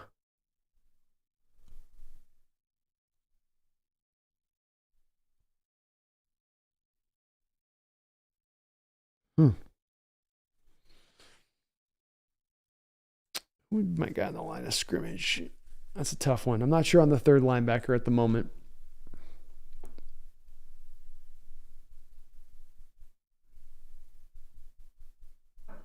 Maybe I put Derek Thomas as my Sam. I'll turn him into my Sam linebacker. I'll think on the Sam. I'm not sure on that one, D-Boy. Outside, I'd go with Deion Sanders would be one of my corners.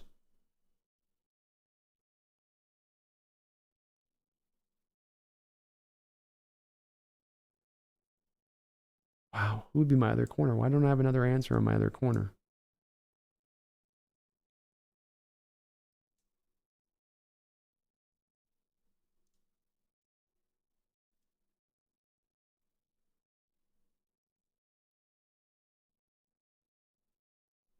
I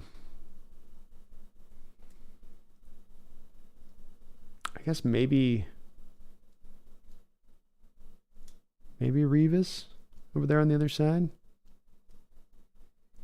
Trying to think of who would be the corner I'd want over that, and nobody's jumping out to me that's somebody I would take over it.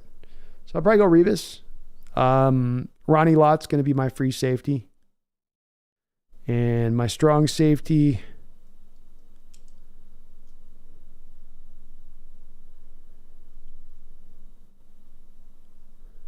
wow, this is a good question, D-Boy. I'm not sure on my third linebacker, and I'm not sure on my strong safety.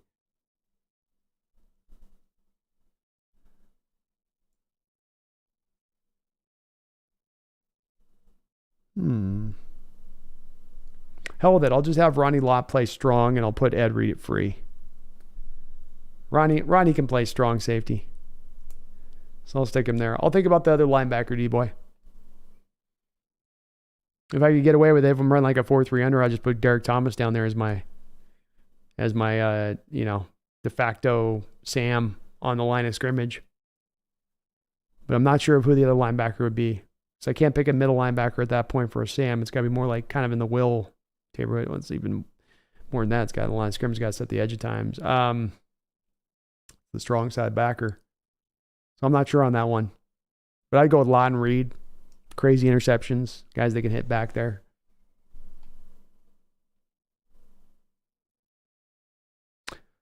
James Watson says Jamal's a leader in mouth. He has the most heart on the defense. You need that trash talker.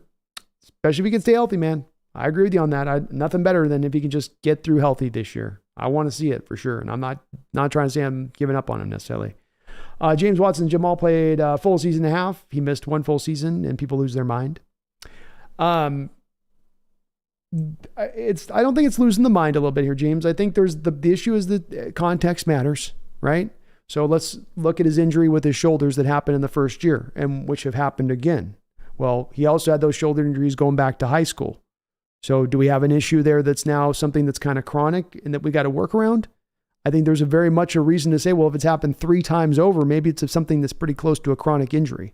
He's got fingers that have been literally fused together. He broke them so much. And then after he got those fingers fused together, the finger broke last year in training camp so that he was going to have to wear a cast on his hand. That was before he tore his ligament. He's also had groin injuries.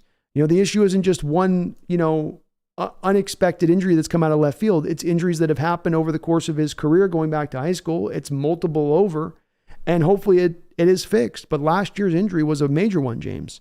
Ligament torn off the bone.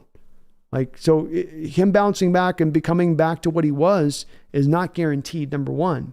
But it's also really not far-fetched to say it's hard to see that he's going to get more healthier now as we go forward, being that these injuries aren't getting better anytime soon. The shoulders aren't going to get more healthier now. They've only had more damage done to them. The fingers aren't getting any better. Maybe you don't need fingers. Maybe you just rock out there with a cast 24/7. But I'm not saying I'm wanting to give up on him. I'm not. But I do think that, James, if you come into this year, what we're talking about proverbially, James, is not to give up on Jamal right now. I think what we're talking about proverbially is that Jamal comes in and then he can't play through most of the season and he's injured once again this year. And then you've definitely got to start to look at it as like, well, the smart option is probably to start to move off from him after the season then. And that's, I don't think, crazy at that point to take that stance. But I hope he does remain healthy this year. I'm certainly not looking for that to be the way I'd like to see this situation go down. And he could be an important player on this defense with the energy he would think that you're referencing, James, that he does bring. Megan says, get your neighbor to some earplugs and tell him to drink a glass and get over yourself. Yeah, that's eventually what I told him today, because I'm completely respectful, but if you're going to come in here and show me your a-hole a little bit, and that's your stance in the moment, and I'm first meeting you, well, I'll match your energy, right? I can match that energy just fine if that's what you want. It was crazy too. It was like my other neighbor came out and he started having my back, and then it started to get ramped up. I'm like, oh God, this is escalating. And then I had to kind of try to de-escalate it, even though I was getting pissed. It's crazy. Having neighbors is nuts.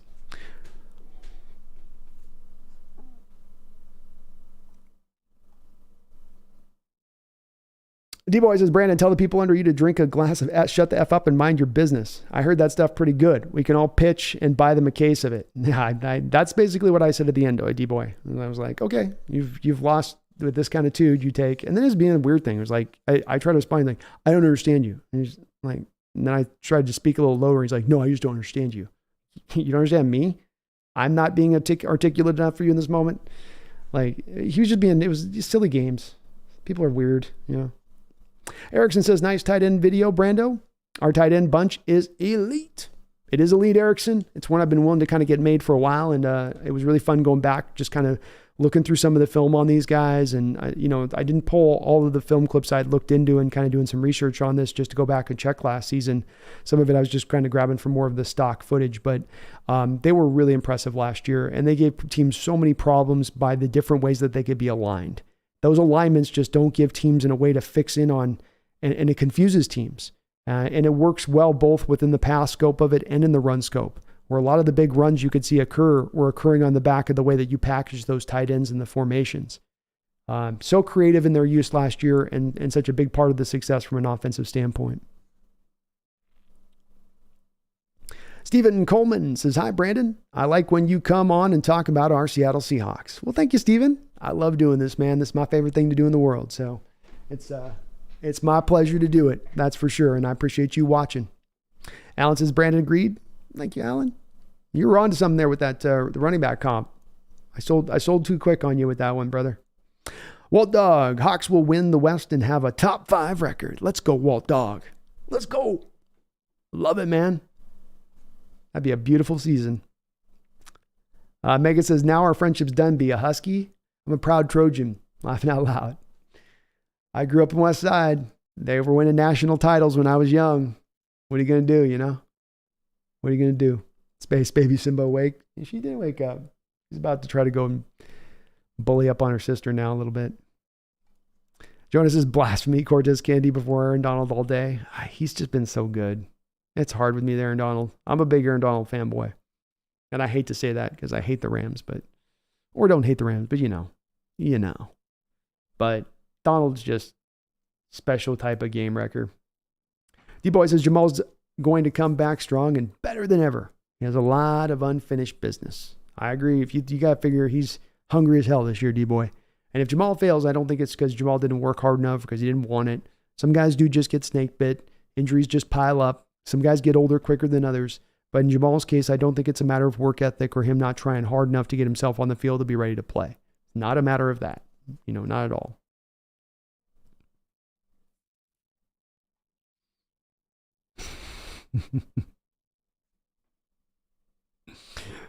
Jonas says, Cortez Kennedy would manhandle Aaron Donald. Cortez Kennedy was bigger, faster, and stronger than Aaron Donald. Cortez Kennedy was better than Aaron Donald. Cortez Kennedy has better stats than Aaron. Better stats? Yeah. Sean, Brandon, will the running or passing game be more of a difference this season? I think the passing attack, Sean, because you can go between 2-3 tight end sets, 2 wide receivers, 3 wide receivers. You have everything built to be able to attack whatever team you want to attack in the passing attack. Your offense, I think, is a little bit stronger, more strongly built to being better in pass protection as it currently stands than as a run blocking unit. Not that they're bad run blocking, but they're just a little stronger, I think, in pass protection. And I also think, Sean, that you're going to pass at a higher mark. I think we were up around, we're darn near 60% passing rate last year as a team. So, you're also going to do just more of it, I think.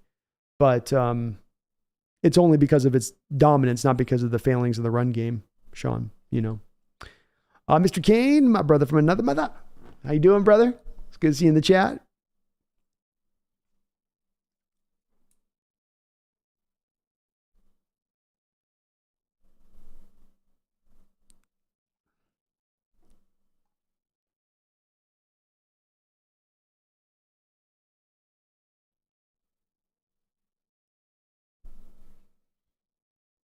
Mr. Kane says, I just want to be here so I won't be live. Going back to the beginning and watch from there. Much love to all. Much love to you, man. I appreciate you, brother. It's good to see you in the chat. It always brings a smile on my face. I get some family in here. Having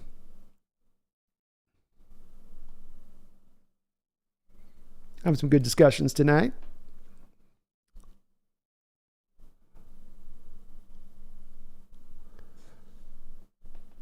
Maggie says, especially after what you told me, tax 2B. Yeah. I've not had any interactions of recent note where I've had guys go out of line in that way. People are very respectful, even in contentious conversations. But that one went to a place that haven't been down that road in a while. Got the blood up a bit,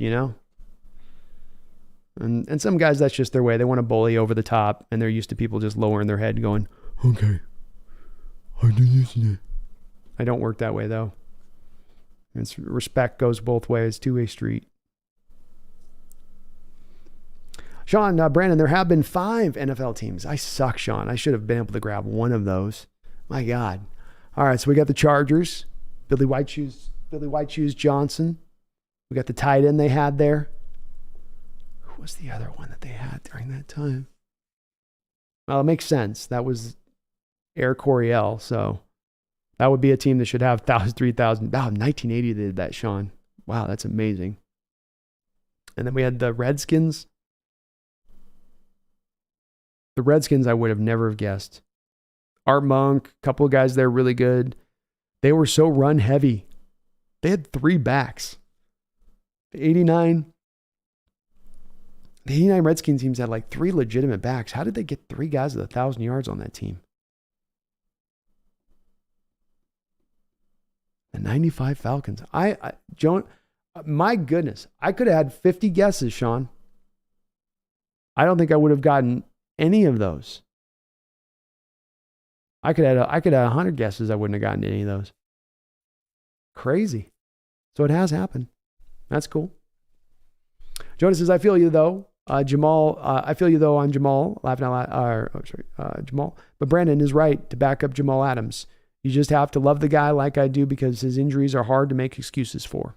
Yeah, and it's not his fault, and it's something to track. Like, you're going to give him his next year. He isn't going to be cut out of here like it would have been if we would have cut him this offseason, which the team could have done. They could have put a post-June 1st designation, split the cap losses on Jamal and the dead money hits between 2 seasons, and massaged off some of that pain.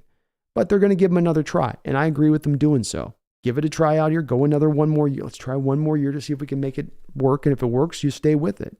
So I'm totally in favor of still giving him that extra year, and I get that part. But it has been what it's been on the other side of it too. Tony Wright, hey Brandon, with the latest news about Stephon Diggs being asked to get his contract restructured, he stated only if the team signs DeAndre Hopkins. Buffalo management didn't take too kindly to that. Well, he's being asked to restructure.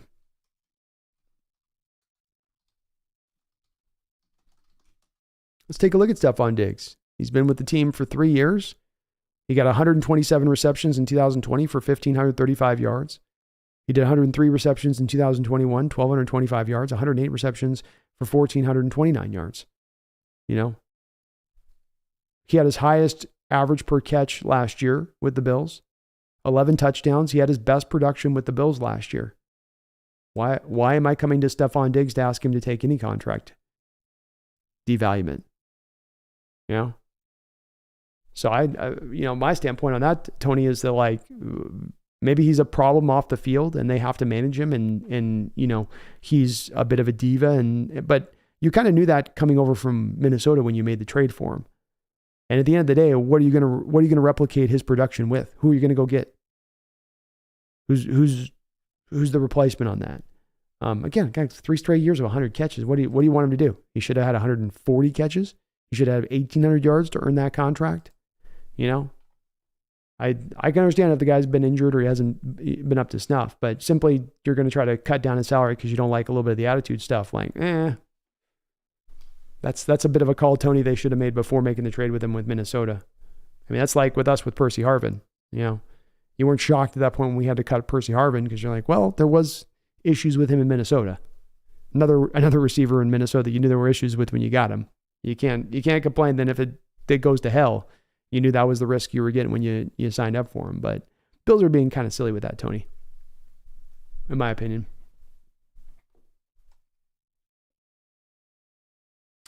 Tony says Diggs is a whiny troublemaker that needs to play on the field and stop it with the crying and saying he's unhappy with the Bills' play calling after former OC Brian DeBoer left. Well, I agree with you there. I don't think he needs to be piping up and making being a problem child in that respect of things. I agree with that. I also don't think, though, that you can ask him to take a discount if he's performing on the field.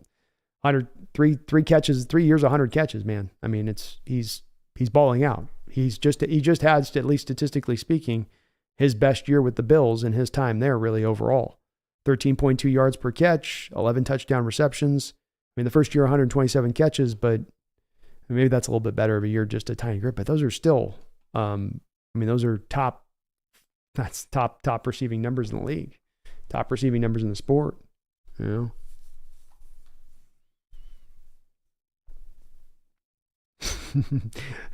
Megan. Jonas says, Megan, my family. Oh, sorry. Tony Wright, if I were the Bills, I'd trade Diggs to either Arizona or Chicago to really give him something to cry about.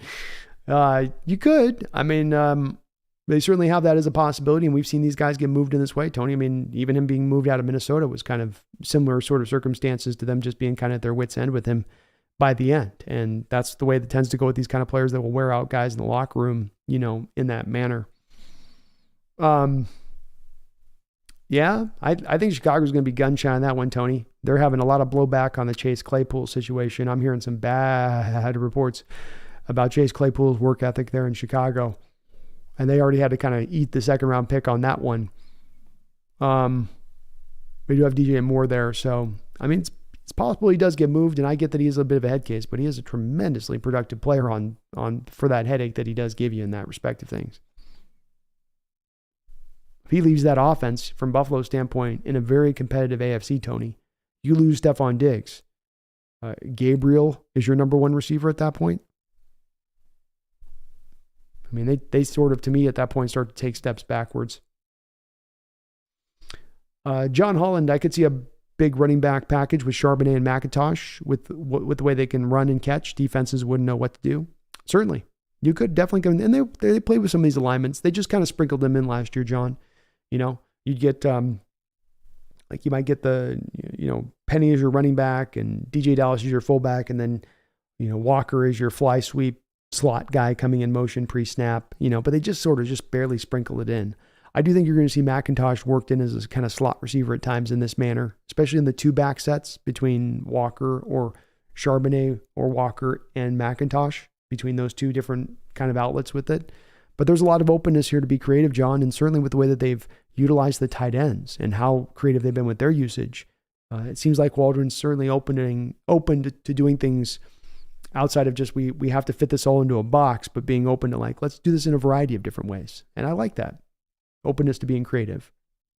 Tony Wright says, yeah, but first he's unhappy in Minnesota and now he's unhappy in Buffalo. So what's the constant in all of his here? Yeah, I mean, and we've seen plenty of these guys, Tony, right?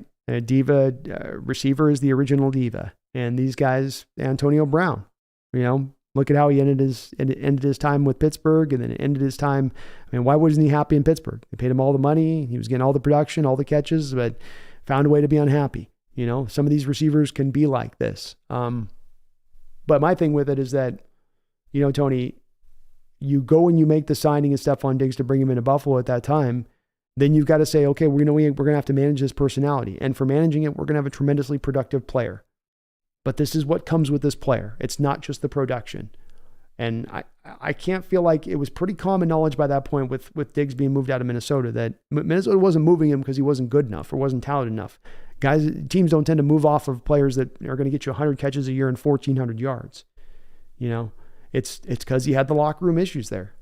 It's like that whole thing. I'm sure you've seen it, Tony. They did those times they asked those players the questions in the locker room where I saw this one video on Diggs where it was like a Minnesota videographer was going through the locker room and he's asking him, who's the one player in this locker room who you wouldn't let date your sister? And I'm not kidding you. The whole Minnesota locker room said Stephon Diggs, as though it was like it was set up, but it wasn't set up. Right? So, you gotta, that's my thing with it is you're right, Tony, in that like it's the head case thing is like, you don't want to have to deal with your locker room, but you also don't want to have to step in that hole if you can avoid it. They could have avoided it. They chose to step in the hole, in for a penny, in for a pound. And if he's going to be tremendously productive for you, then you can't whine about his whining a little bit if you're Buffalo, in my opinion, because you knew you wanted this noise. You knew this was the price you were going to have to pay to get a truly talented receiver to pair with Josh Allen so that you could get some extra production out of Allen. It's worked. You've gotten it. But I can't have much sympathy for Buffalo in this situation, squawking now about, we didn't know it was going to be this bad. We knew it was going to be bad, but we didn't know it was going to be this bad. Sean Hines, Brandon, when will Saquon Barkley sign his franchise tag, or do you think he holds out? Not a lot of great answers here for the running backs right now, Sean. There certainly is nothing that's going to provide you a lot of sanctity. Le'Veon Bell tried the whole wait out a whole year, hold out a whole year, and that didn't work. Barkley's not going to take that stance. If I was Barkley, I would highly consider waiting to report. Well, yeah, if I was Barkley, I would highly wait to consider signing my franchise tag until, week 7 or 8? And then you can come in and get a fully accrued season. And then you force the team to have to be in the pickle of franchising you're not after that year. And then you have that many less games that you have to play, risking major injury without getting your contract extension. So we had Joey Galloway do this in 1999, I believe, or 98, where he was holding out with Holmgren. And then what he decided to do was wait into like game 7 or 8 of the season, which is the last moment you can wait to report, sign your franchise tag, and then you only get a portion of the franchise tag, of course, because you haven't played a whole season of the game. I think that's probably what Saquon's maybe considering right now. And I think that's actually a smart approach for a running back to take. You're not that little bit less of wear and tear. You can still go out there and ball through the back of the year and go. Then the team isn't likely to put a franchise tag on you because they know, hey, we might only get him for 10 games. Do we want to pay him that franchise money knowing you're only getting 10 games of him to do that? So that'd be a little way that he could maybe adjust that, but yeah.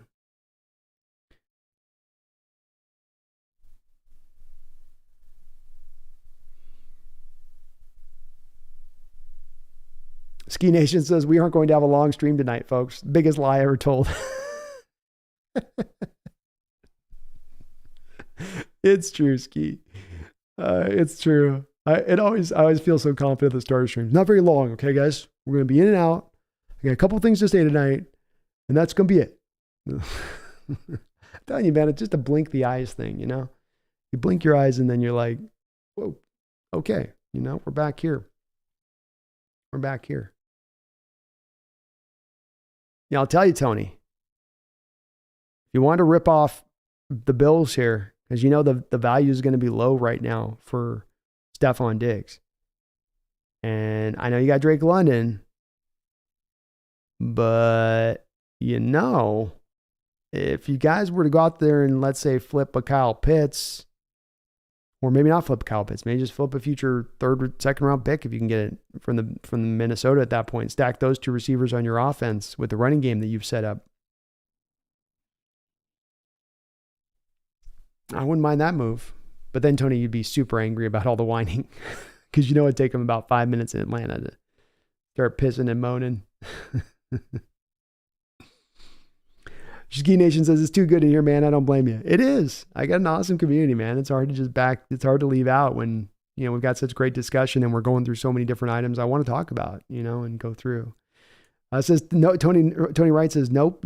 We don't want divas on my Atlanta Falcons. Not even that. Boy, though, I mean, you guys are already kind of a team right there being close to being labeled, in my standpoint, as a kind of a front runner in that division. A Stephon Diggs trade at a low cost. Stack that receiver room up a little bit. Pitts, London, Diggs, Bijan Robinson, Algiers, Cordell Patterson. That offensive line that can run block like hell. You know, I don't know, man.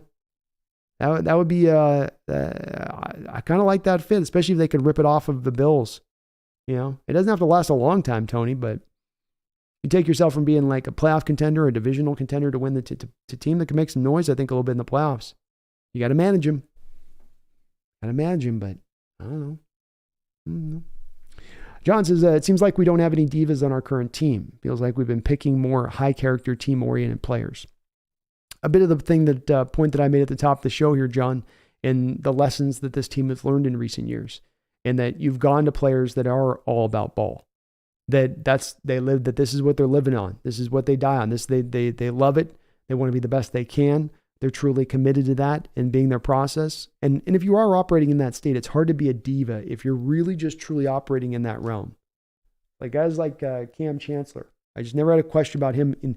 You could always see the even-keeled nature to him, but you could also see the fire of drive of just wanting to be great, wanting to, you know, be in that mode. And these guys all have that same feeling to them, John. I agree. They all, of course, say the right things in the press conferences, but just the vibe you get off of them and what you hear from coaches and what you hear about them and their coaches talked about them coming out of college and what you heard from scouts is there's a lot of all about ball feeling to these guys. And this is very important for John because beyond not having divas on the team, it's also replicating the given atmosphere and environment that you created in the team 10 years ago that got you to Super Bowls. That's really above all else. That's what that team had. Sherman, Lane, Maxwell, Browner, Thomas, Chance, those guys hung out. You know, those guys were together off the field and they were talking ball. They weren't talking just women going to clubs. They were talking ball. They wanted to be great. They wanted to leave an indelible mark. And that takes that kind of commitment and that kind of high character guy to make that happen. You need the talent too. It's not just the character stuff. You need both.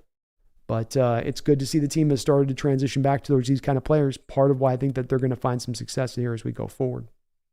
Alan says, if Russell would restructure his contract, Broncos could afford to go after DeAndre Hopkins, but we all know that's not happening. You damn right, Alan. You're damn diggity right. And there is not a cold chance in hell that is going to occur. Because Russ has had many different opportunities to take that stance and take that approach, and he's not ever even sniffed his nose at it. So you're right. You're absolutely right. But that's zebra doesn't change its stripes. Tony Wright, we are waiting on the New York Jets to release Corey Davis and his $10.5 million salary, as they are now paying Alan Lazard $11 million a year. Oh, Tony, there you go. You know me, I like Corey Davis, man. I like Corey Davis. A very, very useful player. He'd be very helpful on your team too. Underrated cat. I wanted him a couple of years ago when he was leaving the Titans as a free agent. But yeah, that's silly. Lazard making 11, or you could keep Corey Davis at 10.5. Like, I'm Davis all day long on that. I like it, man. That's a good fit for you guys. Corey's good. I do like him. Tony says the Jets for some reason revamped a good young receiving core that didn't need revamping. That's the problem of placating to Aaron, right? You're trying to get Aaron to sign off, and he says, well, you need to do this. If you want me to come in, you need to do that. Well, if you want me to come in, you need to do this. You end up selling your soul a little bit, don't you? And where it all gets driven from, Tony, is where a lot of the bad decisions in the NFL get driven from, which is not merely incompetence or stupidity, but desperation. You're desperate to get a winner. You're desperate to get a quarterback. You're desperate to turn things around. Your job's on the line. You're seeing the pink slip coming down the track if you don't get this thing on the rails. And that's certainly, I think you'd agree, Tony, is that the Jets made this move with Rodgers at the forefront of desperation. Not like the Favre thing worked out so beautifully for them that they'd go back down this road again. Well, that worked out great. Let's go back down the road. But, there's no answers that are easy. And you're desperate. Joe Douglas doesn't have a lot of time to sit around and wait and hope the Jets are going to give him endless amount of years to turn that team into a winning organization. And the AFC, Tony, is so hard. It's brutal over there, man. I'm glad we're not over there. Jonah, think about this, Brandon. I can't wait to see an offense with Walker at halfback switching with Charbonnet. McIntosh on the field at the pro set like John L. JSN and Lockett on the field with DK. So many great different combinations, iterations, Jonah, and it's kind of endless. You have a talented core and a lot of guys that could be really good, useful players on the field that can do their set of damage in their own unique way. Now it's just on Waldron and how to balance that load and how to get the most out of all that talent. Because it's easier said than done at times when you got that many guys.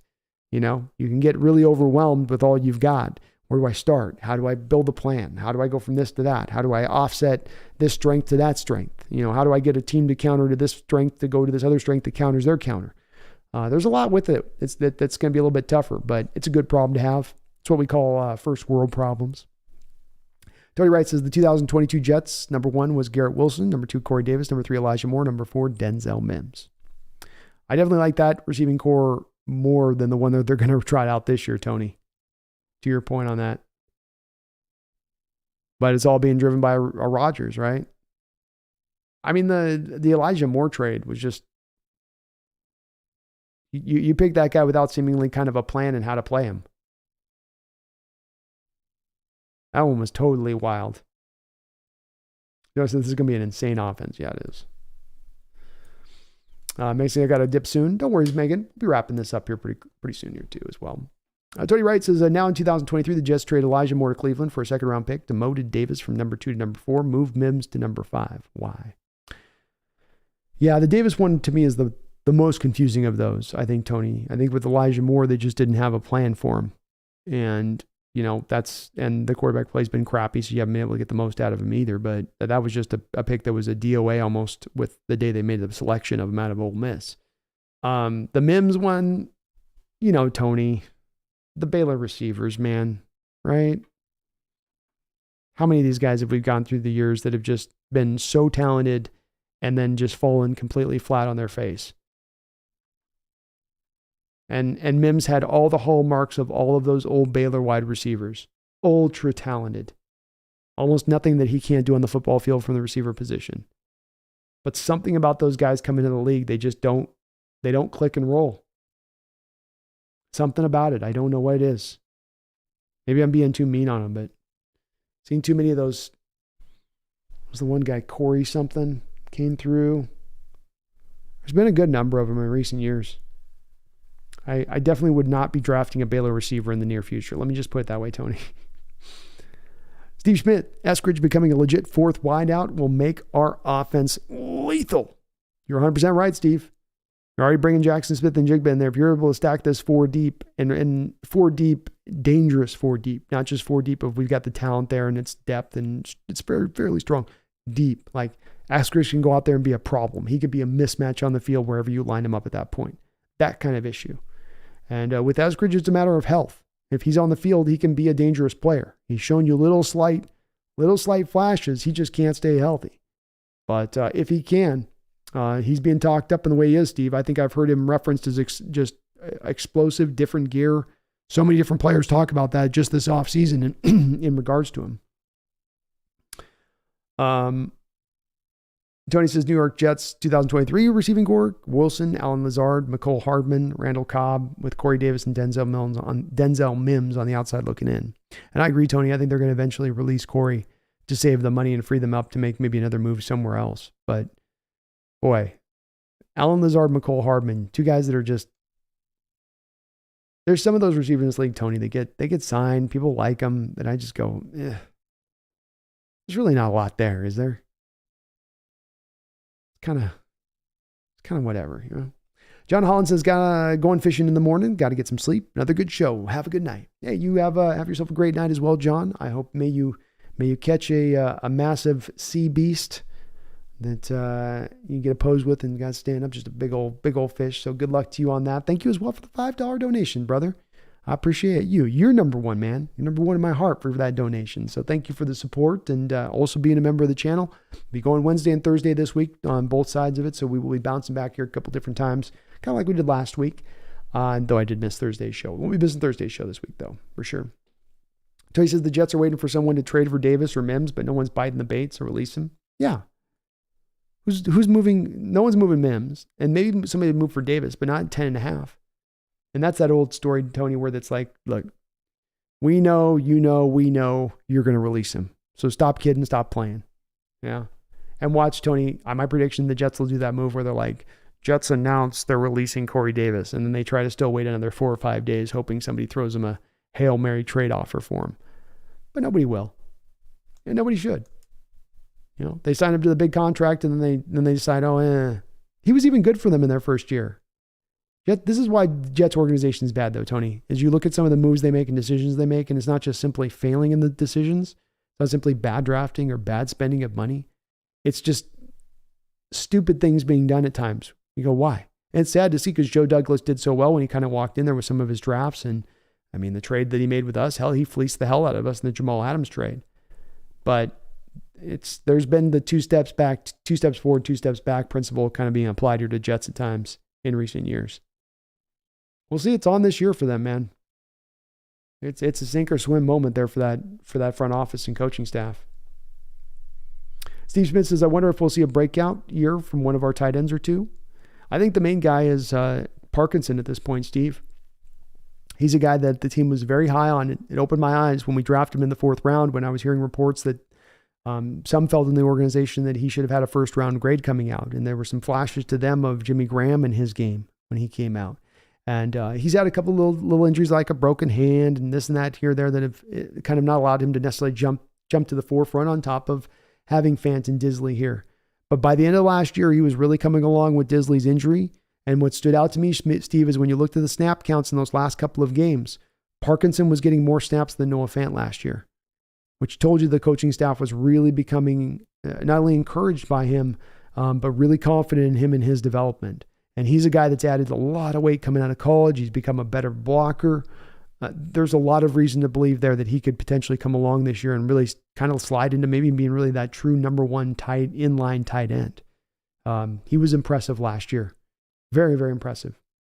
Jonah the Whale has been a member of the Hawks Nest for 2 months, and I do appreciate that, Jonah. He says, B, when you end the chat, when you end the cast, can you do it in the Aloha airline voice before the Go Hawks? That would be awesome. Absolutely. Absolutely. I'll work that in, man. Thank you for being a member of the channel. And yeah, that's a good way to sign off tonight. I'm with that. Jonah says, I've been a member longer than 2 months, but it's renewed a couple times. Laughing out loud, sorry. No, I know it's a little weird because it like automatically turns it off. It won't give you a warning with it. So thank you I know you've been a long time member of the channel, man. And thank you for that support. We've really got a lot of members rolling now. We're well over 100 here now. So we're cooking on the membership program. It's great to see. And just allows me to do a little bit more extra content, which makes it that much more funner for me on that side of it. So appreciate you. Well, we are at almost here, just about 4 hours and 40 minutes in. So we'll go ahead and get the last couple of questions in and put a bit of a button on this show here today. Another great show with you folks. Sorry I missed Sunday's show. We will try to get those Sundays kind of locked in, but summertime, you get those nice Sunday summer days where I'm like Lionel Richie, Swam easy like Sunday morning. I get in that rain, it's just all day coffee and feet up, kick back, you guys know how this goes. You know what I mean? Megan's still waiting on the Zorn vid, B. Well, you can't rush that one, Megan, to get the Zorn video right, it's got to be conscientiously built and, got to go through all the highlights, got to go through all the films, a lot of film study, a lot of film to find the right clips, Megan.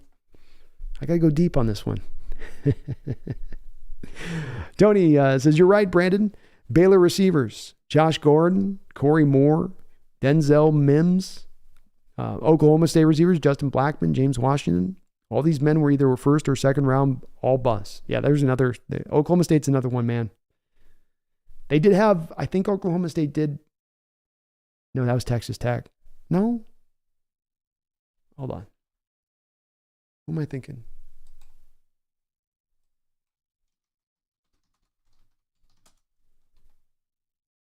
Who was I thinking of? God, I can't remember his name.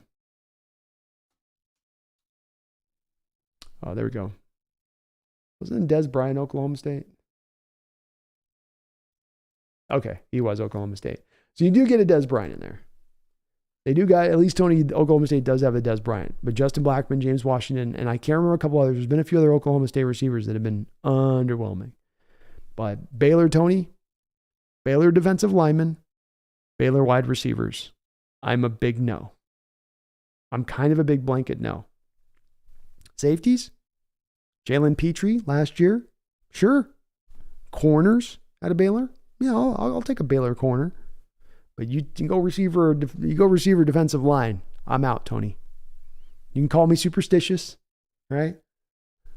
Call me superstitious. You can say causation doesn't make correlation, but something about it stinks. The high heaven out of that program, and I don't trust it.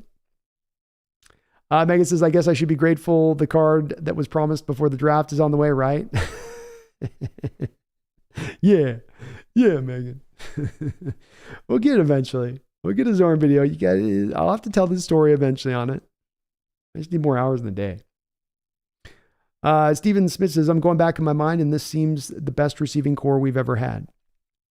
You've never had it this good, Steven. And you're right. You can go back years. You have years where you have Brian Blades and Largent, but then you've got like a Tommy Kane as your third wide receiver, or a Scansey kind of, like, which they aren't bad, but just not great. 90s, you didn't have a whole hell of a lot during that time frame. Joey Galloway, Blades was here for a bit of time. End of the 90s, you didn't have anything really. And you get into the 2000s, you had a time with Holmgren where he stacked up some good units, Steve Schmidt, Corn Robinson, Bobby Ingram, Darrell Jackson, but a tremendous amount of inconsistency in those receiving cores. A lot of drops in those receiving cores. A lot of drops. So I can't think of another time where we've had as good a receiving core as now, Steve. The one time I would say, and even in this one, there's a little bit of an asterisk next to it, and that'd be the 2012 team, because that was one where you had Sidney Rice, Golden Tate, Percy Harvin, Doug Baldwin, Ricardo Lockett. You had a pretty good crew at that time, but of course, Sidney Rice really wasn't able to play the whole season. Percy Harvin wasn't really able to play a whole season.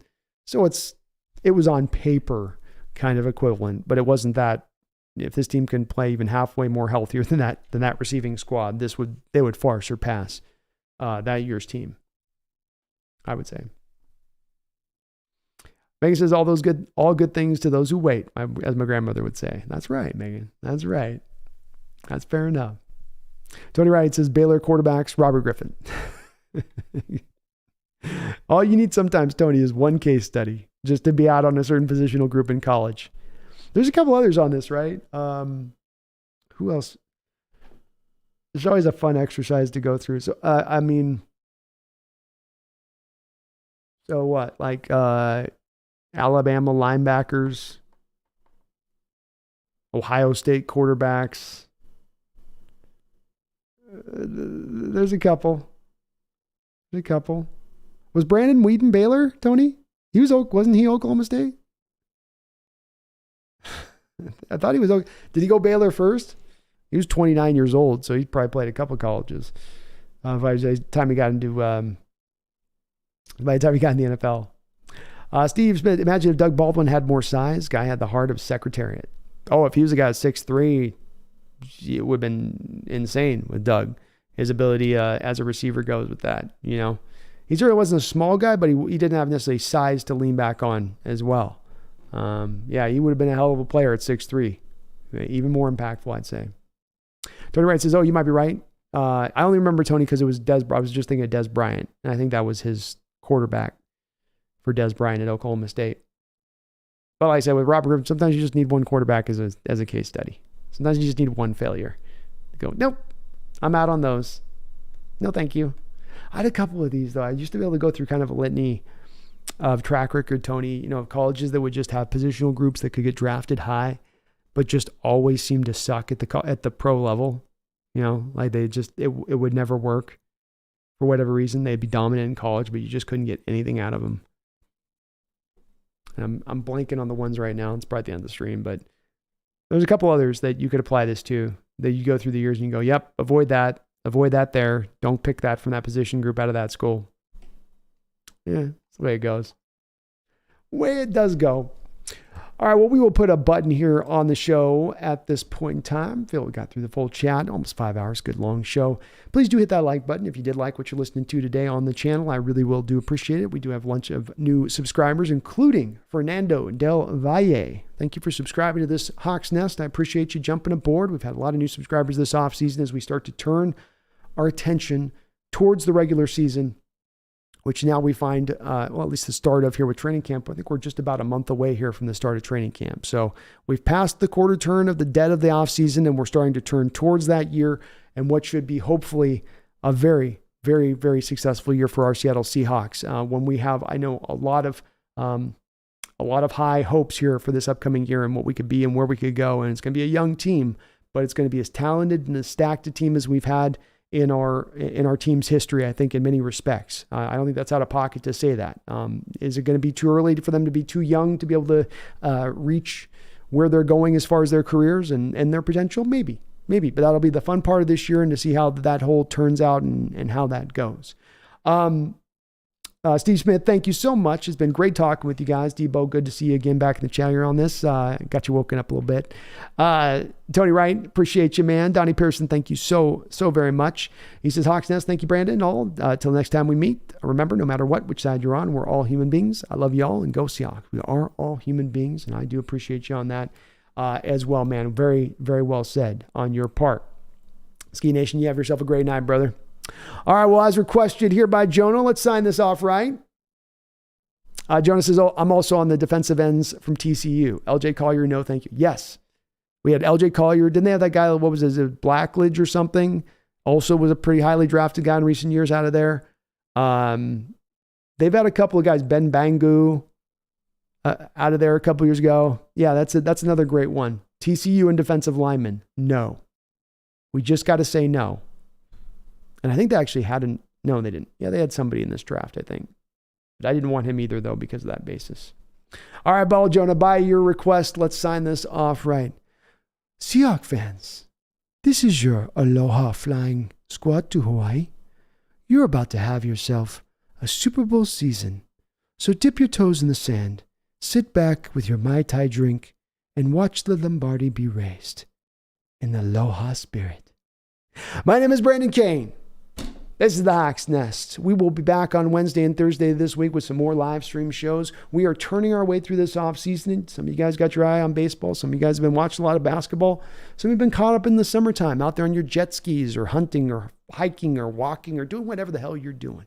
But I hope whatever you're doing, I hope you're always still keeping at the forefront of your mind this upcoming great year that we're about to have. And I hope you also remember, and I don't have to remind you, but I'm going to do it anyway. Don't you ever forget. Go Hawks.